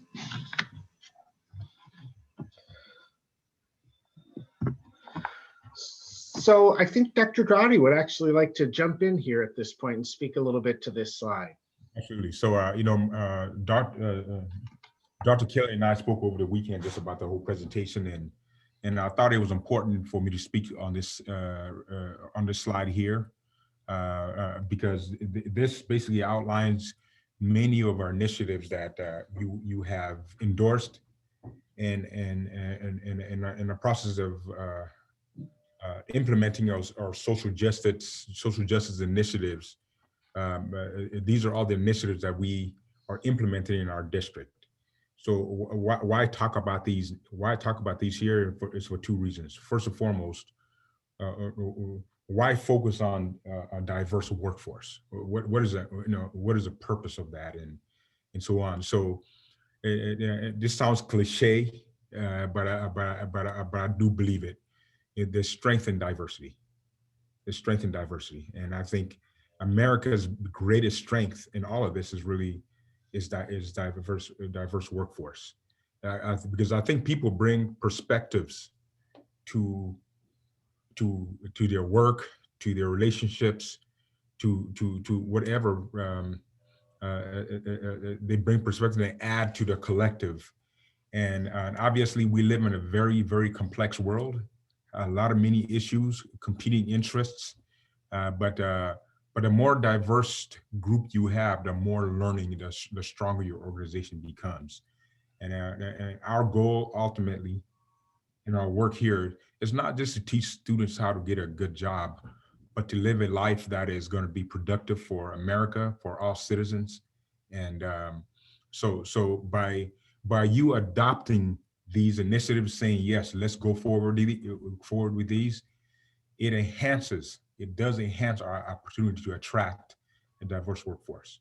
My whole dissertation was around the issue of equity and education, and what do we mean by equity, and what are we trying to accomplish by that? And it really has to do with making a better world for all of us, and for our children, our grandchildren, and with a lot of the competing forces, the perceived competing forces. And by you adopting these standards, it helps us bring people to this district that are of like minds. And since I'm involved in all interviews, most interviews that come through here, in some form or another, that come through my office, and I get a chance to talk.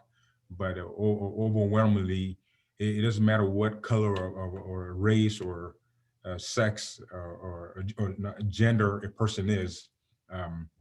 They always speak to they're here because of what they have seen, what we're trying to accomplish here. So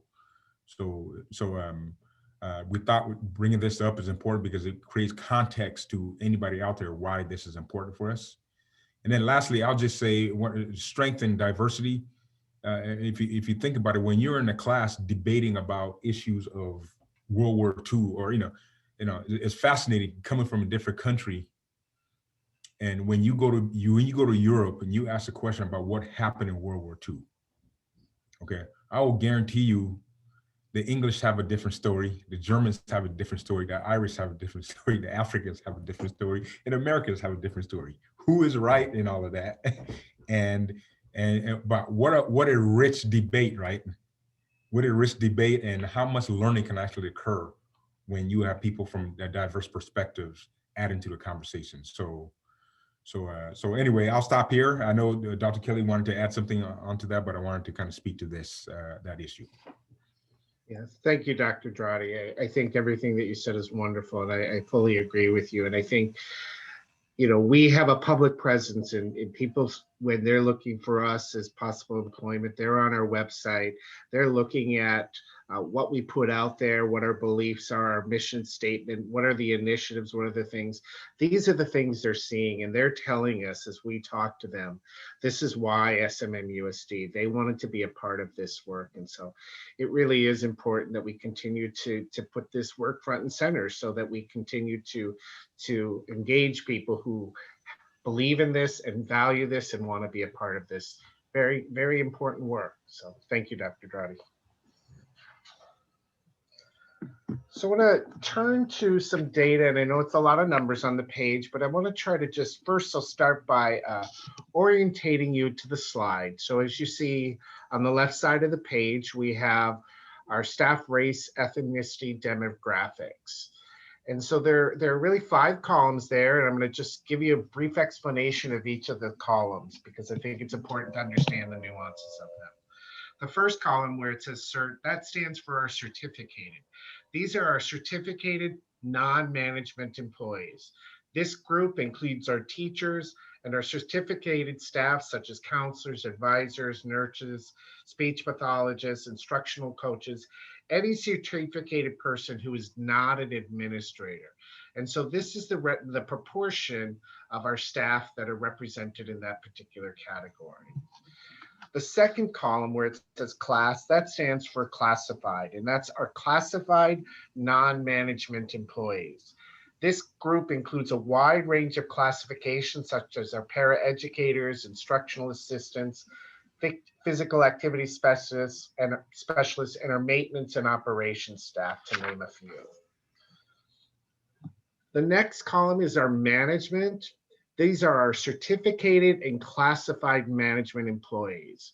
This group includes our site and district administrators and our classified managers from various departments.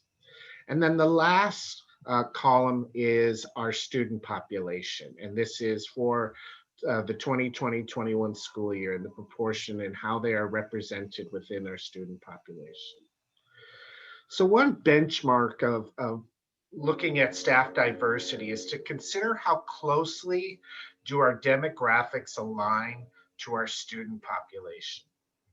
So for example, if we look at our African-American population and we look at our certificated staff, you see that 4.2% of our certificated staff, again, that's our non-administrative staff, are African-American, where our student population is 6.2%. So 6.2% of our student population is African-American. So in this way, you can see that we're below our representation there in our certificated workforce, where it changes when you look at certificated and management. And then as a whole, district as a whole, and you can see it's probably being pulled by the classified and management greater than the student population. So our certificated, just some reflections on this slide, our white certificated teachers and credential support staff are represented in greater proportion than the student population, while our Latinx, African-American, Asian are represented in lower proportions. Just take a moment and think about that.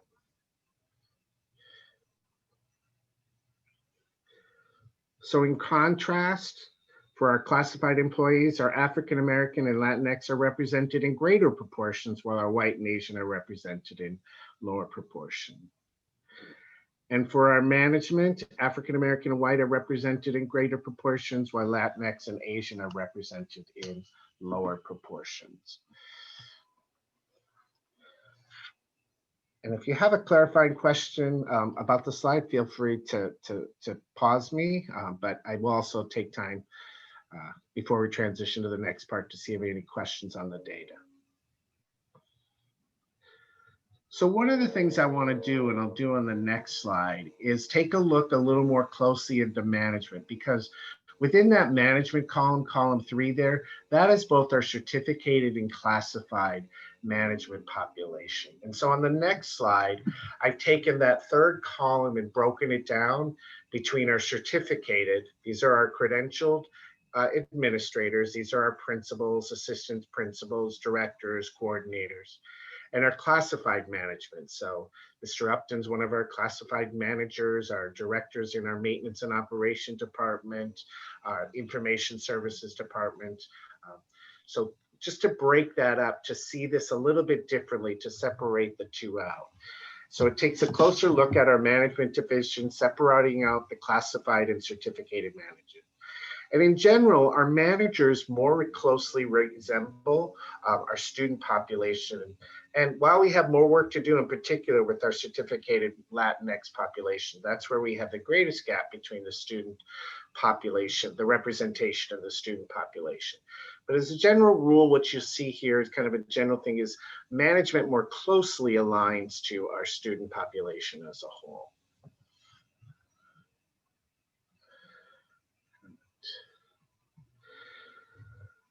So this slide I'm actually going to skip because I have all this data, because as I was kind of doing my final prep for this, I was like, there's something missing here. So I've gone ahead, and it's a little change from what you've seen previously. But what I've done is taken a look at, so how does SMMUSD fare when we look at the state as a whole, Los Angeles County as a whole, and our district? And how do we align to our representation to the student population? So how well does the staff align to the representation in the student population? So the first two columns, we'll take them two at a time. The first column is our staff, certificated staff representation in California. So this is all certificated only. It does include both our classroom teaching workforce as well as our administrators, but in California. And it does go back to 2018-19. So that's when last year this data is available. So in California, you can see there, for example, our Black African American in California, the staff is represented at 4.3% of the population, certificated staff, where the students are 5.4%. So it's slightly below that representation. And as you can see, kind of going down there, where I think the biggest gap you'll see in California is with Latinx at 21.5%. Versus the student population at 54.6%. So it's less than half of the staff is Latinx in California. And you'll see the white there, the 60.5% of the population, as opposed to only 22.9% of the student population. So it's a pretty sizable gap there. They're not aligned. The white is overrepresented in the staff versus the student population. Moving across to LA County, you see the same data represented just in LA County. You see the African American, the staff is represented slightly higher than the student population. As you go down there, Asian almost pretty closely aligned there. Where Latinx, again, you see that difference. You see a great difference where 33.4% of the population staff is represented as Latinx, as opposed to the student population in LA County at 65.2%. And with the white population, the staff 41.7 with only the 14.1% of the students. So again, you see that overrepresentation there. So that's in LA counties. So as we think about that for SMMUSD, kind of comparatively, we have some mirrors, but in many ways in SMMUSD, we are more closely aligned to our student population than in California and or LA County.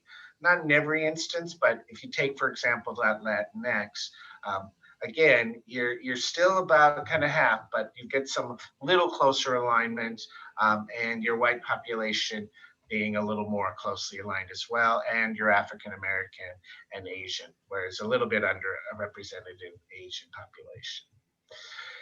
And then it just kind of as a comparison, I wanted to demonstrate kind of the student population from 2018-19 to 2020-21. And you see they're pretty consistent. The demographics of the population haven't changed all that much. You have a slight increase in Latinx and a slight decrease in white, where for African American and Asian, they're pretty consistent from those comparative years. So let me pause here and see if you have any questions on this particular slide. And we can go back to things too later. But Mark, I can only see a few board members, so if you see something, or your board member, just jump in if you have any. yeah, because I see 1, 2, 3, I see 4. So, all right. And we can come back to any of these. So just kind of some of the observations that I say that I've said is that, you have some observations here. Again, when we compared to the student demographics in our white, Latinx, Asian, and African American, white exceed representation while Asian, Latinx, and African American are represented in lower proportion. That's in our certificated group. Again, the bulk of that group is our teachers, but it's also our credentialed support staff, counselors, advisors, speech and language pathologists, nurses, all of those.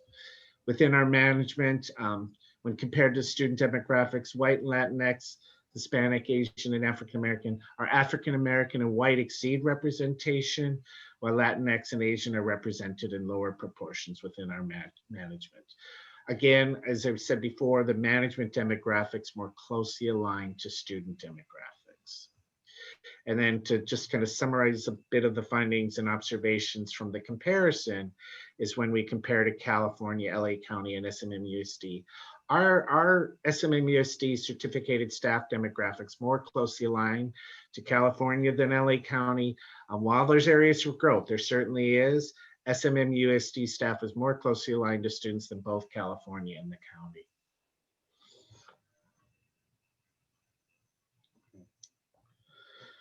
So before we go on to the next section, does any board members have any questions about the data or want to make any comments about the data? And then I'll talk about some of the processes. I have a question. Yes. In your description of certificated staff, you don't have to go back. It was actually the narrative that you were just on. The question, I guess, comes to, and this is always a question of any organization that's trying to fill its ranks with new talent, so to speak, whatever industry that may be. And the question becomes, well, what pool or pools are you looking to secure said talent from? Where's the talent pipeline for certificated staff in terms of it being more representative of the demographic of, California or LA County? In other words, where can you look to find potential certificated staff so that it's more representative in nature? How do you find, other candidates to maybe change those numbers so that there's more equity, based on the interests of the policies of the district? Mm-hmm. Yeah, and that's a great question. I think that's the one we continue to reflect upon. I mean, we struggle in SMMUSD, and I'll speak to this when I get to the challenges part of this, because in some ways, our community is not necessarily a pipeline for many of the credentialing programs where their missions are different than our missions here in this. They're not different than our mission in SMMUSD, but as they are working with communities, and I can speak, I have colleagues that I've known for a long time, for example, at Center X and at LA and at UCLA. And they will tell me, Mark, you're just not the demographics we have our pipeline to. You know, we're in LAUSD, we're in central Los Angeles, we're in underserved communities that far different than Santa Monica, Malibu. They don't send their student teachers to our programs. They will send sometimes to observations and things. So we have that as a challenge in some of our programs, because that's not uncommon for many of our kind of local and closest university providers, where what we end up happening with us is we get them 4 or 5 years into their career. And I think that's one of the things that happens with us, because we're not that traditional pipeline. LMU that works with Teach for America is not going to place their teacher candidates in SMMUSD because that's not their mission. And that's one of our challenges. So it's a very good question that needs a lot more work. It's interesting because as I work with my colleagues in Los Angeles County who all are in HR, we're all wrestling with this question. In fact, they've started a work group on diversity, equity, and inclusion to really wrestle with this question. So. I think just to add to that, I think this is why it's so important that the second slide I was speaking to is the piece that's going to separate us from the pack. And enough to say, look, you want to work here in Santa Monica, Malibu because of what we're trying to accomplish. I think by putting those things out front and center, it does help us compete. But look, there's stereotypes. Okay, why go work why would you go work there if you're Latinx or if you're African American? And are there any African Americans or Latinx students in Santa Monica, Malibu? Those are always the things that we have to fight against. So, Ms. Leo Vasquez. No, I think Dr. Dradi hit it there. I think when we, it's a matter of how we're going to market this, for me, this district. And when you start looking in terms of our equity issue, mainly, we're really talking about equity in this district, then, you have to just, one thing that came into mind when you're responding right now, Dr. Kelly, is the fact that we have the Noguera report, and one is a big issue there in terms of the diversity of our staff, our teachers and so forth, compared to our students in this district. It has never been even close. And I'm talking about specifically with Latinx, students versus, teachers and everything else. But I think it's a way that we would market it, because I think if we would go back to let,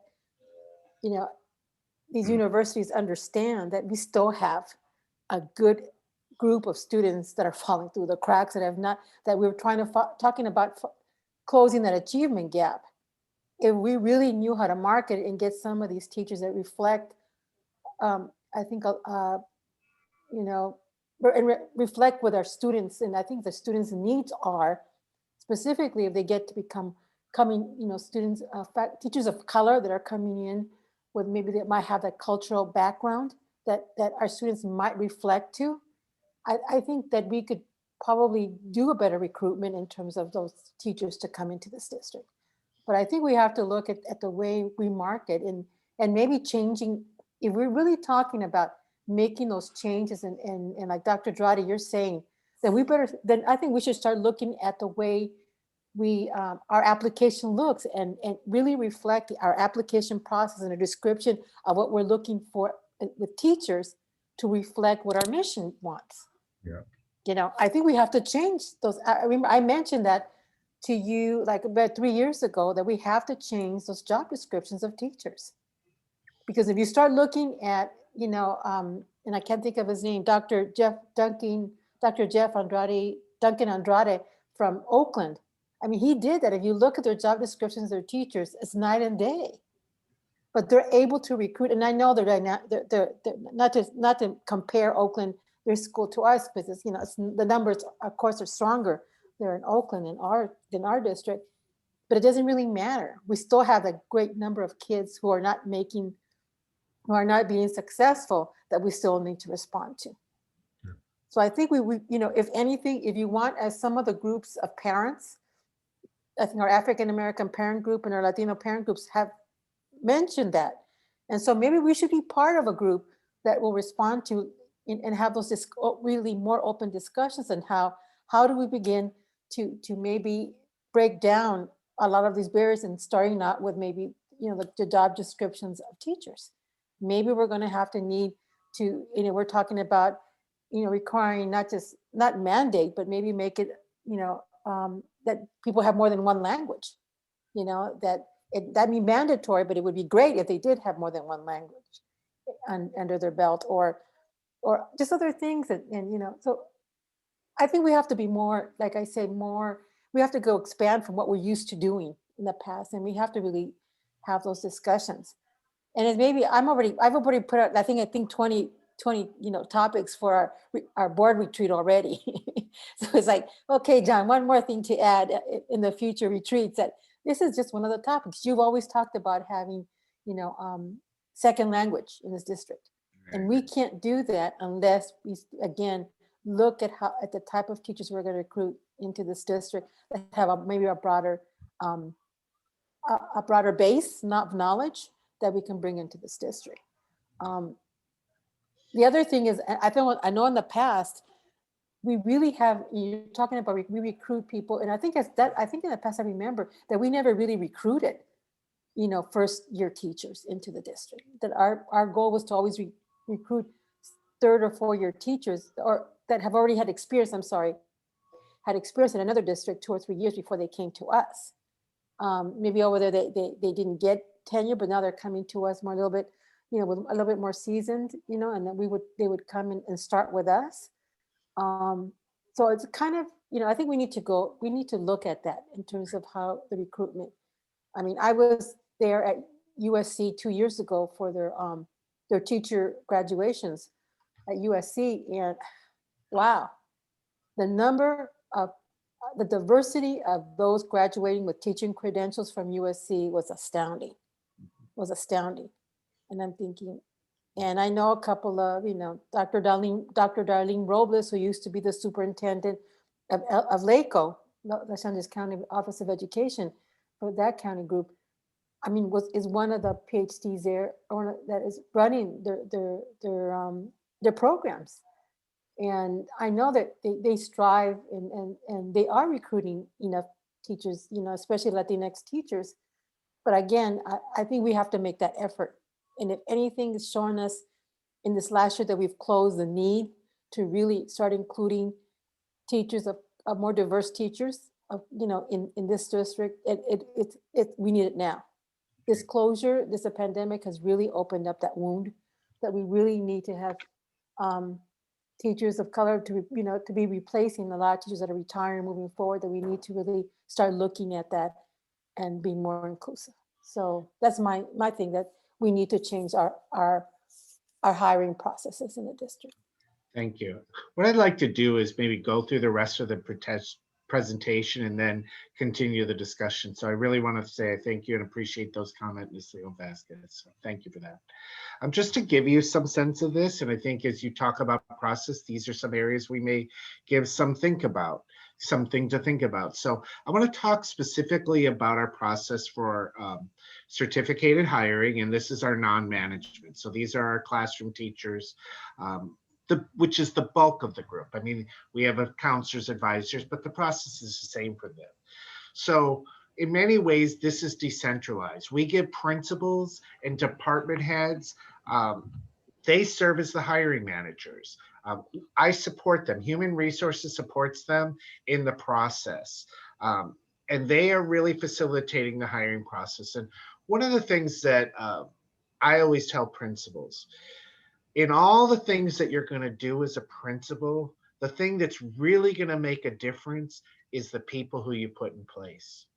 They're the people that you bring on board, that you hire, that are serving the children directly each and every day. That's really where your legacy is going to be. You will put in programs and other aspects of it, but the people who carry out the work of the district and the mission of the district, that's where you make your most important impact.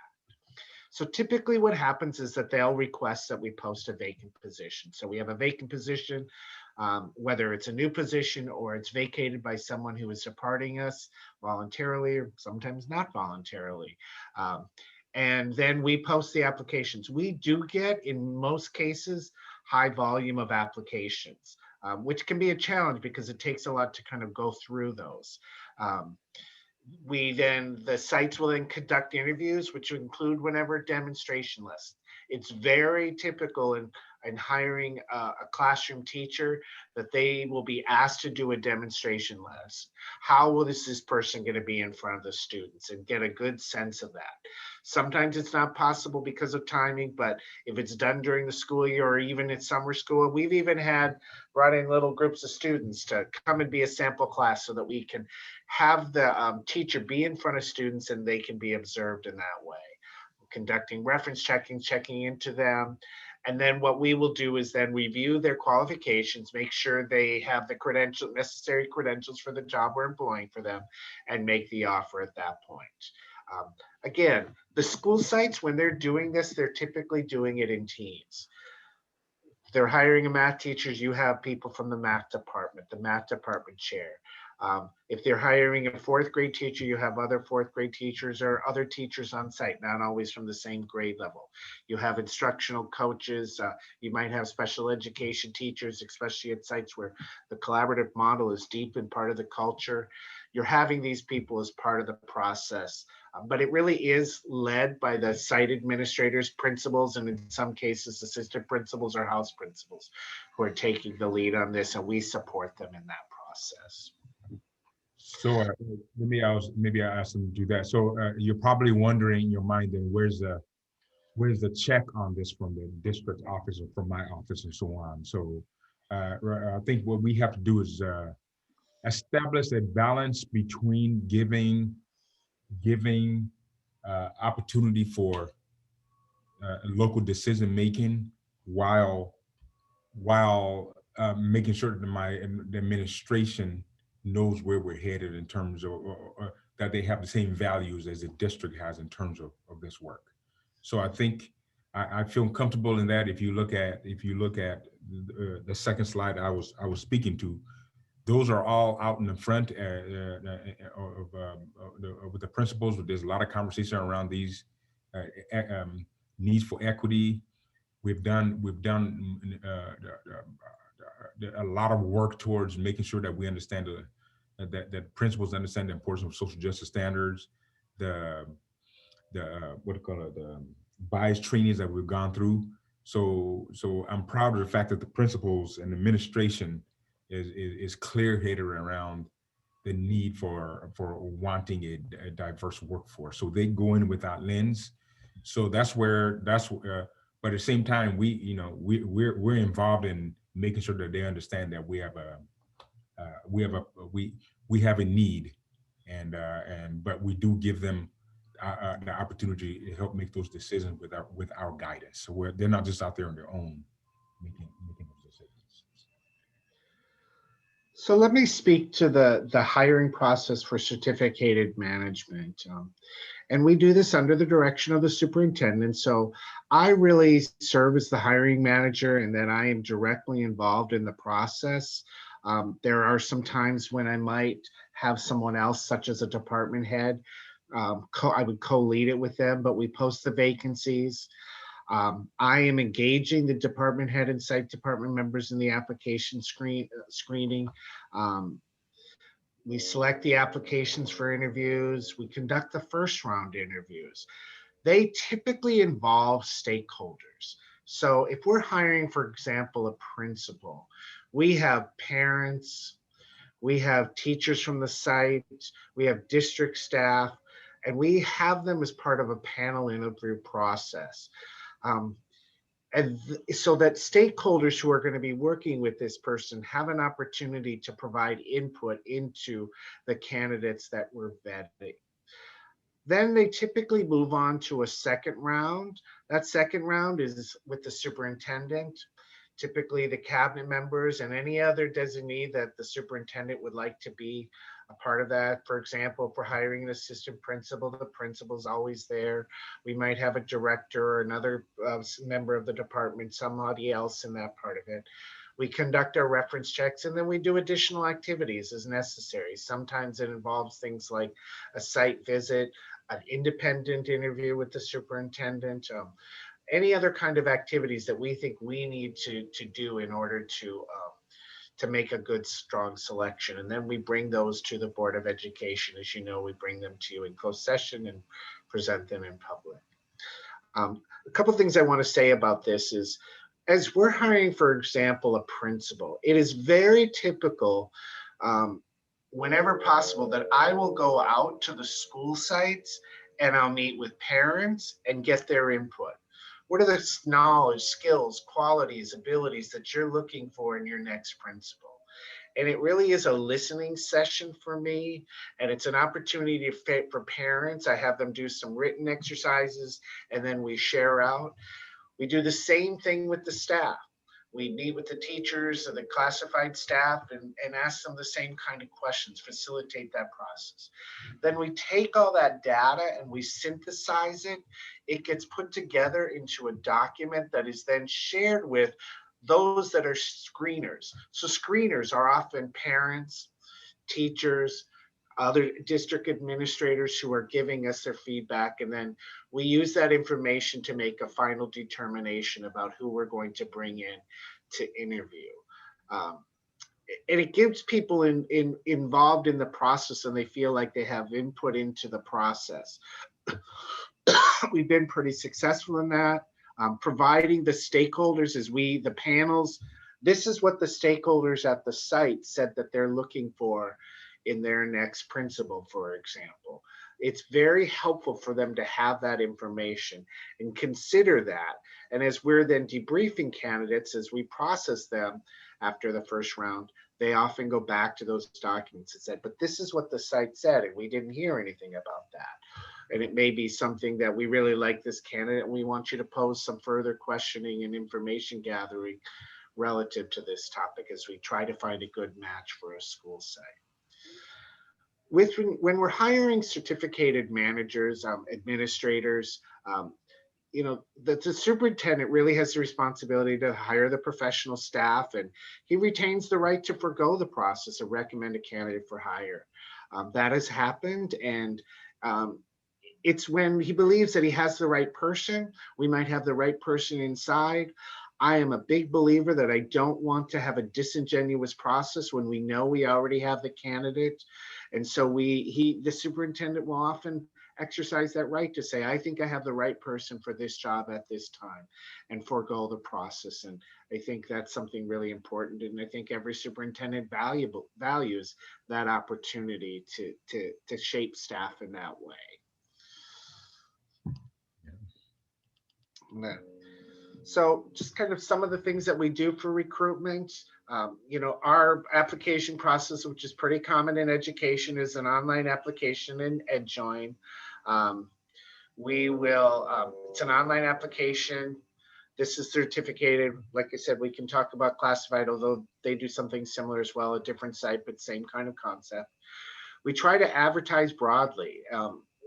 For example, administrators looking for jobs, they're going to look at ACSA, Association of California School Administrators, because that's where jobs are often posted. It's very common. Many members, they'll get that every other week newsletter, and it's often said it's the document that's read back to front because that's where the jobs are, and they'll be curious. But we reach out to other professional associations. The California Association of African American School Administrators will post jobs on their links. California Association of Latino School Administration, California Association for Bilingual Education, CABE. We have broad university contacts, so we will put information out and ask them to include them in their professional email networks and links of that. And that gets the word out broadly. We'll make contacts. We'll reach them up and say, we're looking for some really great candidates for these particular positions. We utilize our internal networks. We will put out information to our school district and say, we're looking for an assistant principal at John Adams Middle School. If you know of anybody who might be interested, and we provide them the information about how to apply, or ask them to reach out and contact me or speak to someone at the school site. And so we use our internal networks a lot. It's a way we get a lot of applicants. And again, we promote our district priorities and initiatives. Again, how we present ourselves, it resonates with people who say, this is the work that we want to do. We can, as Ms. Leon Vesca said, we need other kind of pipelines. And, Mr. Coleman also said, we need kind of consider all the kinds of pipeline options. If we're looking really in some positions, we will post in national publications. We don't get a whole lot of return from that, but we get some. And so, Education Week, places where people who are in these professional roles are looking for, know that employment opportunities are made available to them. Kind of in retention, one of the strongest things that we have in SMUSD is our induction program. Induction is a program that allows teachers with a preliminary credential to obtain a clear credential. I can say when I obtained my clear credential, I had to go back to school.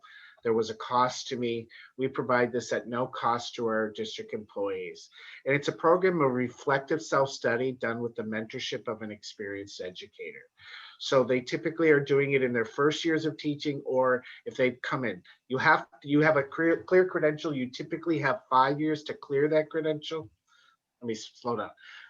If you have a preliminary credential, you typically have 5 years to clear that. And so we will get new teachers and new hires. One thing that they enjoy is to be a part of the induction program, because it's an opportunity to secure that clear credential at no cost to them in a high quality program.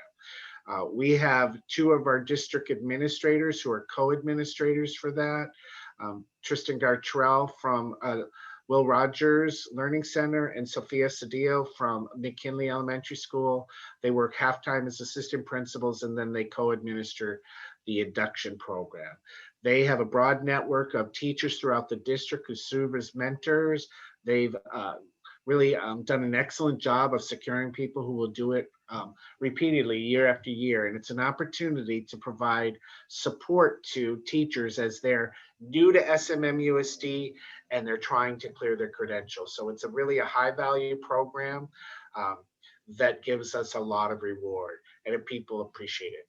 We haven't done so well this year with our new administrative groups, but we always try to provide support for our new administrators so that they have an opportunity to kind of process. You might find this hard to believe, but some people come to us and say, it's so confusing, because we're very much a relationship-driven district. And so it isn't about here's the manual and here's how you do things here in SMMUSD. So we need to provide them forums for asking a lot of questions. At our school sites and within the district, we have a lot of job-alike groups, co-administrative groups, counselors, advisors, psychologists, nurse, speech and language, and our school site departments and grade levels serve as job-alike groups and support structures for our staff that are new to SMMUSD. And I think, let me speak to a little bit of some of the challenges that we have in terms of recruitment.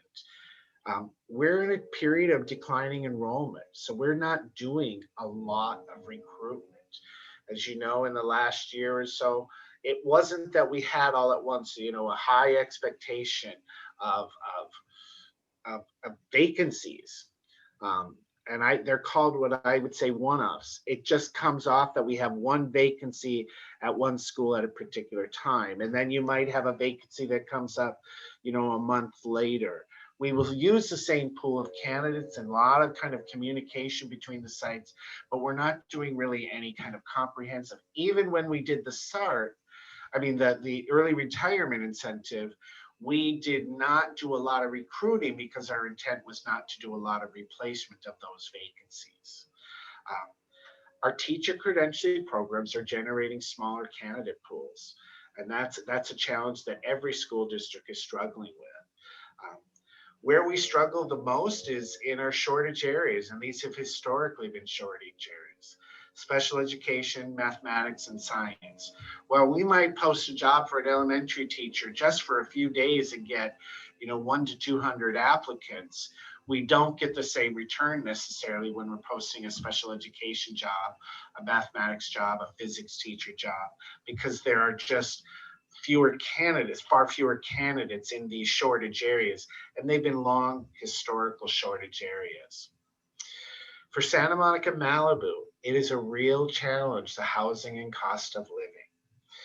We interview a lot of candidates that end up rescinding their acceptance because they can't find reasonable housing in or around SMMUSD. And what we're experiencing is people having to live further and further away, where they're not necessarily affordable to even live in Santa Monica or Malibu. It's no longer even affordable to live in West Los Angeles, Mar Vista, Palms.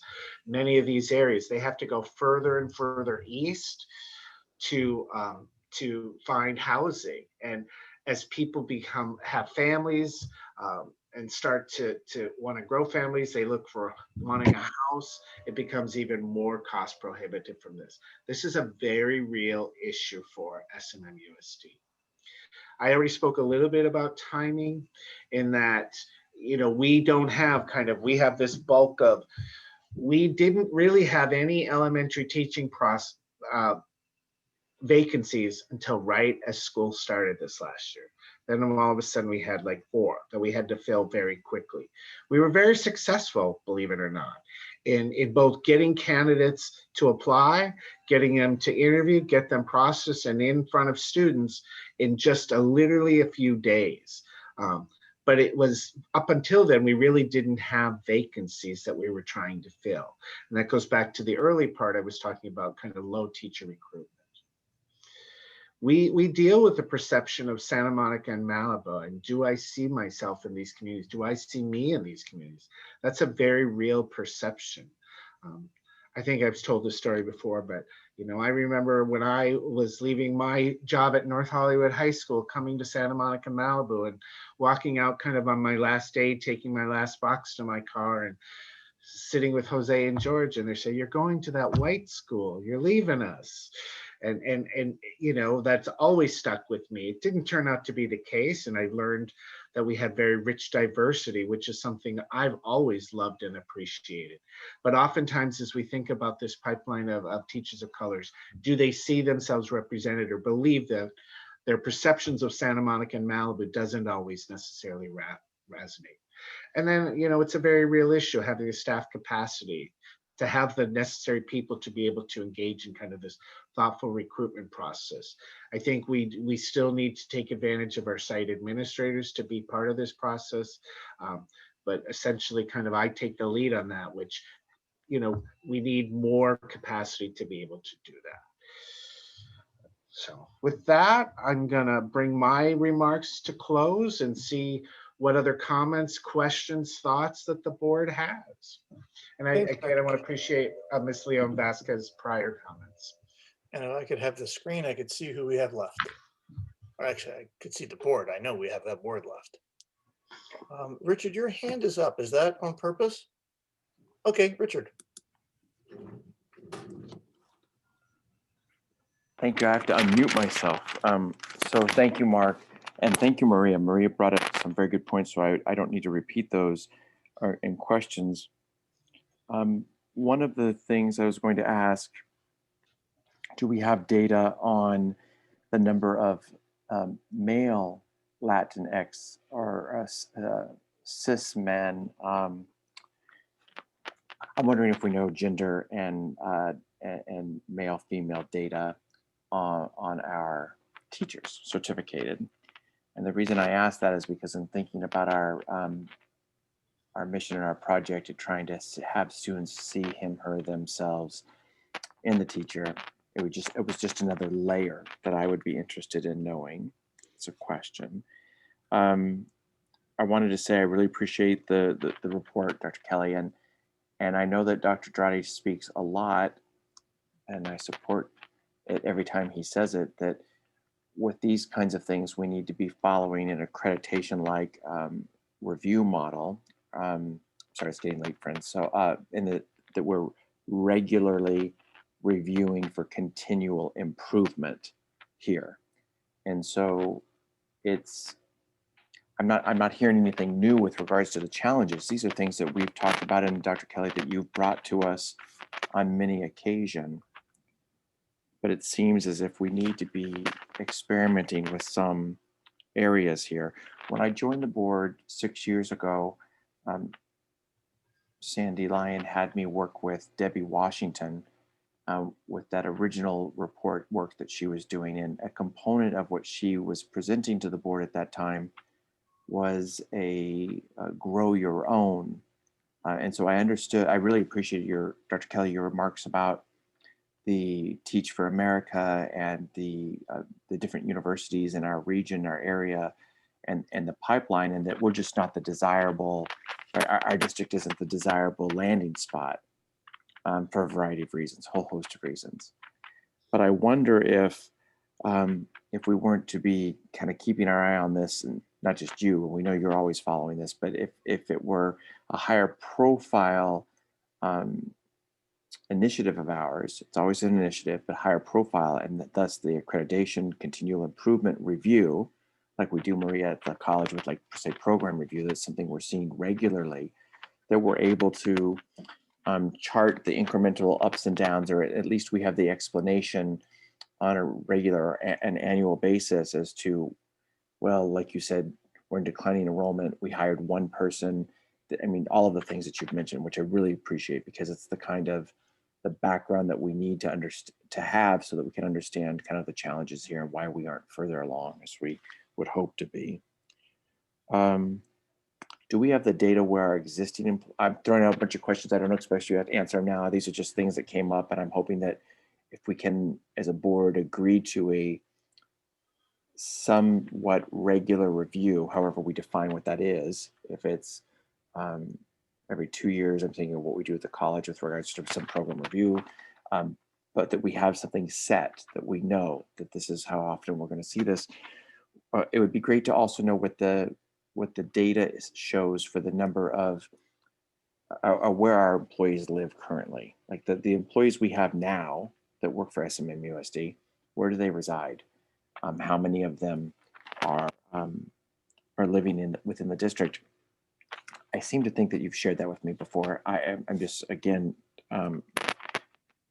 throwing out questions. And then the last thing that I'd want to mention for us is that something that I think was it Craig, or I can't even remember who said it. It was about how we've maybe looked for the more seasoned teacher, that, oh, we're Santa Monica Malibu, so we have to have, the year 3, year 4 teacher, and as if the teacher, he, she, they coming right out of their program isn't a dynamite and someone that is desirable for us. And I think I would like to know that. I would like to know, is it something that we say that is happening, that we're like, no, in our getting back to what Maria said about the requirements, or what do we call them? Oh my gosh, I can't believe how tired I am. The preferred qualifications, the qualifications, the preferred qualifications, etc. The minimum, that's it. The minimum qualifications and the preferred qualifications. Thank you, Maria. That's a big thing. Like when Maria says that, if you've got something in there that says preferred, like one of the criticisms we've gotten hit with at the college level, particularly in my program in political science or in the social sciences, where we are far from our desired diversity levels, is that you only need a master's degree to teach at a community college, but we keep putting a preferred PhD because we're Santa Monica. That does limit your pool of really qualified, wonderful people who could be on the ground and before the students there at Santa Monica College. I wonder if that's something like Maria is saying, that if you looked at the writing of the someone's got to help me, right? No one can help me here, please. Thank you.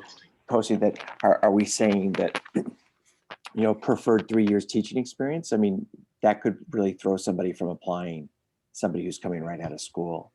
And like Maria says, are we saying when people are hiring, do we put that kind of demographic data on our postings, and that we're looking for?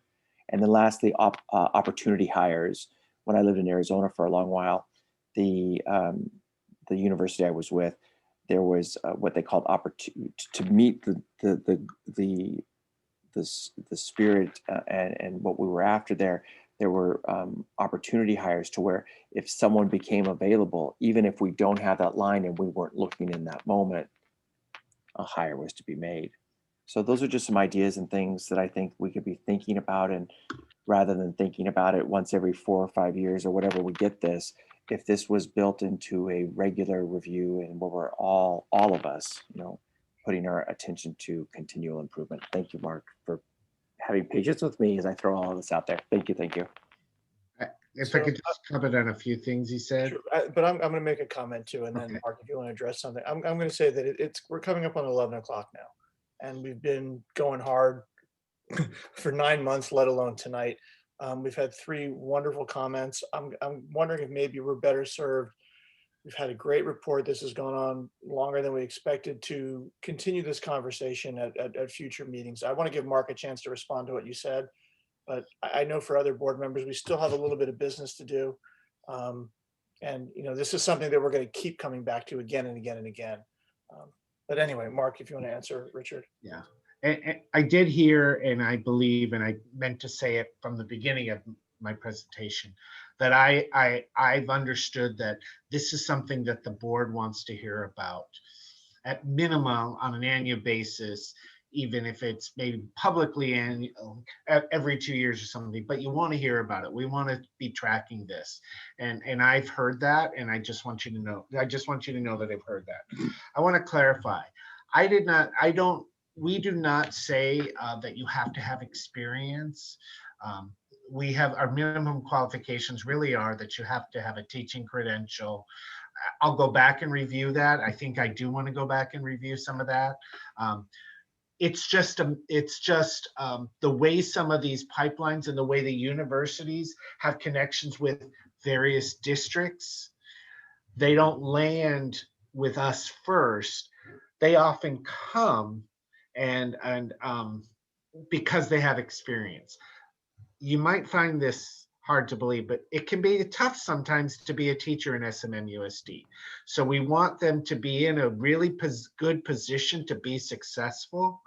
And so they're not disadvantaged by having some experience. And I think experienced people come in and say, wow, this really busted my chops. And one of my colleagues is watching this, and I hear when she talked about having come from, I think it was Inglewood, and she said, I was intimidated at first, but I became such a better teacher. And she was an excellent teacher, and she's been an excellent administrator for us. So it's just, it does help to have some experience, but it is not a requirement that they have experience. And kind of the data where people live, we probably can pull that together. And with regard to the data on gender, we probably can pull that together as well.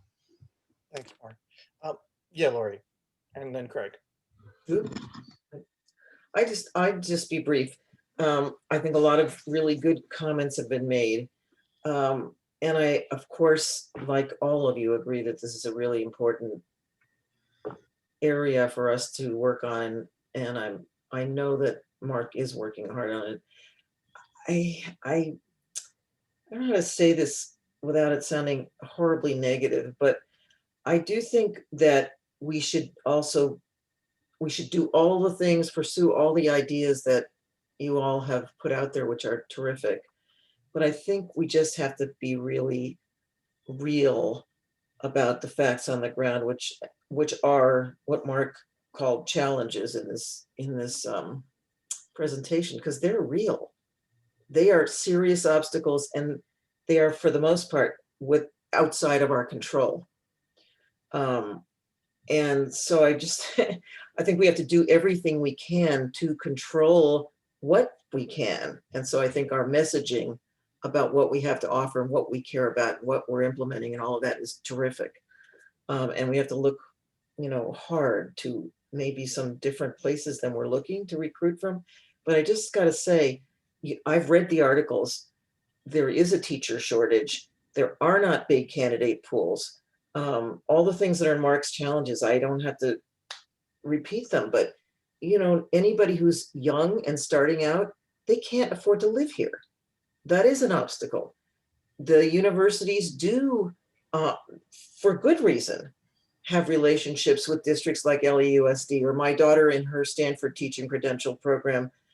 She went to East Palo Alto for her teaching, her student teaching. They didn't push her into Palo Alto schools, which are frankly more like our schools, and with good reason. So it's really hard to shift that and get an into that, so I can understand why Mark puts that out there. So I just also just wanted to inject a dose of, I guess, realism about some concrete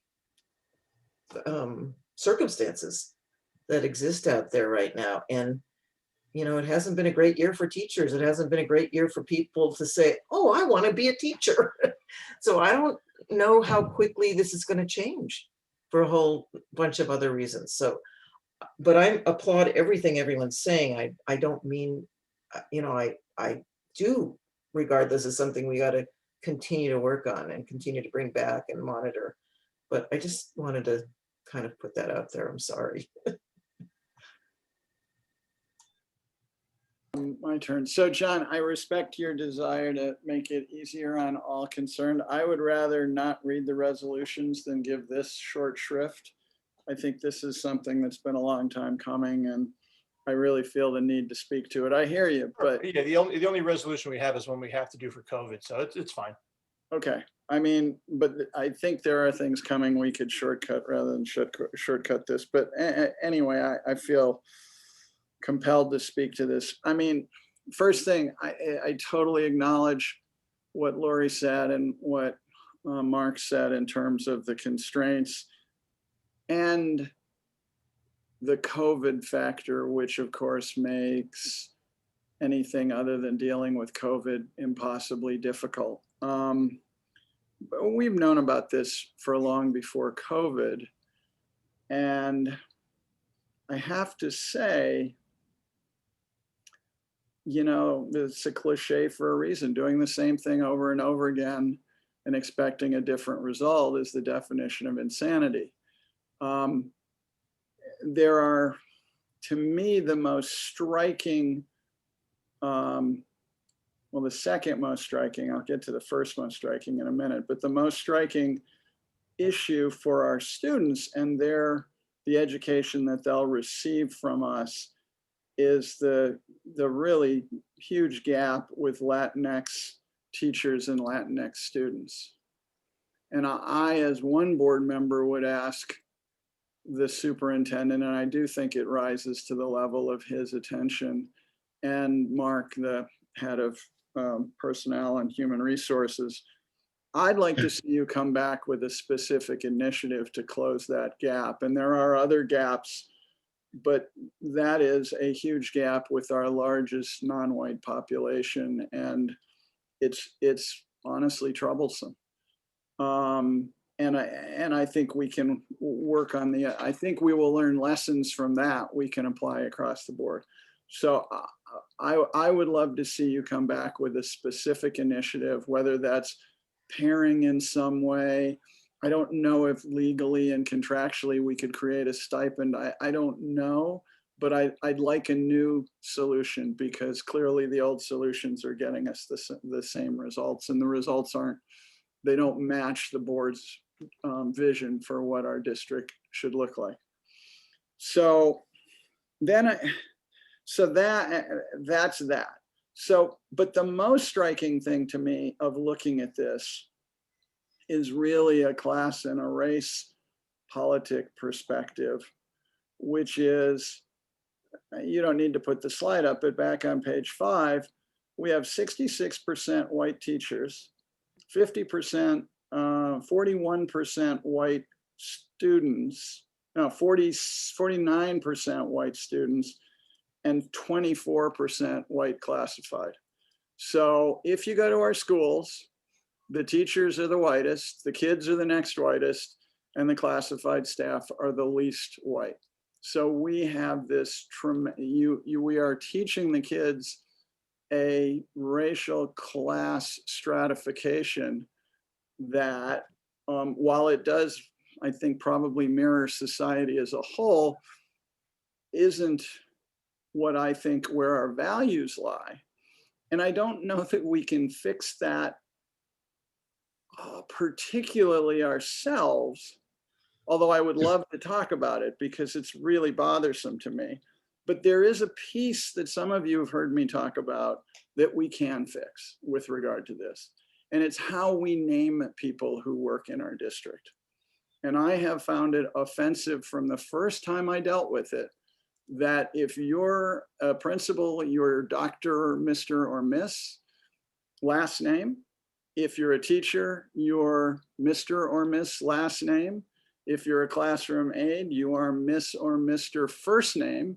And if you're a classified employee, you are first name. And we are setting a standard for these kids that some people are less important than others. And when you, or less worthy of respect than others. And when you put that against the racial demographic that I just identified, there's an implication or a you talk about subconscious bias, which we are training against. We are pounding into these kids' heads a conscious bias, or rather a subconscious bias that's exactly the one we're trying to eradicate.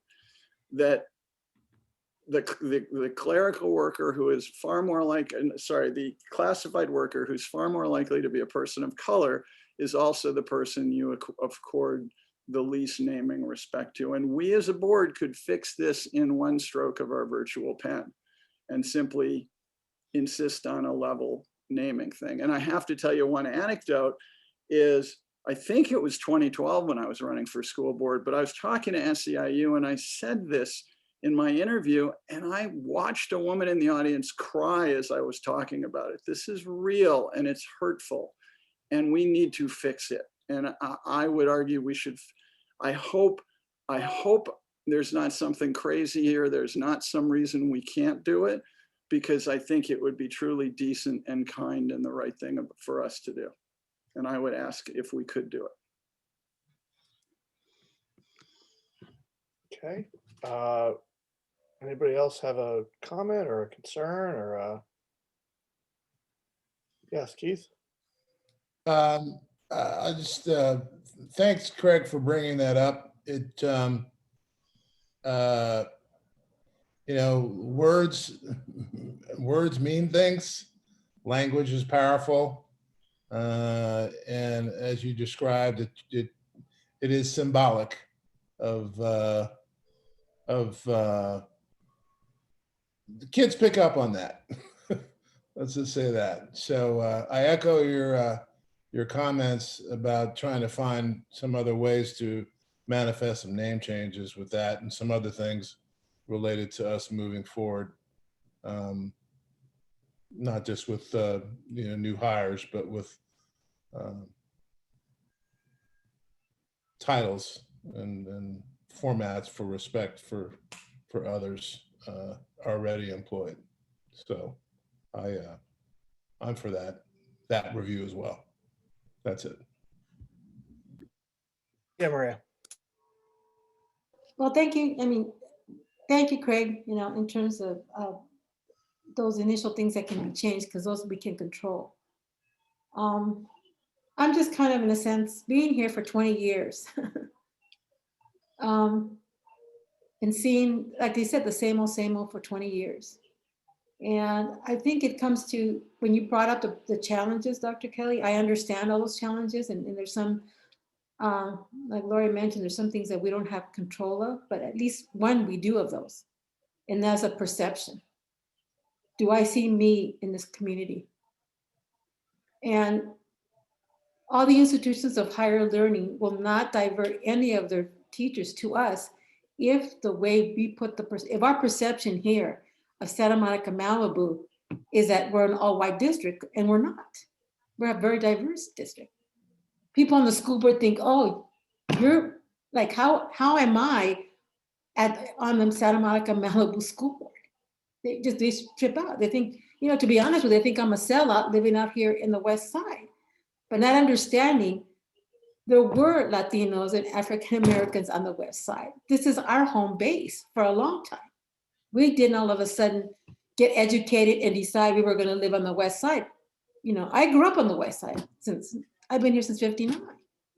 But the key is how do we change that perception? And I think that I've seen, I guess I don't recall what our little brochure is as when we go out to advertise for SMMUSD, but I think we should look at it because that we can control. That way we can kind of look at it and really paint the good picture of our mission, you know, that we're here for extraordinary education for all and while bridging the achievement gap. That's what we're here for. If we really believe that, then we can change. We can change that. I mean, that's the easiest thing I think we could do is that changing at least the marketing pieces that we go out and recruit so that when we go out there and you know, talk to the higher institutions of learning, we can do that. Dr. Mora, you know, I hate to say it, Dr. Mora, Dr. Dradi, you're our best ambassadors here in terms of our district. For the first time, we've had the 2 top positions, I think, in this district of a diverse nature. We've never had that before. And that says a lot of this district. But how can we move it forward? And I think, again, we can control that piece, that perception piece we can control real easily. And I think and if anything, I would want, you know, for us to move it in a direction like that as a board, to move it and to see how we can set up like a subcommittee that's going to look at maybe changing that perception.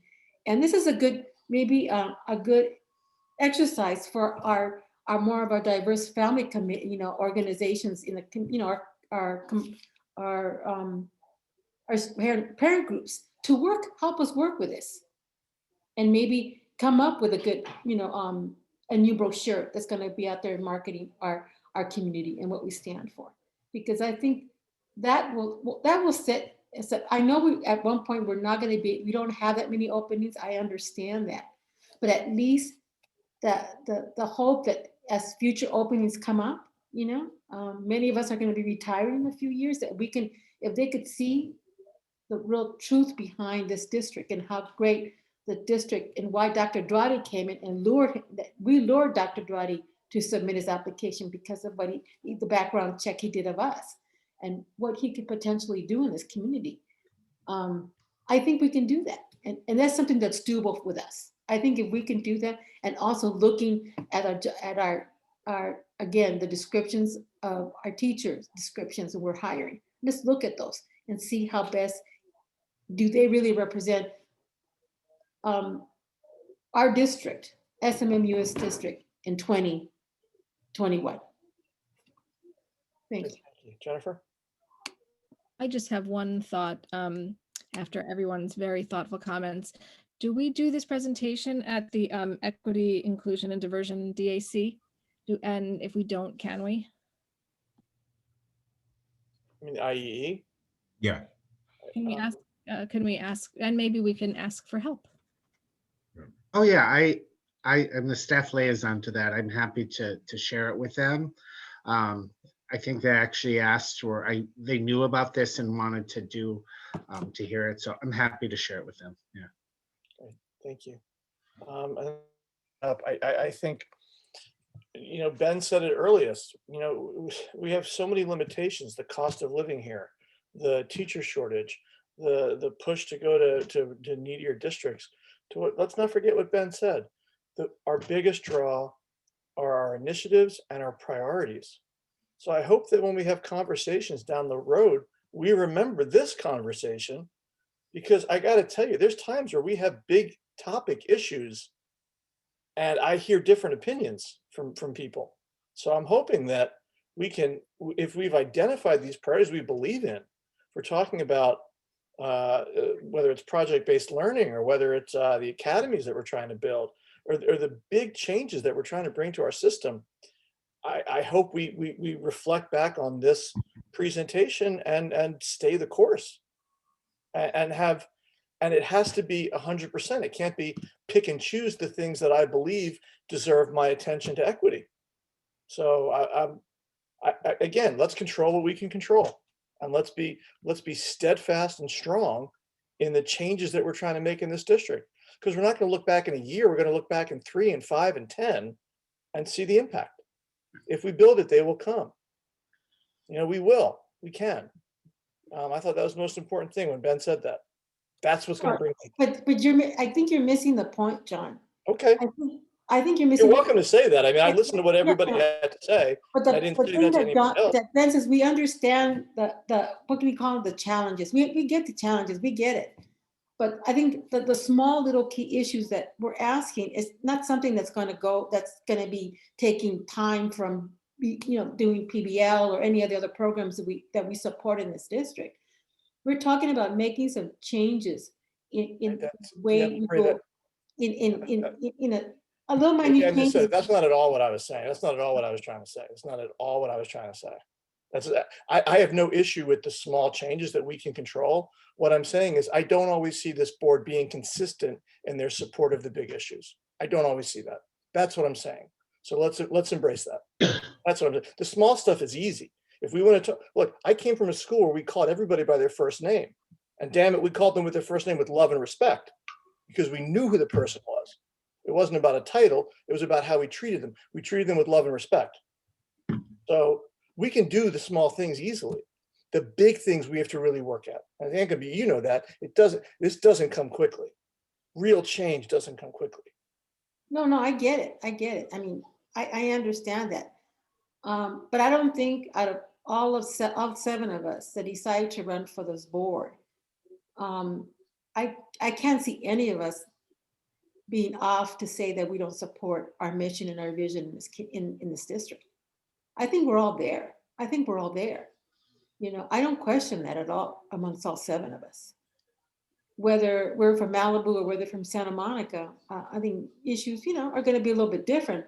But I think the perceptions in terms of making sure we're going to fully represent all kids and the kids are going to get a fair shake in terms of their 12 years or 13 years of education in this district, in terms of equity, that's what we're talking about. And all the programs that we're working with all fall under that. I think we're all there. I'm just talking about again, looking at some of the perceptions that we can control at this moment, in terms of what Craig said, and are referencing to teachers, whether they're doctors. I always make it a point to not say Ben or Jackie. I always say Dr. Mora and Dr. Dradi because they've earned their degrees. Dr. Yuri, all the doctors that we have, in this district. I always give them that honor because they've earned their doctors. But I think we have that moment right now that we have everybody captured, that at least if we can move towards a direction of maybe even looking at our brochures of how we go out there and recruit to market this district. I think that's the only thing that I'm asking, that we get, maybe the viewpoints from the IEEDAC and other, parents of color, the groups, to come in and maybe give their comments and seeing what we can maybe do to maybe begin to change that little piece of how we go out and recruit. That's all. I absolutely hear you. And it pains me every time I hear a member of our audience refer to Dradi. Pains me. Here's a man who came here and earned his doctorate. Yeah. And people refer to Dradi. Yeah. Pains me every time, because there's no respect behind that. I call him Ben with respect, love and respect. No, I get it when we talk personally one-on-one, but even in these meetings, we have to give him the respect and Dr. Mora the respect because we're in a public meeting. Correct. If we're one-on-one in our own confidential meetings and all that kind of one-on-ones, okay, it's accepted. But we're in a public meeting where then we ourselves have to then, show that we do, hold them in respect by calling them, by using Dr. Kelly too. Everybody who's a doctor's. So can we take a straw vote? Because I've heard there's 4 sort of proposals here from different people. One is the Ben initiative to reduce these, and whether we make it broadly or specific Latinx I would leave to Ben, but that Ben and staff would bring us back a specific initiative to attempt to further close these gaps with our teaching staff and our students. The second one was the naming thing, that some proposal to level naming. The third was Maria's to review our PR and to make sure that we're presenting ourselves as the diverse, inclusive, open-hearted district that we are. And then the last one, which is I think low-hanging fruit, is that Dr. Kelly would take this presentation to the IEDAC, and he and the board liaisons would solicit support and advice and ideas from that group as to both how we could broadly address perceptions and teach, and then the teacher gaps and the staffing gaps. So can I get a clarification on the one proposal about the naming? I guess I'll check with, I can check with legal counsel or even Dr. Kelly about, are we talking about a mandate to say, let's call people a certain way, or raising the awareness that that's disrespectful and let it be a part of just our. I think you've got to, I think that would be what you, that's why I'm asking you to bring it back to us. And that's why I caveated it the way I did, because that part you got to figure out. But it is, I mean, in a perfect world, to me, we would pick a level and everybody's that level, whether it's John's, we're all first name, or it might be all last name. But to me, it would be a mandate, because it's BS and it shouldn't exist. But if you can't get there for reasons that, and I'm only one board member, but that's why we're saying, Ben, bring us back the closest thing to that you can get. I think you understand the spirit of it. Got it. So that, yeah. And if there are constraints, you just have to tell us what the constraints are. But I would get as close to the ideal as I could get. Got it. That would be my suggestion. But again, we got to have a straw vote, because I don't know that that's the will of the board. Lori? Muted. I feel like we've gone, not that these things aren't important, but we've somewhat gotten off track. I'm willing to have that discussion, because the one I'm just going to stick to the one point at some future meeting, because to me, it's all about respect. And they're different. John just told a story about respect, which was one version. You're talking about something else, which another situation which you feel is disrespectful. I mean, what I'm trying to do is say, this is worthy of a discussion, not at 11:30 at night. And I don't know what should be proposed, because the underlying issue is, how do we treat people, all people who work here, go to school here, whatever, work in whatever capacity, with respect. And if the name is, if how we call people is the answer to that, maybe it is. I don't know if it is. I know that the underlying issue is about respect. And maybe, and I worry, I don't want to have this discussion now because it's too late, but I just want to share my concerns. I mean, if we're going to do it. So I'm happy for it to come back at some point, because I think it's a worthy conversation because of what underlies it, more than that I know what the solution, the right solution is. Richard? Sorry, I had to get around, start moving around my house so I could try to wake up again. What about setting up a subcommittee of our board to work with Dr. Kelly? Idea. And then flush all this out. Is that how you say it? Flush it out, flush it. I can't even talk. That we work on this and come back to it. I really do think that there are great things that we could be doing here. And we've used subcommittees before and to some success, actually. And so I would like to recommend that, noting that we take everything that Craig has mentioned, and Jen and Maria and everything tonight, and then see if that subcommittee can come back with some, I can't even remember what we call them at my place of work, but we come up with little plans, right? So when you do program review, you say what you've done well and where you need to do a little work. And then you say, what 1 or 2 things are we going to focus on over the course of the next 12 months? And we'll decide on that. And then that can come back to us when we do our continual improvement. We'll see how we've done.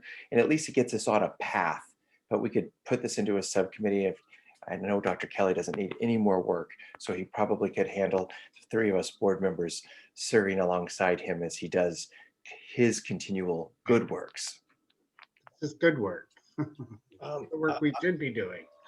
I'm happy to take that as the next step, to form a subcommittee to address some of these issues. I think that we've been so good about really trying to focus on reopening schools and making that staff's priority.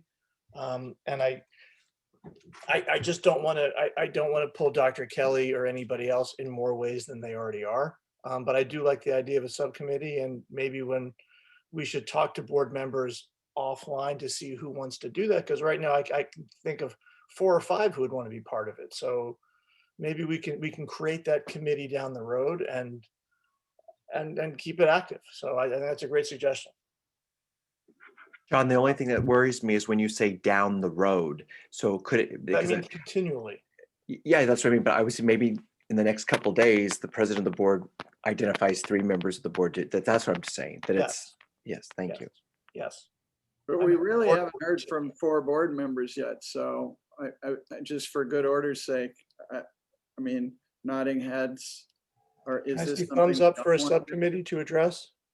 Great, I've got 7. There we go. 7, Good. how about that? Just wanted to make sure.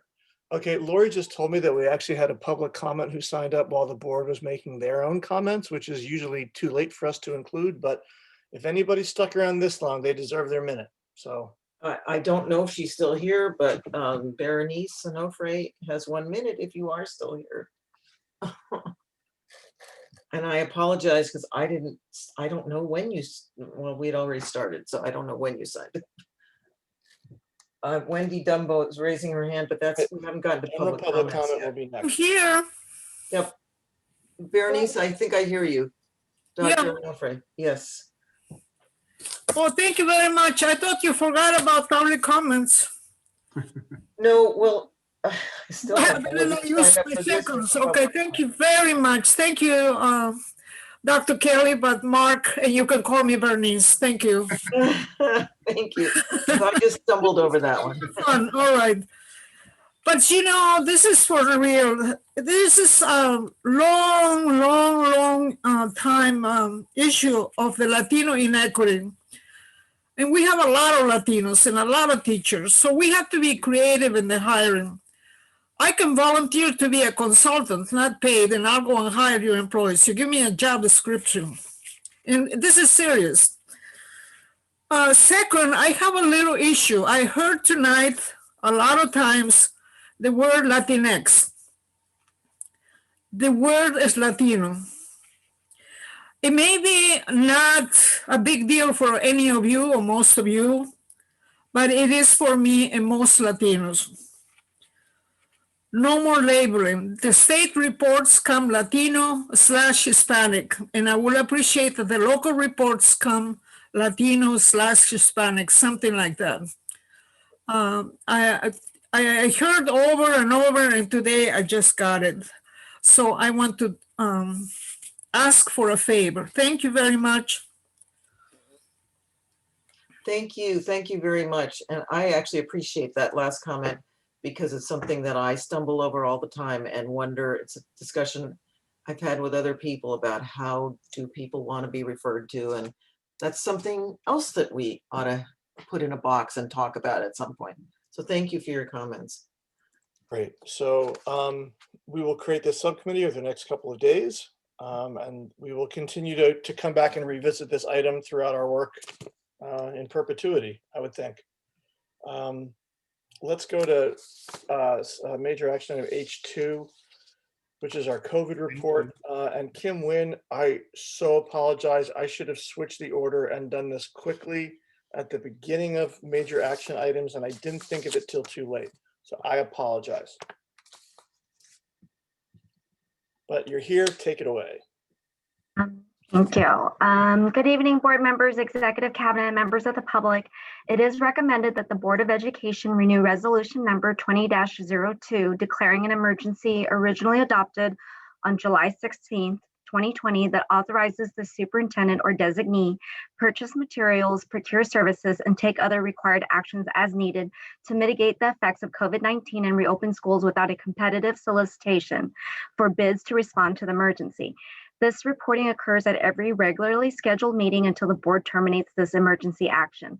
Attached to this agenda item is a running report of the services, equipment, materials, and/or supplies. The board must vote by roll call and by 4/5 vote to continue the emergency action and to approve the resolution. Since the last reporting, the following materials and/or services were obtained by the district: iPads for operations supervisors, driver back transit curtains for transportation department fleet, printing of COVID signage, Cambro food carrier bags for all school sites, ICC contract for income qualified and English learner program qualified households, FreshBooks licensed software for ed technology, banker boxes for Roosevelt Elementary, asset tags for tagging ed technology and equipment, rollable sneeze guards and retractable banner shields, tables, table carts, umbrellas, and umbrella bases for Mir Smash, Obama Center, PBL, Olympic High, Adult Ed, and Roosevelt Elementary for outdoor dining, disposable ear cushion covers and audio wipes and towelettes for headphones and headsets for health office staff, bottle filler faucets to replace drinking fountains inside classrooms, and lastly, open order for classroom supplies needed for school reopening for child development services. Thank you. Great, thank you so much. Do I have a motion to approve this resolution? Moved by Maria, seconded by Craig. This is a roll call. We need 5 votes for this to pass. So we'll do the roll call. Richard, Yes. Lori, Yes. Jennifer, Yes. Keith, Yeah. Greg. Thumbs up, Maria. Yes. And I'm a yes, so that is 7-0. Wonderful. Thank you, Kim. We appreciate your stick-to-itiveness and presentation of that report. We have 3 information items. Dr. Mora has mentioned that if anybody has questions for her, please reach out to her. She'd be more than happy to talk about these, but they're exciting new courses under information items. And now this brings us to general public comment. I think we have 2 people who have stuck around. I don't know who stuck around, but I think we have 3. Nikki Kolhoff, if she's still here. Wendy Dembo, who we know is here.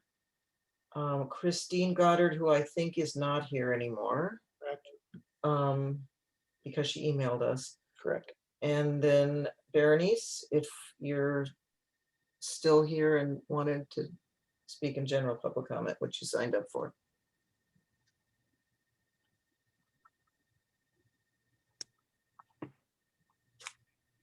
Ready?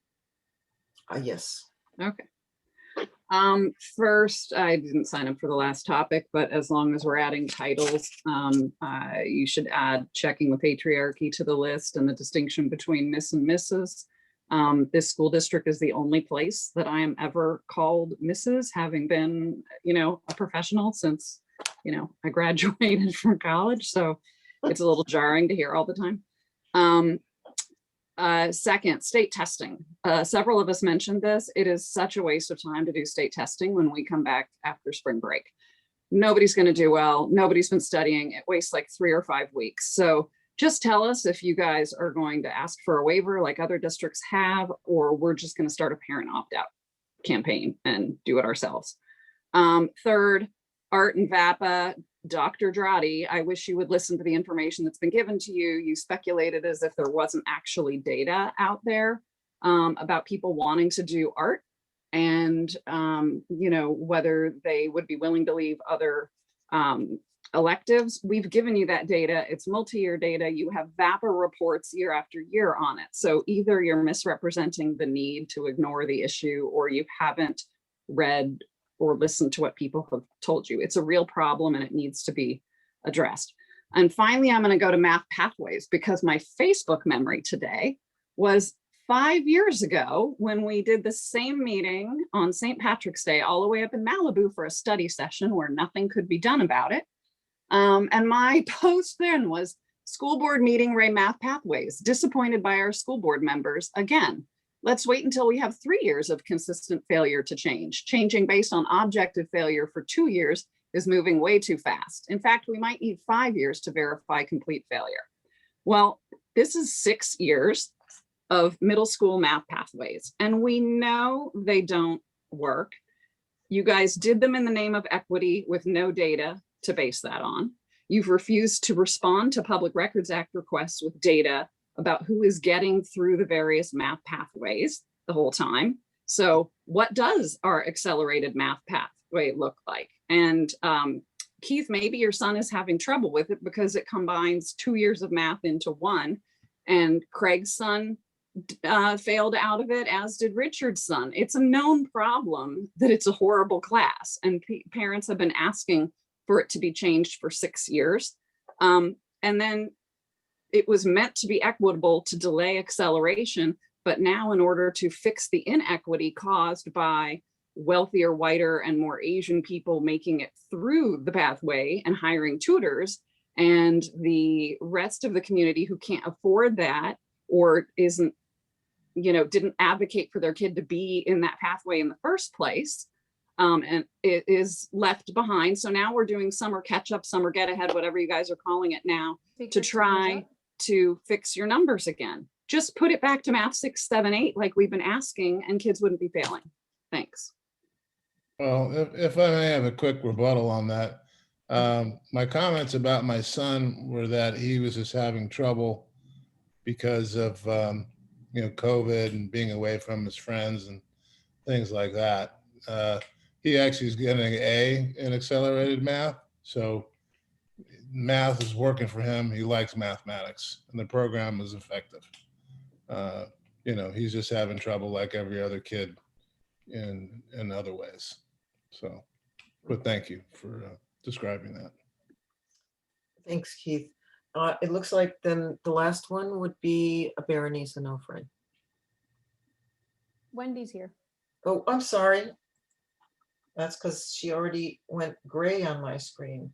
No, I'm here. You don't understand. I know you are. My daughter goes swimming. I wake up at 5 in the morning to take my daughter swimming for that she should have ISPE, but since she started in November, your program will not let her start getting ISPE credit. But I wake up at 5 in the morning to take her swimming, and I'm up here right now. I just want to say, as part of 21st century learning, I would suppose that would include data and information. I don't know where you're getting your information about people not wanting to take art at Lincoln, because everybody that I speak to at Franklin and McKinley and Roosevelt, as well as Lincoln parents, their children would like to take art. It seems that for whatever reason, if you're not musical, you're just really not given very many options that are interesting or what kids want. Like Mr. Coleman's kid likes math. My daughter likes art, but she was not able to take it. And I don't want to have other children not able to take it. And I don't understand what kind of a district you have where a principal can decide that they're not going to spend money on art. It's not like we've said, oh, we want to translate Ovid. Art is basic. It is a basic thing. You should have it. It should be something that's district-wide, something that everyone has the equity to take. It shouldn't just be up to a principal or the site to decide what could be taken. When it comes to something as basic, that would be like, would the principal be able to just say, we can't take math? Like, I'm not going to pay for math. It's just maddening. And I also am concerned about the math pathways. My daughter's doing very well, but I wonder about other kids, but mostly I wonder about art. Again, I know 3 families from Franklin where their daughters are going to Archer. And one of the main reasons is they knew that their children need art. They're not musical, and they wouldn't be offered art in 6th grade. And so they're leaving. And I also know families that are now, my daughter's friends from 7th grade are now going to Paul Revere next year. And part of that is for art as well, for more options with electives. So I'm just saying that, but I really feel like if you are for 21st century learning, you should use 21st century data and look at things. I know that you guys love surveys. Why don't you send out a survey to all of the 5th grade families at Lincoln, McKinley, Roosevelt, as well as the 6th grade families at Lincoln and the 7th grade families at Lincoln, and ask them if their child was offered an art class, if they would take that art class. Then you would have data right there in black and white, and you would Speaker's time know is up. if there is a need or desire. The VAPA report said 67 7th graders could not take art last year. That is 2 classes. That is a lot of kids who could not take an elective that they wanted.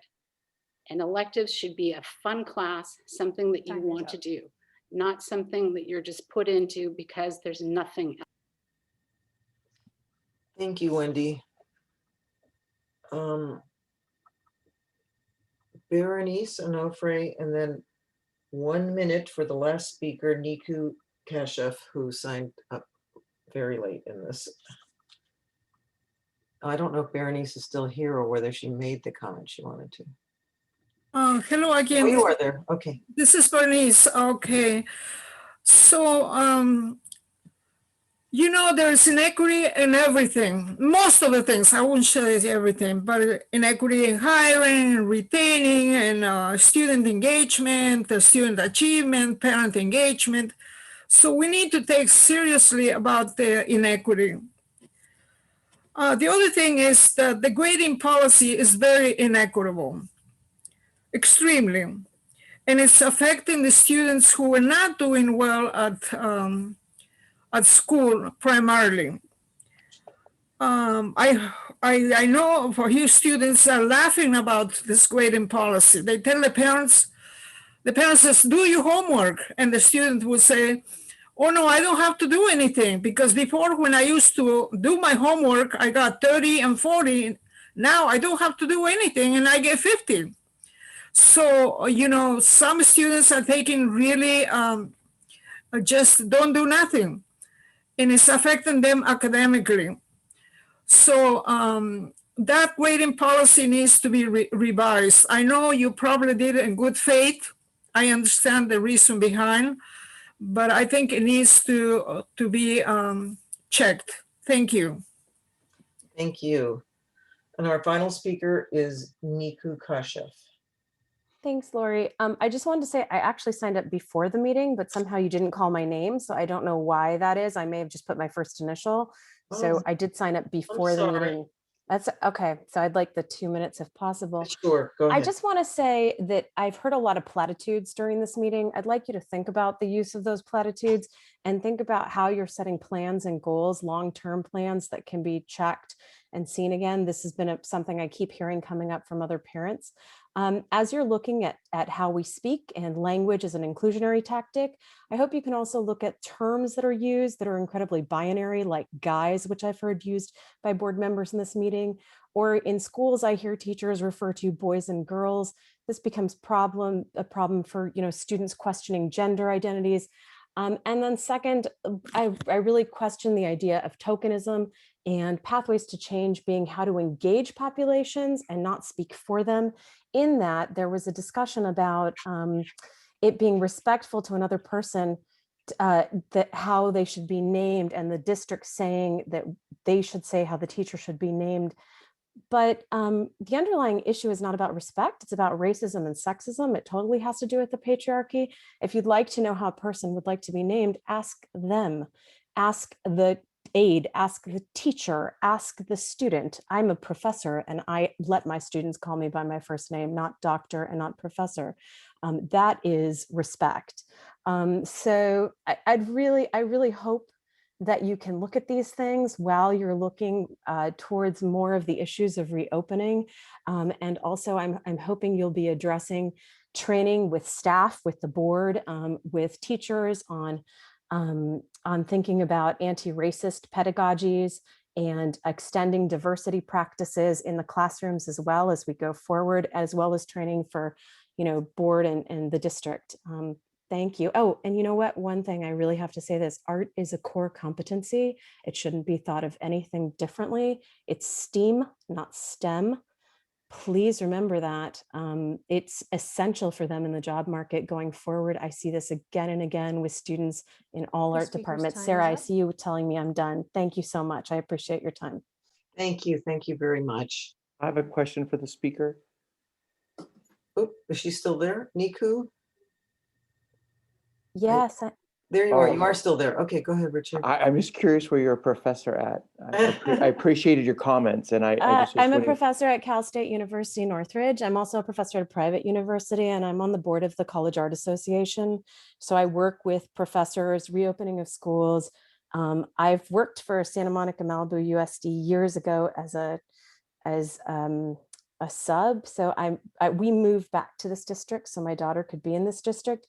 Things that I hear worry me, the art not being in schools is really worrisome. How we're naming here and othering here is worrisome. And I'm hoping as a board and the district will really think about how we're including others and their voices rather than thinking of them in a different situation. If you want to engage someone, engage the group, don't speak for them. So yes, that's what I'm a I only asked professor in. because I'm genuinely appreciative of your comments. Thank you. Thank you, Richard. I appreciate you as well. Bye-bye. Thank you all for your hard work. Thank you. Thank you so much. That does complete Okay. our public comments. I'm gonna, unless anybody has anything they would like to add, I would like to move to our adjournment, which will be adjourning in memory of two individuals who are cherished in our community. So unless anybody has something they need to jump in within, we're going to adjourn our meeting tonight in memory of two individuals. Our first one is Joseph Castellanos. He's a former plant supervisor for M&O who passed away from complications of COVID earlier this week. Joe worked for SMM-USD from January 2015 to January 2018, first at SAMO and then Malibu High School. He was currently working at Downey Unified as a custodial coordinator. His best friend at SMM-USD remembered Joe saying he loved cooking, playing golf, watching his girls play softball on the weekends, and loved everything Star Wars and everything 80s and 90s. He was my close friend, and he rarely thought about himself. Joe is survived by 5 children, ages 15 to 25, and a 2-year-old grandson. Joe's sister Kimberly, also a former SMM-USD employee, started a GoFundMe page for his family. And then our final adjournment will be in memory of Bill Mortensen, who's a Santa Monica businessman, SMM-USD graduate, and a dedicated philanthropist. Bill enrolled at Lincoln Middle School when his family relocated to Santa Monica, and then went on to graduate from Santa Monica High School. He attended USC, graduating with a business degree in 1954. He served in the Navy for 3 years and then started his banking career in 1957 as an appraiser at First Federal Savings, later known as First Federal Bank. He became president of First Federal in 1969, later served as CEO and chairman until his retirement in 1997. Bill loved and respected his grandfather and followed his grandfather's generous ways. Bill often described his grandfather's generosity as legendary, but Bill's generosity was absolutely legendary as well. He often said his grandfather taught him that it felt better to give than receive, and in fact, he said that if it didn't hurt to give, then it wasn't really a charitable gift. In 1998, Bill donated $100,000 to support the Education Foundation for Academics Endowment, which continues to enrich and support generations of students. At that time, Bill's gift was the largest the Ed Foundation had ever received and was a testament to his commitment to public education in our community. He also made donations to Will Rogers, Roosevelt, and Samo High. In fact, Samo High's library is named the Mortensen Library. He was always willing to help. From former Will Rogers and Roosevelt Elementary School principal Natalie Burton, she said, "I first met Bill Mortensen 30 years ago at a Teach for America event when I spoke about my teaching experience and the mission of TFA. He was a tremendous supporter and asked me and former Superintendent Neil Schmidt to speak to the First Federal Board of Directors. This formed a strong partnership between First Federal, Bill Mortensen, and our district. When Natalie became principal of Will Rogers, when I became principal of Will Rogers, I'm reading for Natalie, in 1997, he was our biggest supporter in many instrumental ways. He fully funded a multi-year program that used research-based strategies to support students in grades 3 through 5 who were performing significantly below grade level. He always had a miraculous heart of gold and an unwavering dedication to meeting the various needs of all students across SMM-USD throughout his entire life. He cared so deeply for all students and was always 100% part of many meaningful journeys to support their achievement. I will always treasure his impact upon me and the SMM-USD families. Bill's generosity in the community also included St. John's Hospital, the YMCA, Santa Monica Boys and Girls Club, as well as countless others. Bill will be remembered for more than his generous philanthropic support. He was a kind, thoughtful, and caring community leader who will be greatly missed. So in memory of Joe Castellanos and Bill Mortensen, the individuals who were murdered in Atlanta, and for the 500,000 of our fellow country people who have perished from COVID, we close this meeting in their memory. Thank you all.